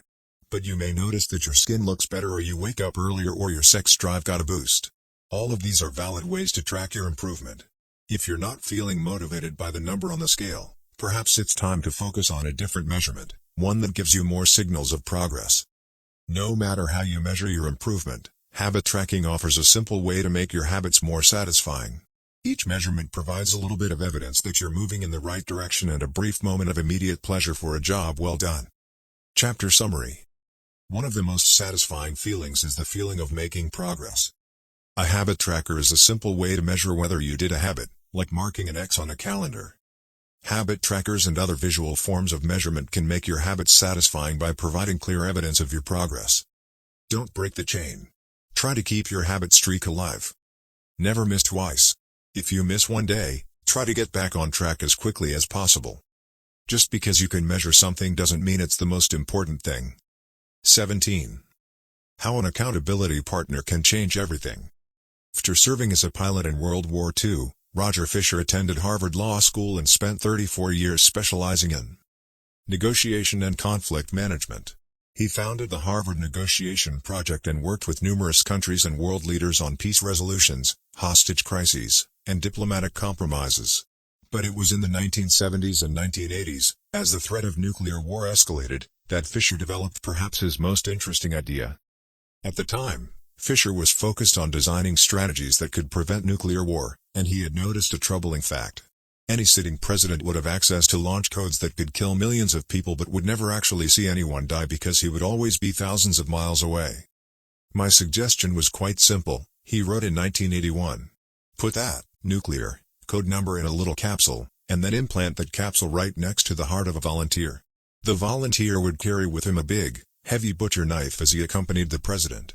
If ever the president wanted to fire nuclear weapons, the only way he could do so would be for him first, with his own hands, to kill one human being. The president says, "George, I'm sorry but tens of millions must die." He has to look at someone and realize what death is, what an innocent death is. Blood on the White House carpet. It's reality brought home. When I suggested this to friends in the Pentagon, they said, "My God, that's terrible. Having to kill someone would distort the president's judgment. He might never push the button." Throughout our discussion of the fourth law of behavior change, we have covered the importance of making good habits immediately satisfying. Fisher's proposal is an inversion of the fourth law: make it immediately unsatisfying. Just as we are more likely to repeat an experience when the ending is satisfying, we are also more likely to avoid an experience when the ending is painful. Pain is an effective teacher. If a failure is painful, it gets fixed. If a failure is relatively painless, it gets ignored. The more immediate and more costly a mistake is, the faster you will learn from it. The threat of a bad review forces a plumber to be good at his job. The possibility of a customer never returning makes restaurants create good food. The cost of cutting the wrong blood vessel makes a surgeon master human anatomy and cut carefully. When the consequences are severe, people learn quickly. The more immediate the pain, the less likely the behavior. If you want to prevent bad habits and eliminate unhealthy behaviors, then adding an instant cost to the action is a great way to reduce their odds. We repeat bad habits because they serve us in some way, and that makes them hard to abandon. The best way I know to overcome this predicament is to increase the speed of the punishment associated with the behavior. There can't be a gap between the action and the consequences. As soon as actions incur an immediate consequence, behavior begins to change. Customers pay their bills on time when they are charged a late fee. Students show up to class when their grade is linked to attendance. We'll jump through a lot of hoops to avoid a little bit of immediate pain. There is, of course, a limit to this. If you're going to rely on punishment to change behavior, then the strength of the punishment must match the relative strength of the behavior it is trying to correct. To be productive, the cost of procrastination must be greater than the cost of action. To be healthy, the cost of laziness must be greater than the cost of exercise. Getting fined for smoking in a restaurant or failing to recycle adds consequence to an action. Behavior only shifts if the punishment is painful enough and reliably enforced. In general, the more local, tangible, concrete, and immediate the consequence, the more likely it is to influence individual behavior. The more global, intangible, vague, and delayed the consequence, the less likely it is to influence individual behavior. Thankfully, there is a straightforward way to add an immediate cost to any bad habit: create a habit contract. The habit contract. The first seatbelt law was passed in New York on December 1, 1984. At the time, just 14% of people in the United States regularly wore a seatbelt, but that was all about to change. Within 5 years, over half of the nation had seatbelt laws. Today, wearing a seatbelt is enforceable by law in 49 of the 50 states. And it's not just the legislation, the number of people wearing seatbelts has changed dramatically as well. In 2016, over 88% of Americans buckled up each time they got in a car. In just over 30 years, there was a complete reversal in the habits of millions of people. Laws and regulations are an example of how government can change our habits by creating a social contract. As a society, we collectively agree to abide by certain rules and then enforce them as a group. Whenever a new piece of legislation impacts behavior, seatbelt laws, banning smoking inside restaurants, mandatory recycling, it is an example of a social contract shaping our habits. The group agrees to act in a certain way, and if you don't follow along, you'll be punished. Just as governments use laws to hold citizens accountable, you can create a habit contract to hold yourself accountable. A habit contract is a verbal or written agreement in which you state your commitment to a particular habit and the punishment that will occur if you don't follow through. Then you find 1 or 2 people to act as your accountability partners and sign off on the contract with you. Brian Harris, an entrepreneur from Nashville, Tennessee, was the first person I saw put this strategy into action. Shortly after the birth of his son, Harris realized he wanted to shed a few pounds. He wrote up a habit contract between himself, his wife, and his personal trainer. The first version read, Brian's #1 objective for Q1 of 2017 is to start eating correctly again so he feels better, looks better, and is able to hit his long-term goal of 200 pounds at 10% body fat. Below that statement, Harris laid out a roadmap for achieving his ideal outcome. Phase number 1, get back to a strict slow-carb diet in Q1. Phase number 2, start a strict macronutrient tracking program in Q2. Phase number 3, refine and maintain the details of his diet and workout program in Q3. Finally, he wrote out each of the daily habits that would get him to his goal. For example, write down all food that he consumes each day and weigh himself each day.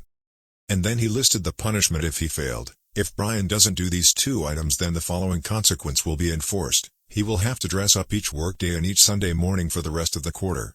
Dress up is defined as not wearing jeans, t-shirts, hoodies, or shorts.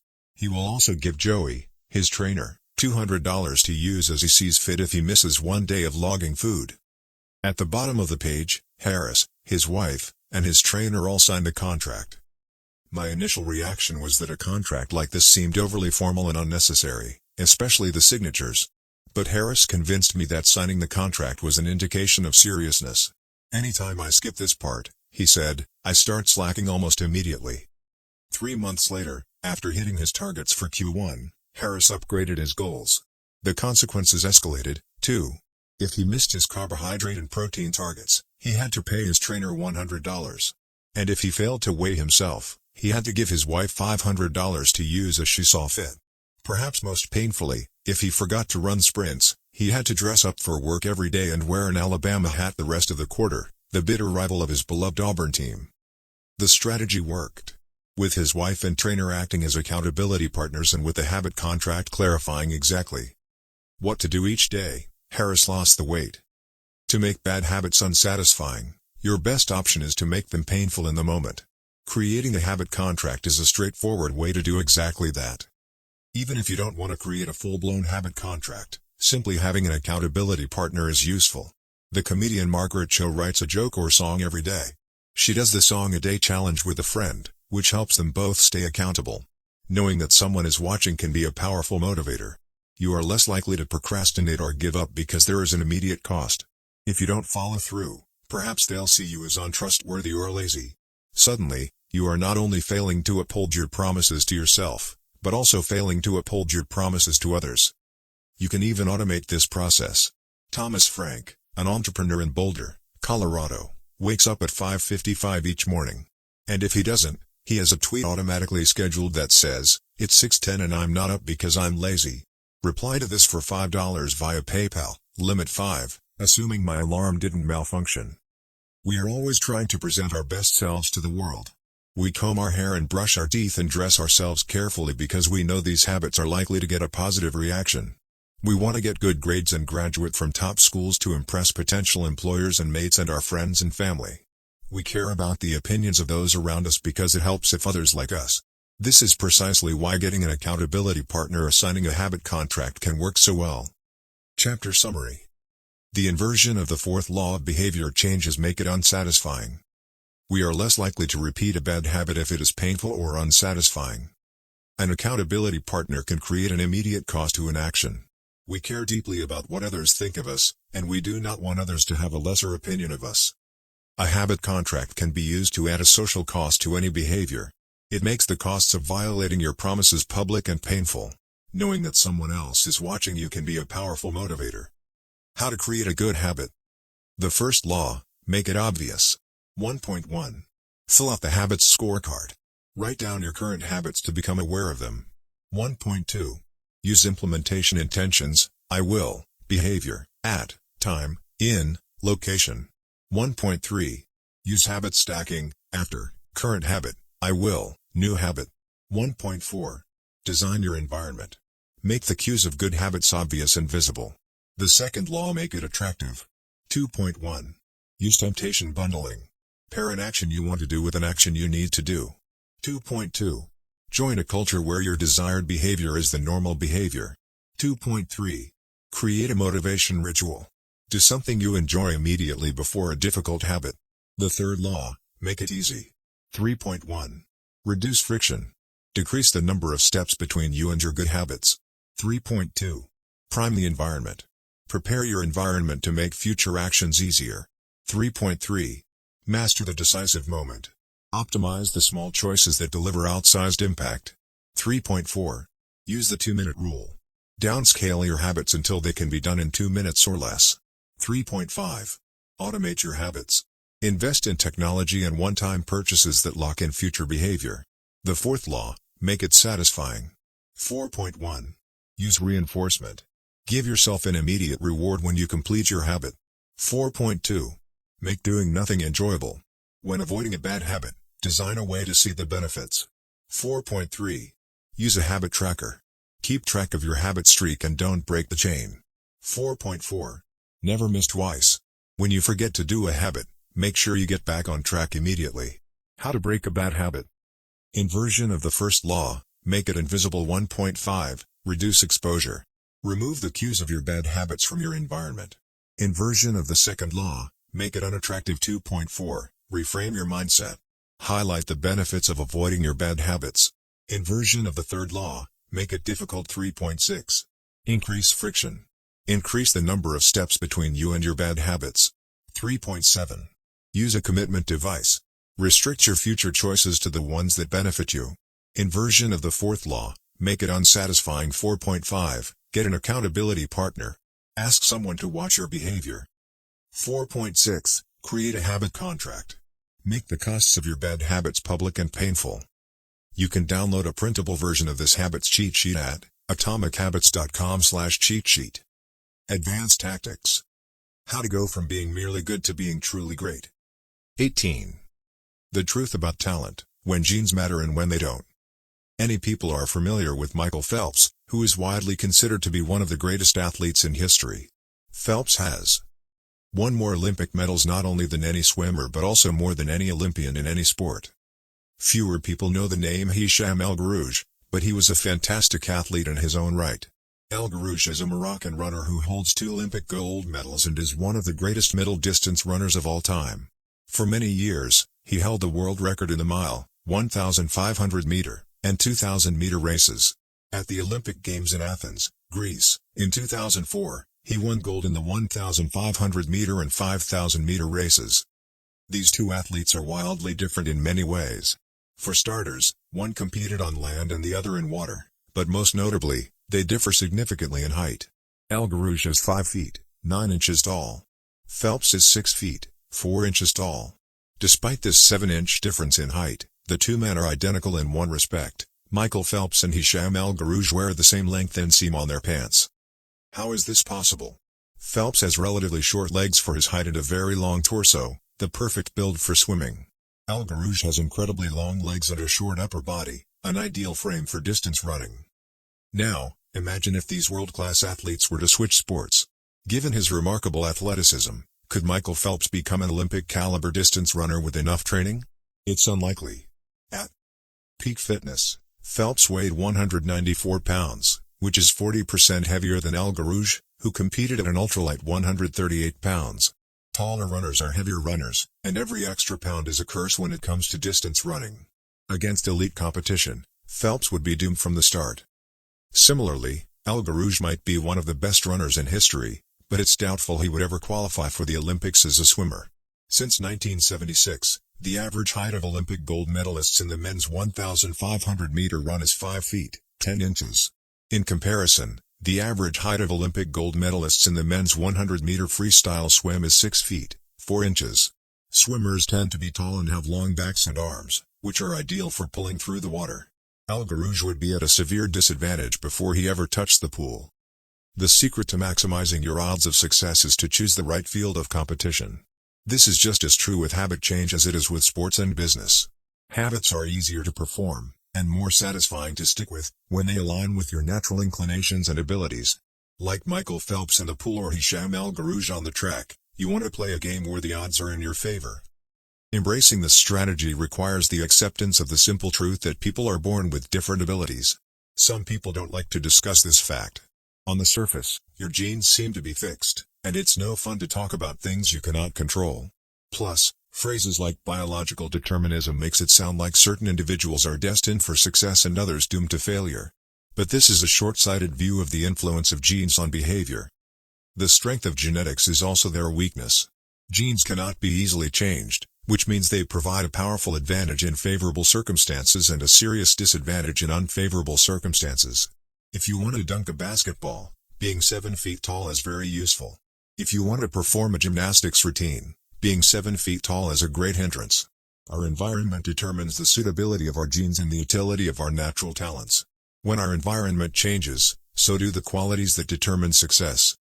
This is true not just for physical characteristics but for mental ones as well.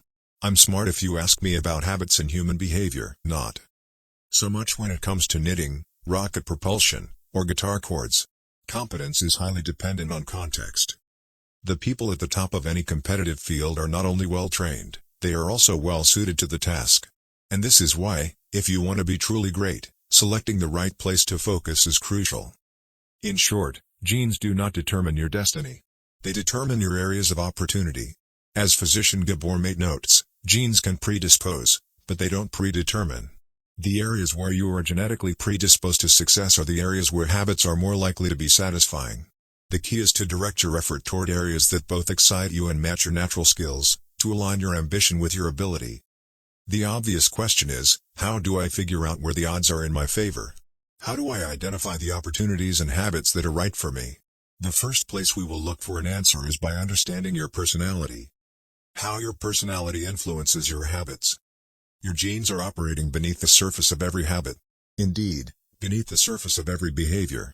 Genes have been shown to influence everything from the number of hours you spend watching television to your likelihood to marry or divorce to your tendency to get addicted to drugs, alcohol, or nicotine. There's a strong genetic component to how obedient or rebellious you are when facing authority, how vulnerable or resistant you are to stressful events, how proactive or reactive you tend to be, and even how captivated or bored you feel during sensory experiences like attending a concert.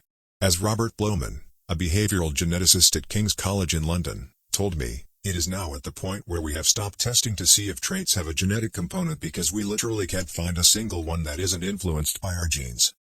Bundled together, your unique cluster of genetic traits predispose you to a particular personality.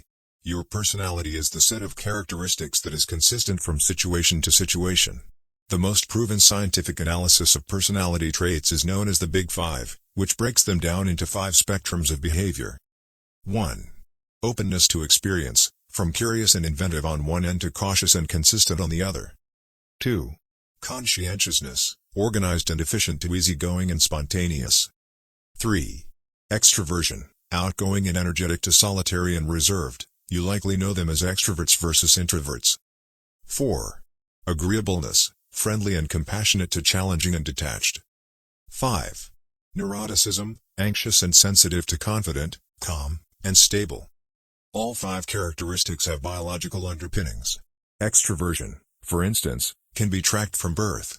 If scientists play a loud noise in the nursing ward, some babies turn toward it while others turn away.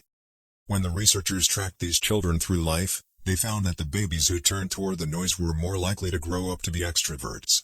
Those who turned away were more likely to become introverts.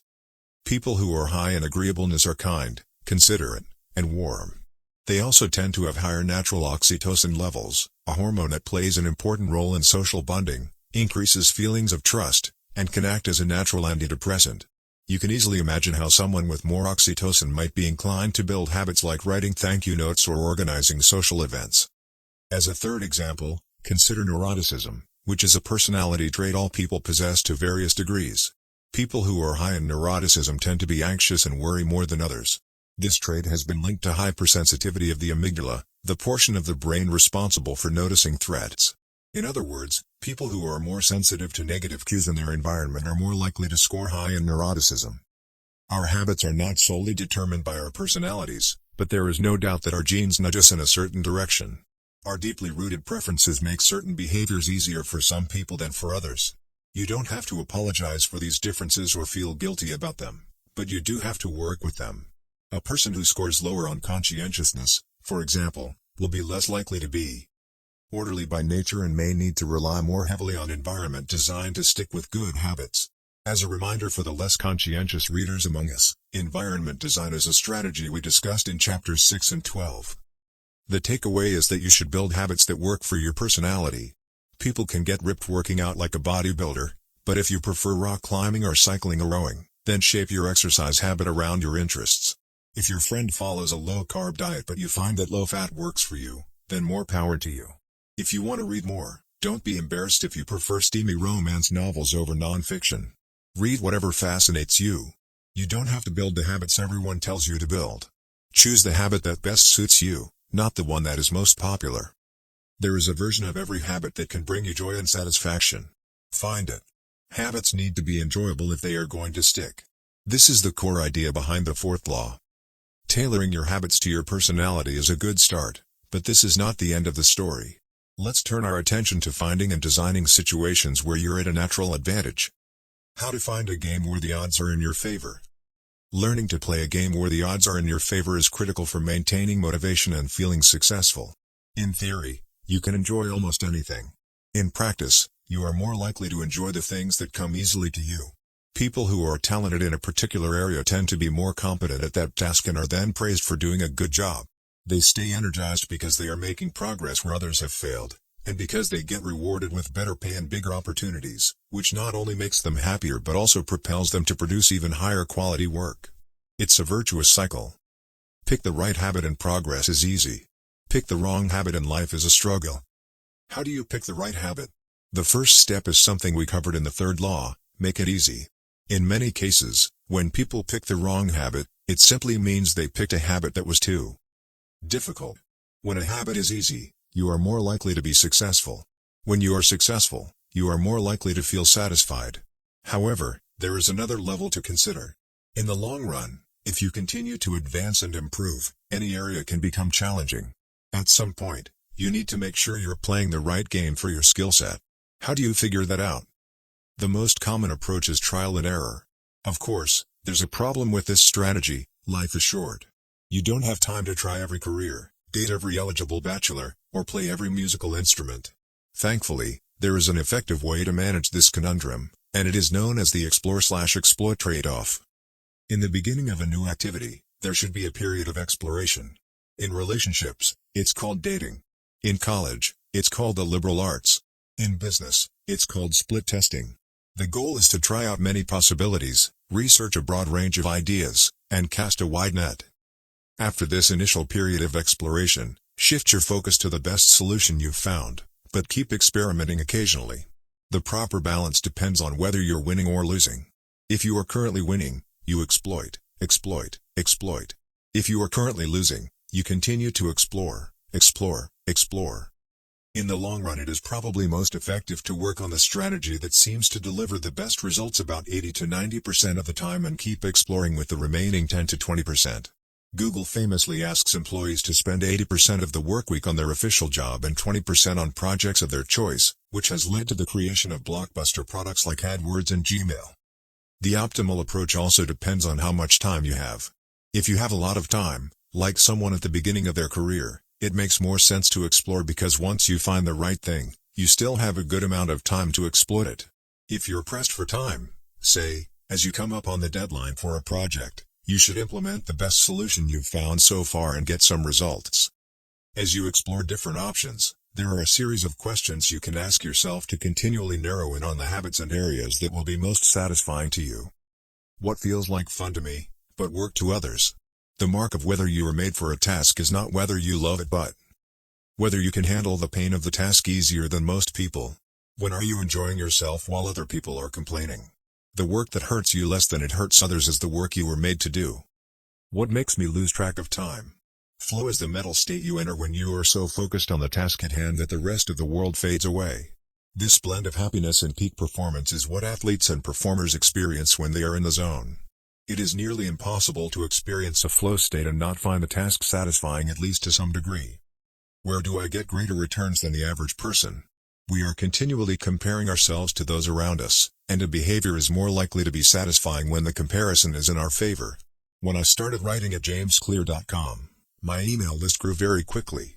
I wasn't quite sure what I was doing well, but I knew that results seemed to be coming faster for me than for some of my colleagues, which motivated me to keep writing. What comes naturally to me? For just a moment, ignore what you have been taught. Ignore what society has told you. Ignore what others expect of you. Look inside yourself and ask, what feels natural to me? When have I felt alive? When have I felt like the real me? No internal judgments or people-pleasing. No second-guessing or self-criticism. Just feelings of engagement and enjoyment. Whenever you feel authentic and genuine, you are headed in the right direction. To be honest, some of this process is just luck. Michael Phelps and Hisham El Garouj were lucky to be born with a rare set of abilities that are highly valued by society and to be placed in the ideal environment for those abilities. We all have limited time on this planet, and the truly great among us are the ones who not only work hard but also have the good fortune to be exposed to opportunities that favor us. But what if you don't want to leave it up to luck? If you can't find a game where the odds are stacked in your favor, create one. Scott Adams, the cartoonist behind Dilbert, says, everyone has at least a few areas in which they could be in the top 25% with some effort. In my case, I can draw better than most people, but I'm hardly an artist. And I'm not any funnier than the average stand-up comedian who never makes it big, but I'm funnier than most people. The magic is that few people can draw well and write jokes. It's the combination of the two that makes what I do so rare. And when you add in my business background, suddenly I had a topic that few cartoonists could hope to understand without living it. When you can't win by being better, you can win by being different. By combining your skills, you reduce the level of competition, which makes it easier to stand out. You can shortcut the need for a genetic advantage, or for years of practice, by rewriting the rules. A good player works hard to win the game everyone else is playing. A great player creates a new game that favors their strengths and avoids their weaknesses. In college, I designed my own major, biomechanics, which was a combination of physics, chemistry, biology, and anatomy. I wasn't smart enough to stand out among the top physics or biology majors, so I created my own game. And because it suited me, I was only taking the courses I was interested in. Studying felt like less of a chore. It was also easier to avoid the trap of comparing myself to everyone else. After all, nobody else was taking the same combination of classes, so who could say if they were better or worse? Specialization is a powerful way to overcome the accident of bad genetics. The more you master a specific skill, the harder it becomes for others to compete with you. Many bodybuilders are stronger than the average arm wrestler, but even a massive bodybuilder may lose at arm wrestling because the arm wrestling champ has very specific strength. Even if you're not the most naturally gifted, you can often win by being the best in a very narrow category. Boiling water will soften a potato but harden an egg. You can't control whether you're a potato or an egg, but you can decide to play a game where it's better to be hard or soft.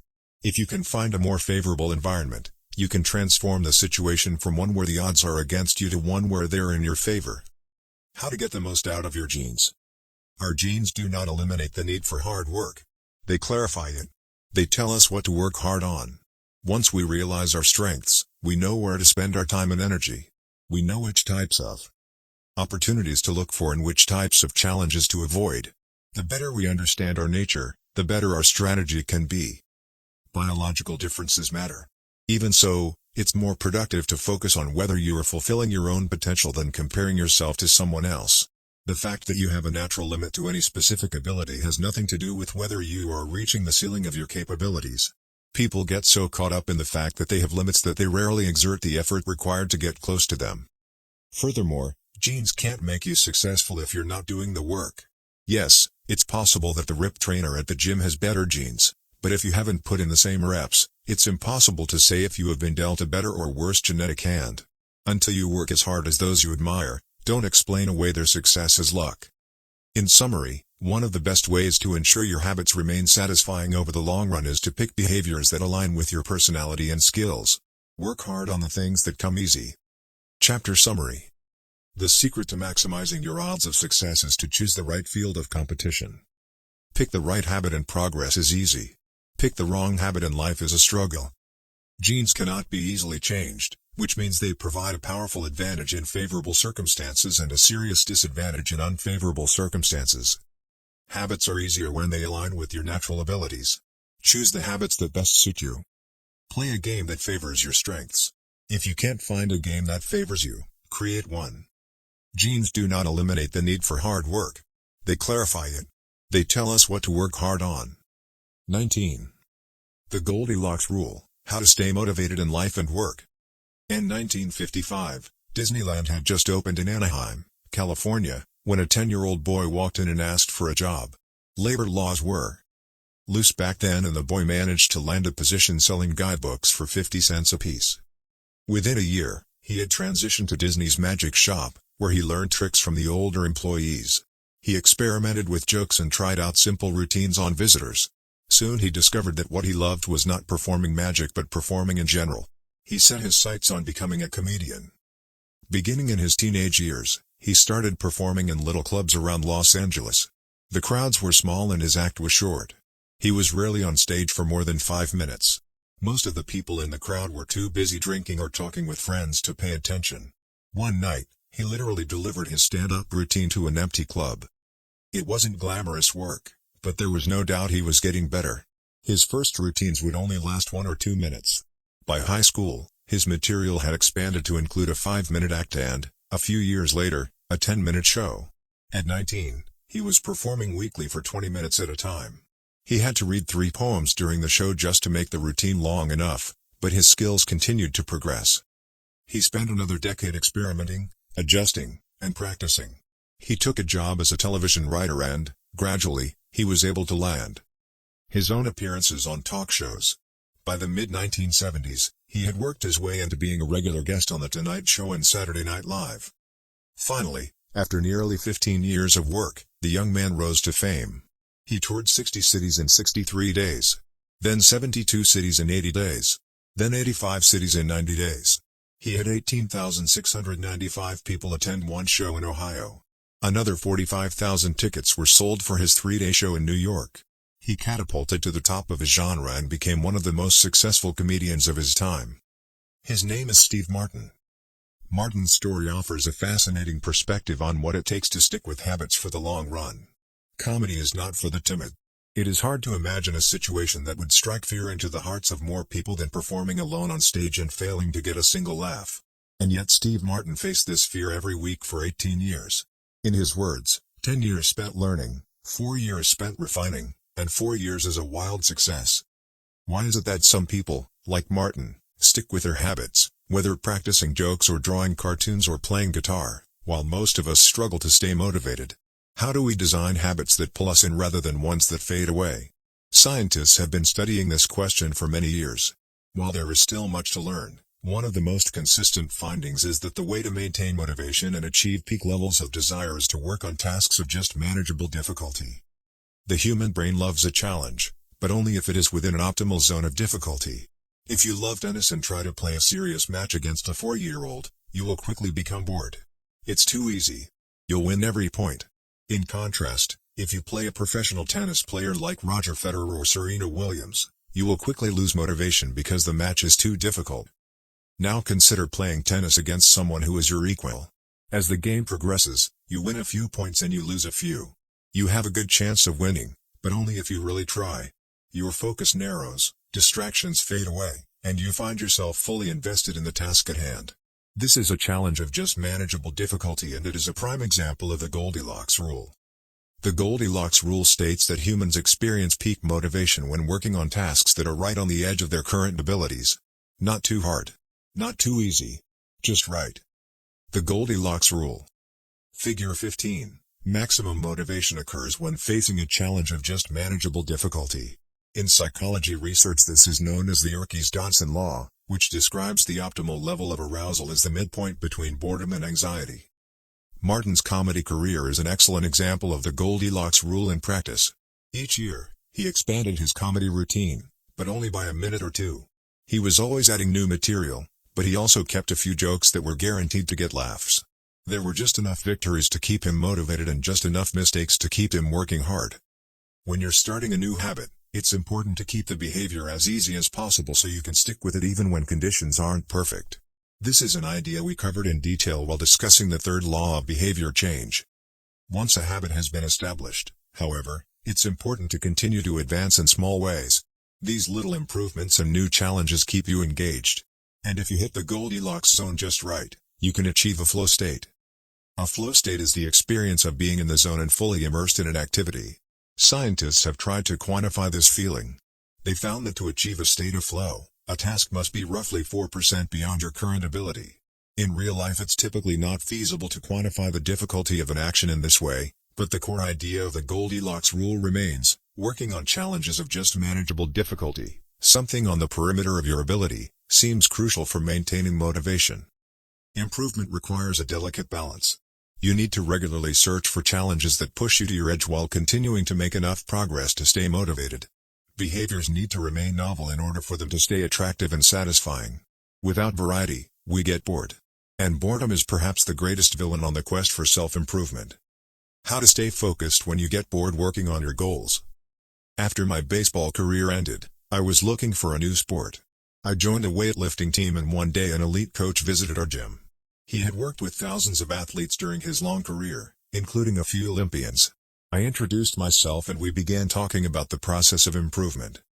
"What's the difference between the best athletes and everyone else?" I asked. "What do the really successful people do that most don't?" He mentioned the factors you might expect: genetics, luck, talent. But then he said something I wasn't expecting: at some point it comes down to who can handle the boredom of training every day, doing the same lifts over and over and over. His answer surprised me because it's a different way of thinking about work ethic. People talk about getting amped up to work on their goals. Whether it's business or sports or art, you hear people say things like, "It all comes down to passion," or, "You have to really want it." As a result, many of us get depressed when we lose focus or motivation because we think that successful people have some bottomless reserve of passion. But this coach was saying that really successful people feel the same lack of motivation as everyone else. The difference is that they still find a way to show up despite the feelings of boredom. Mastery requires practice. But the more you practice something, the more boring and routine it becomes. Once the beginner gains have been made and we learn what to expect, our interest starts to fade. Sometimes it happens even faster than that. All you have to do is hit the gym a few days in a row or publish a couple of blog posts on time, and letting one day slip doesn't feel like much. Things are going well. It's easy to rationalize taking a day off because you're in a good place. The greatest threat to success is not failure but boredom. We get bored with habits because they stop delighting us. The outcome becomes expected. And as our habits become ordinary, we start derailing our progress to seek novelty. Perhaps this is why we get caught up in a never-ending cycle, jumping from one workout to the next, one diet to the next, one business idea to the next. As soon as we experience the slightest dip in motivation, we begin seeking a new strategy, even if the old one was still working. As Machiavelli noted, men desire novelty to such an extent that those who are doing well wish for a change as much as those who are doing badly. Perhaps this is why many of the most habit-forming products are those that provide continuous forms of novelty. Video games provide visual novelty. Porn provides sexual novelty. Junk foods provide culinary novelty. Each of these experiences offer continual elements of surprise. In psychology, this is known as a variable reward. Slot machines are the most common real-world example. A gambler hits the jackpot every now and then, but not at any predictable interval. The pace of rewards varies. This variance leads to the greatest spike of dopamine, enhances memory recall, and accelerates habit formation. Variable rewards won't create a craving. That is, you can't take a reward people are uninterested in, give it to them at a variable interval, and hope it will change their mind. But they are a powerful way to amplify the cravings we already experience because they reduce boredom. The sweet spot of desire occurs at a 50-50 split between success and failure. Half of the time you get what you want. Half of the time you don't. You need just enough winning to experience satisfaction and just enough wanting to experience desire. This is one of the benefits of following the Goldilocks rule. If you're already interested in a habit, working on challenges of just manageable difficulty is a good way to keep things interesting. Of course, not all habits have a variable reward component, and you wouldn't want them to. If Google only delivered a useful search result some of the time, I would switch to a competitor pretty quickly. If Uber only picked up half of my trips, I doubt I'd be using that service much longer. And if I flossed my teeth each night and only sometimes ended up with a clean mouth, I think I'd skip it. Variable rewards or not, no habit will stay interesting forever. At some point, everyone faces the same challenge on the journey of self-improvement. You have to fall in love with boredom. We all have goals that we would like to achieve and dreams that we would like to fulfill, but it doesn't matter what you are trying to become better at. If you only do the work when it's convenient or exciting, then you'll never be consistent enough to achieve remarkable results. I can guarantee that if you manage to start a habit and keep sticking to it, there will be days when you feel like quitting. When you start a business, there will be days when you don't feel like showing up. When you're at the gym, there will be sets that you don't feel like finishing. When it's time to write, there will be days that you don't feel like typing. But stepping up when it's annoying or painful or draining to do so, that's what makes the difference between a professional and an amateur. Professionals stick to the schedule, amateurs let life get in the way. Professionals know what is important to them and work toward it with purpose. Amateurs get pulled off course by the urgencies of life. David Kane, an author and meditation teacher, encourages his students to avoid being fair-weather meditators. Similarly, you don't want to be a fair-weather athlete or a fair-weather writer or a fair-weather anything. When a habit is truly important to you, you have to be willing to stick to it in any mood. Professionals take action even when the mood isn't right. They might not enjoy it, but they find a way to put the reps in. There have been a lot of sets that I haven't felt like finishing, but I've never regretted doing the workout. There have been a lot of articles I haven't felt like writing, but I've never regretted publishing on schedule. There have been a lot of days I've felt like relaxing, but I've never regretted showing up and working on something that was important to me. The only way to become excellent is to be endlessly fascinated by doing the same thing over and over. You have to fall in love with boredom. Chapter Summary. The Goldilocks rule states that humans experience peak motivation when working on tasks that are right on the edge of their current abilities. The greatest threat to success is not failure but boredom. As habits become routine, they become less interesting and less satisfying. We get bored. Anyone can work hard when they feel motivated. It's the ability to keep going when work isn't exciting that makes the difference. Professionals stick to the schedule, amateurs let life get in the way. 20. The downside of creating good habits.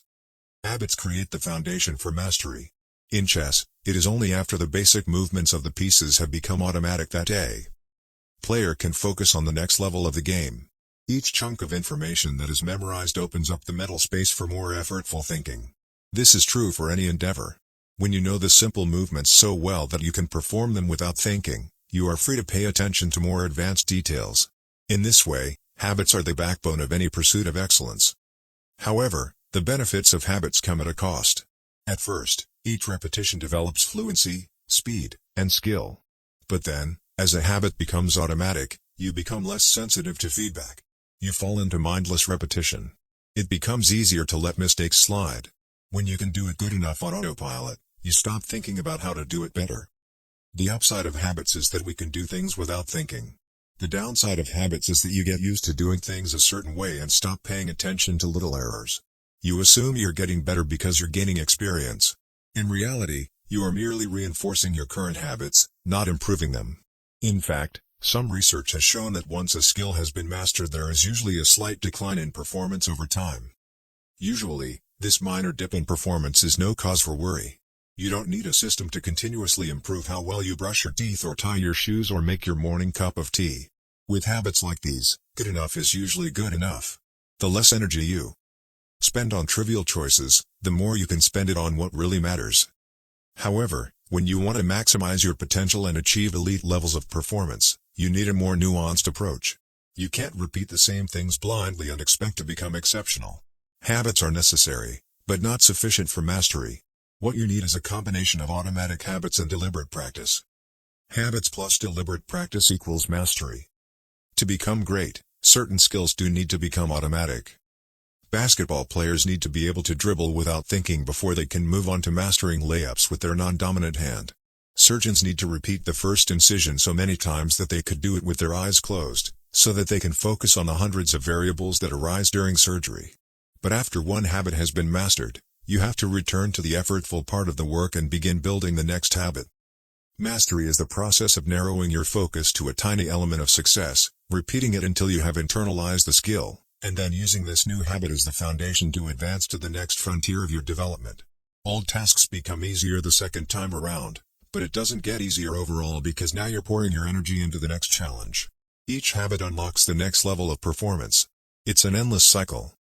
Mastering one habit. Mastering a field. Figure 16. The process of mastery requires that you progressively layer improvements on top of one another, each habit building upon the last until a new level of performance has been reached and a higher range of skills has been internalized. Although habits are powerful, what you need is a way to remain conscious of your performance over time, so you can continue to refine and improve. It is precisely at the moment when you begin to feel like you have mastered a skill, right when things are starting to feel automatic and you are becoming comfortable, that you must avoid slipping into the trap of complacency. The solution? Establish a system for reflection and review. How to review your habits and make adjustments. In 1986, the Los Angeles Lakers had one of the most talented basketball teams ever assembled, but they are rarely remembered that way. The team started the 1985 to 1986 NBA season with an astounding 29-5 record. The pundits were saying that we might be the best team in the history of basketball, head coach Pat Riley said after the season. Surprisingly, the Lakers stumbled in the 1986 playoffs and suffered a season-ending defeat in the Western Conference Finals. The best team in the history of basketball didn't even play for the NBA championship. After that blow, Riley was tired of hearing about how much talent his players had and about how much promise his team held. He didn't want to see flashes of brilliance followed by a gradual fade in performance. He wanted the Lakers to play up to their potential, night after night. In the summer of 1986, he created a plan to do exactly that, a system that he called the Career Best Effort Program or CBE. When players first joined the Lakers, Riley explained, we tracked their basketball statistics all the way back to high school. I call this taking their number. We look for an accurate gauge of what a player can do, then build him into our plan for the team, based on the notion that he will maintain and then improve upon his averages. After determining a player's baseline level of performance, Riley added a key step. He asked each player to improve their output by at least 1% over the course of the season. If they succeeded, it would be a CBE, or Career Best Effort. Similar to the British cycling team that we discussed in Chapter 1, the Lakers sought peak performance by getting slightly better each day. Riley was careful to point out that CBE was not merely about points or statistics but about giving your best effort spiritually and mentally and physically.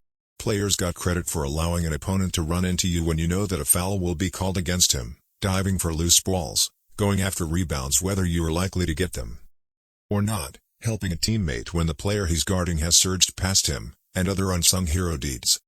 As an example, let's say that Magic Johnson, the Lakers' star player at the time, had 11 points, 8 rebounds, 12 assists, 2 steals, and 5 turnovers in a game.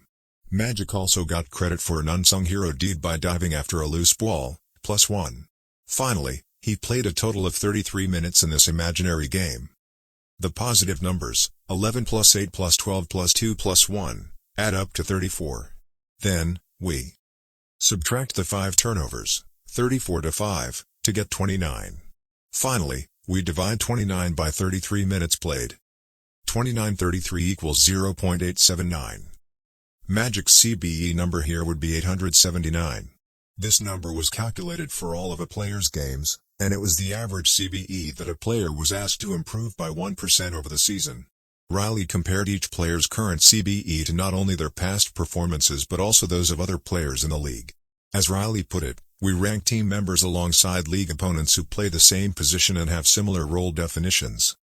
Sports writer Jackie McMullen noted, "Riley trumpeted the top performers in the league in bold lettering on the blackboard each week and measured them against the corresponding players on his own roster. Solid, reliable players generally rated a score in the 600s, while elite players scored at least 800. Magic Johnson, who submitted 138 triple-doubles in his career, often scored over 1,000.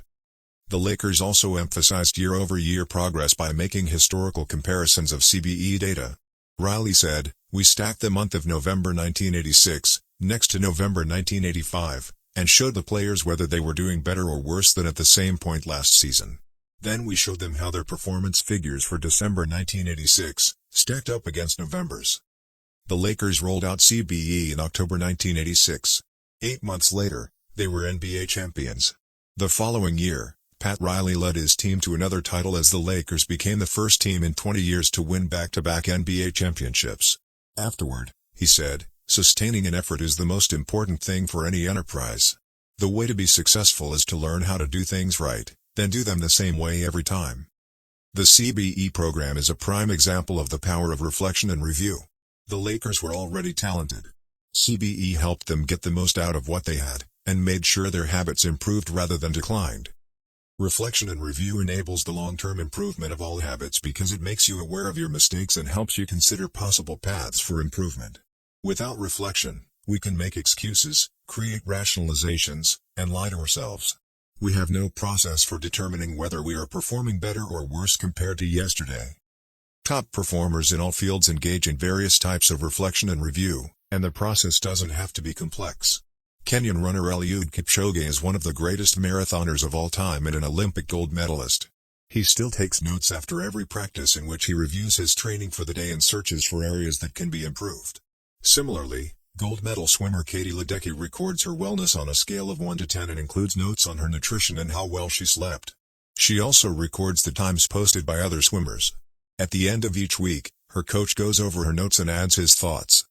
It's not just athletes, either. When comedian Chris Rock is preparing fresh material, he will first appear at small nightclubs dozens of times and test hundreds of jokes. He brings a notepad on stage and records which bits go over well and where he needs to make adjustments. The few killer lines that survive will form the backbone of his new show. I know of executives and investors who keep a decision journal in which they record the major decisions they make each week, why they made them, and what they expect the outcome to be. They review their choices at the end of each month or year to see where they were correct and where they went wrong. Improvement is not just about learning habits, it's also about fine-tuning them. Reflection and review ensures that you spend your time on the right things and make course corrections whenever necessary, like Pat Riley adjusting the effort of his players on a nightly basis. You don't want to keep practicing a habit if it becomes ineffective. Personally, I employ 2 primary modes of reflection and review. Each December, I perform an annual review, in which I reflect on the previous year. I tally my habits for the year by counting up how many articles I published, how many workouts I put in, how many new places I visited, and more. Then, I reflect on my progress, or lack thereof, by answering 3 questions. 1. What went well this year? 2. What didn't go so well this year? 3. What did I learn? 6 months later, when summer rolls around, I conduct an integrity report. Like everyone, I make a lot of mistakes. My integrity report helps me realize where I went wrong and motivates me to get back on course. I use it as a time to revisit my core values and consider whether I have been living in accordance with them.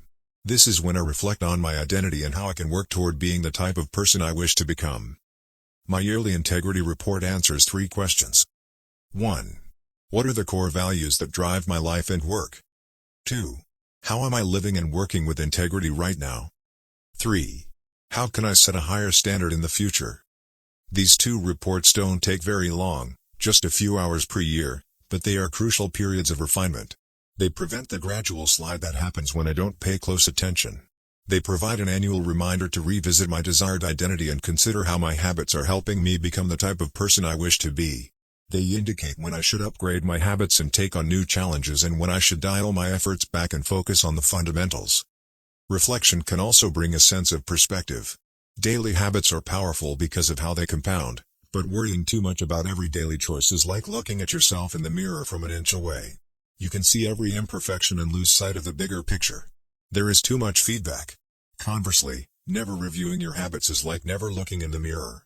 You aren't aware of easily fixable flaws, a spot on your shirt, a bit of food in your teeth. There is too little feedback. Periodic reflection and review is like viewing yourself in the mirror from a conversational distance. You can see the important changes you should make without losing sight of the bigger picture. You want to view the entire mountain range, not obsess over each peak and valley. Finally, reflection and review offers an ideal time to revisit one of the most important aspects of behavior change, identity. How to break the beliefs that hold you back. In the beginning, repeating a habit is essential to build up evidence of your desired identity. As you latch on to that new identity, however, those same beliefs can hold you back from the next level of growth. When working against you, your identity creates a kind of pride that encourages you to deny your weak spots and prevents you from truly growing. This is one of the greatest downsides of building habits.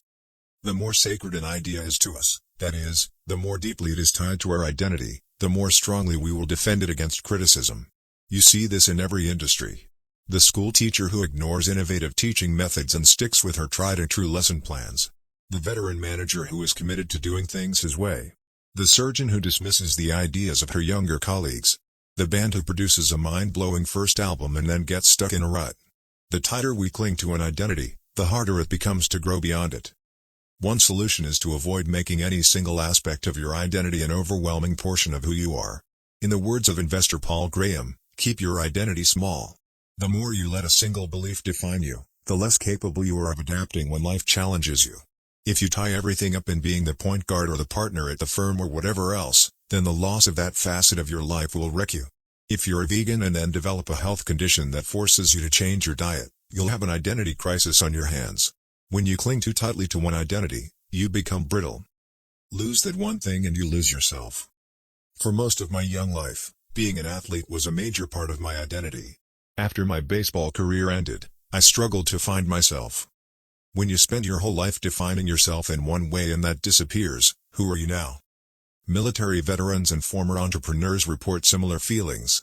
If your identity is wrapped up in a belief like I'm a great soldier, what happens when your period of service ends? For many business owners, their identity is something along the lines of I'm the CEO or I'm the founder. If you have spent every waking moment working on your business, how will you feel after you sell the company? The key to mitigating these losses of identity is to redefine yourself such that you get to keep important aspects of your identity even if your particular role changes. I'm an athlete becomes I'm the type of person who is mentally tough and loves a physical challenge.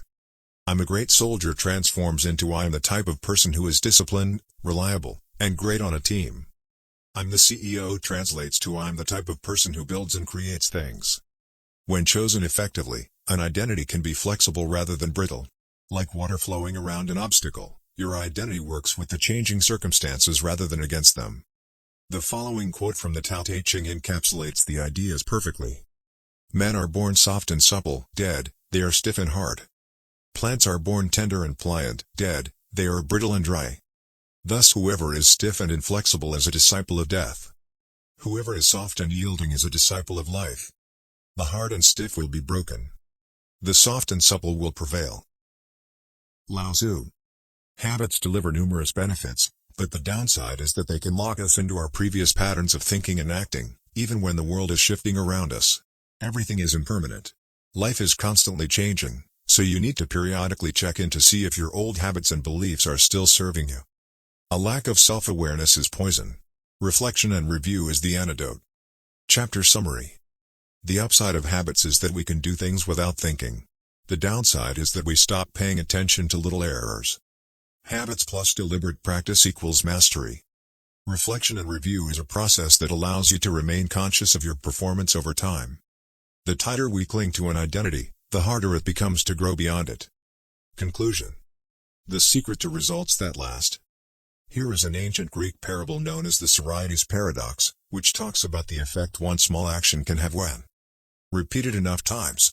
One formulation of the paradox goes as follows: can one coin make a person rich? If you give a person a pile of 10 coins, you wouldn't claim that he or she is rich. But what if you add another, and another, and another? At some point, you will have to admit that no one can be rich unless one coin can make him or her so. We can say the same about atomic habits. Can one tiny change transform your life? It's unlikely you would say so. But what if you made another, and another, and another? At some point, you will have to admit that your life was transformed by one small change.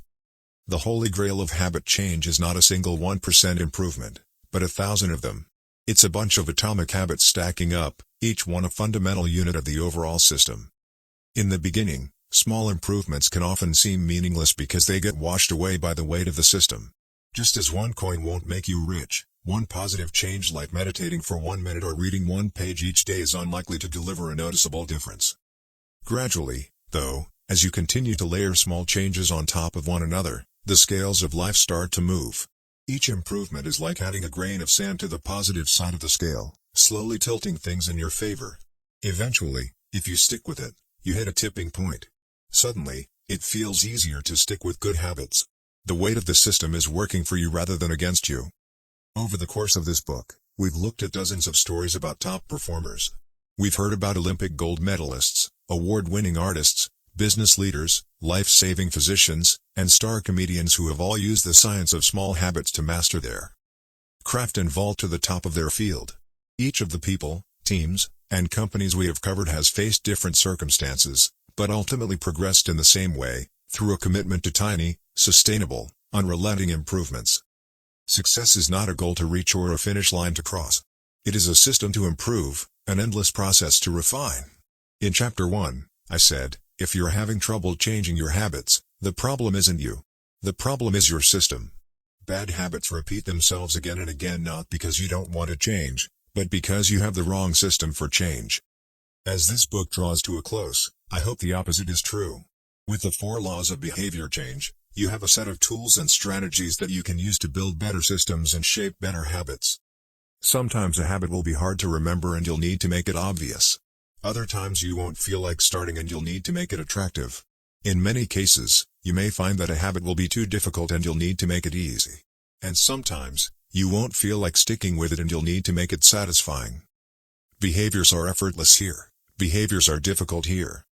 Obvious, invisible. Attractive, unattractive. Easy, hard. Satisfying, unsatisfying. You want to push your good habits toward the left side of the spectrum by making them obvious, attractive, easy, and satisfying. Meanwhile, you want to cluster your bad habits toward the right side by making them invisible, unattractive, hard, and unsatisfying. This is a continuous process. There is no finish line. There is no permanent solution. Whenever you're looking to improve, you can rotate through the 4 laws of behavior change until you find the next bottleneck. Make it obvious. Make it attractive. Make it easy. Make it satisfying. Round and round. Always looking for the next way to get 1% better. The secret to getting results that last is to never stop making improvements. It's remarkable what you can build if you just don't stop. It's remarkable the business you can build if you don't stop working. It's remarkable the body you can build if you don't stop training. It's remarkable the knowledge you can build if you don't stop learning. It's remarkable the fortune you can build if you don't stop saving. It's remarkable the friendships you can build if you don't stop caring. Small habits don't add up. They compound. That's the power of atomic habits. Tiny changes. Remarkable results. Appendix. What should you read next? Thank you so much for taking the time to read this book. It has been a pleasure sharing my work with you. If you are looking for something to read next, allow me to offer a suggestion. If you enjoyed Atomic Habits, then you may like my other writing as well. My latest articles are sent out in my free weekly newsletter. Subscribers are also the first to hear about my newest books and projects. Finally, in addition to my own work, each year I send out a reading list of my favorite books from other authors on a wide range of subjects. You can sign up at jamesclear.com/newsletter. Little Lessons from the 4 Laws. In this book, I have introduced a 4-step model for human behavior: cue, craving, response, reward. This framework not only teaches us how to create new habits but also reveals some interesting insights about human behavior. In this section, I have compiled some lessons, and a few bits of common sense, that are confirmed by the model. The purpose of these examples is to clarify just how useful and wide-ranging this framework is when describing human behavior. Once you understand the model, you'll see examples of it everywhere. Awareness comes before desire. A craving is created when you assign meaning to a cue. Your brain constructs an emotion or feeling to describe your current situation, and that means a craving can only occur after you have noticed an opportunity. Happiness is simply the absence of desire. When you observe a cue, but do not desire to change your state, you are content with the current situation. Happiness is not about the achievement of pleasure, which is joy or satisfaction, but about the lack of desire. It arrives when you have no urge to feel differently. Happiness is the state you enter when you no longer want to change your state. However, happiness is fleeting because a new desire always comes along. As Subhadra says, happiness is the space between one desire being fulfilled and a new desire forming. Likewise, suffering is the space between craving a change in state and getting it. It is the idea of pleasure that we chase. We seek the image of pleasure that we generate in our minds. At the time of action, we do not know what it will be like to attain that image, or even if it will satisfy us. The feeling of satisfaction only comes afterward. This is what the Austrian neurologist Viktor Frankl meant when he said that happiness cannot be pursued, it must ensue. Desire is pursued. Pleasure ensues from action. Peace occurs when you don't turn your observations into problems. The first step in any behavior is observation. You notice a cue, a bit of information, an event. If you do not desire to act on what you observe, then you are at peace. Craving is about wanting to fix everything. Observation without craving is the realization that you do not need to fix anything. Your desires are not running rampant. You do not crave a change in state. Your mind does not generate a problem for you to solve. You're simply observing and existing. With a big enough why, you can overcome any how. Friedrich Nietzsche, the German philosopher and poet, famously wrote, "He who has a why to live for can bear almost any how." This phrase harbors an important truth about human behavior. If your motivation and desire are great enough, that is, why you are acting, you'll take action even when it is quite difficult. Great craving can power great action, even when friction is high. Being curious is better than being smart. Being motivated and curious counts for more than being smart because it leads to action. Being smart will never deliver results on its own because it doesn't get you to act. It is desire, not intelligence, that prompts behavior. As Naval Ravikant says, the trick to doing anything is first cultivating a desire for it. Emotions drive behavior. Every decision is an emotional decision at some level. Whatever your logical reasons are for taking action, you only feel compelled to act on them because of emotion. In fact, people with damage to emotional centers of the brain can list many reasons for taking action but still will not act because they do not have emotions to drive them. This is why craving comes before response. The feeling comes first, and then the behavior. We can only be rational and logical after we have been emotional. The primary mode of the brain is to feel, the secondary mode is to think. Our first response, the fast, non-conscious portion of the brain, is optimized for feeling and anticipating. Our second response, the slow, conscious portion of the brain, is the part that does the thinking. Psychologists refer to this as System 1, feelings and rapid judgments, versus System 2, rational analysis. The feeling comes first, System 1, the rationality only intervenes later, System 2. This works great when the two are aligned, but it results in illogical and emotional thinking when they are not. Your response tends to follow your emotions. Our thoughts and actions are rooted in what we find attractive, not necessarily in what is logical. Two people can notice the same set of facts and respond very differently because they run those facts through their unique emotional filter. This is one reason why appealing to emotion is typically more powerful than appealing to reason. If a topic makes someone feel emotional, they will rarely be interested in the data. This is why emotions can be such a threat to wise decision-making. Put another way, most people believe that the reasonable response is the one that benefits them, the one that satisfies their desires. To approach a situation from a more neutral emotional position allows you to base your response on the data rather than the emotion. Suffering drives progress.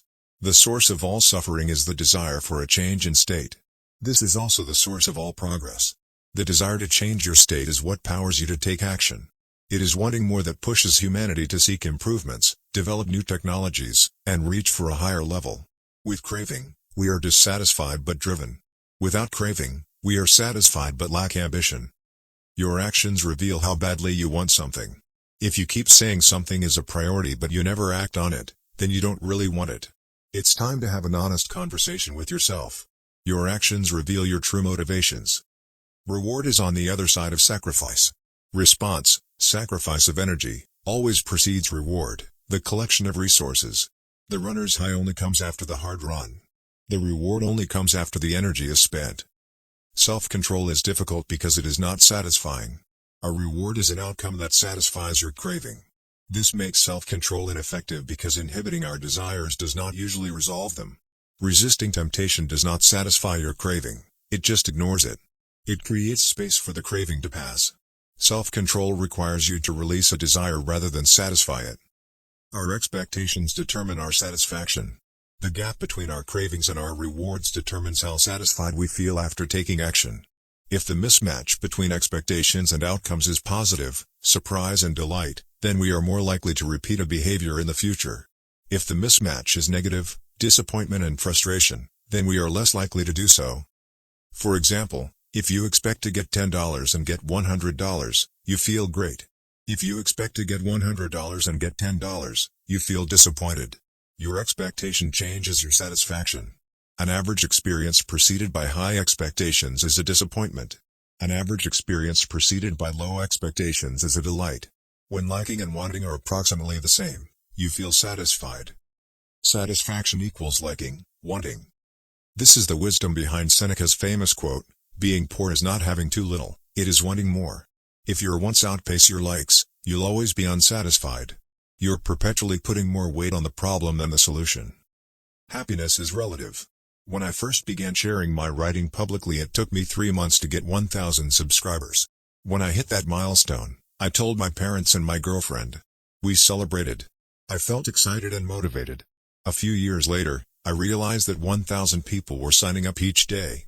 And yet I didn't even think to tell anyone. It felt normal. I was getting results 90 times faster than before but experiencing little pleasure over it. It wasn't until a few days later that I realized how absurd it was that I wasn't celebrating something that would have seemed like a pipe dream just a few years before. The pain of failure correlates to the height of expectation. When desire is high, it hurts to not like the outcome. Failing to attain something you want hurts more than failing to attain something you didn't think much about in the first place.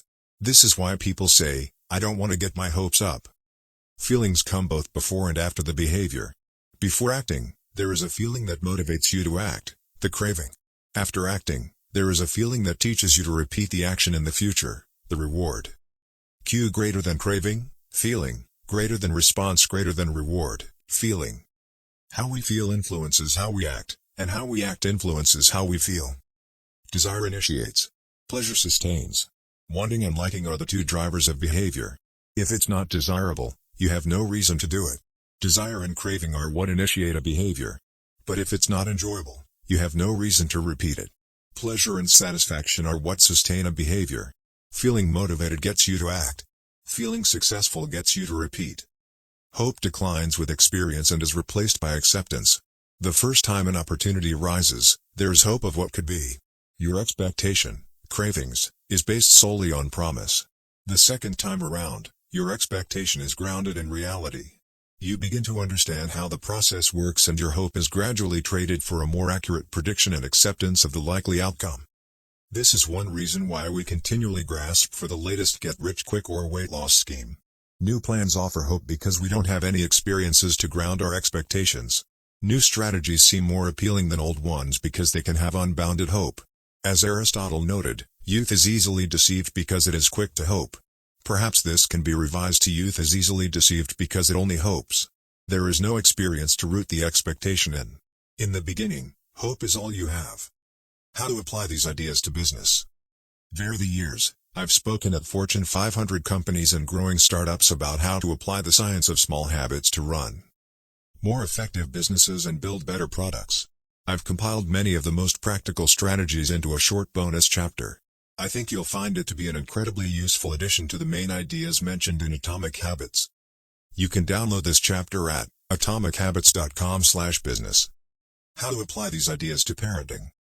One of the most common questions I hear from readers is something along the lines of, "How can I get my kids to do this stuff?"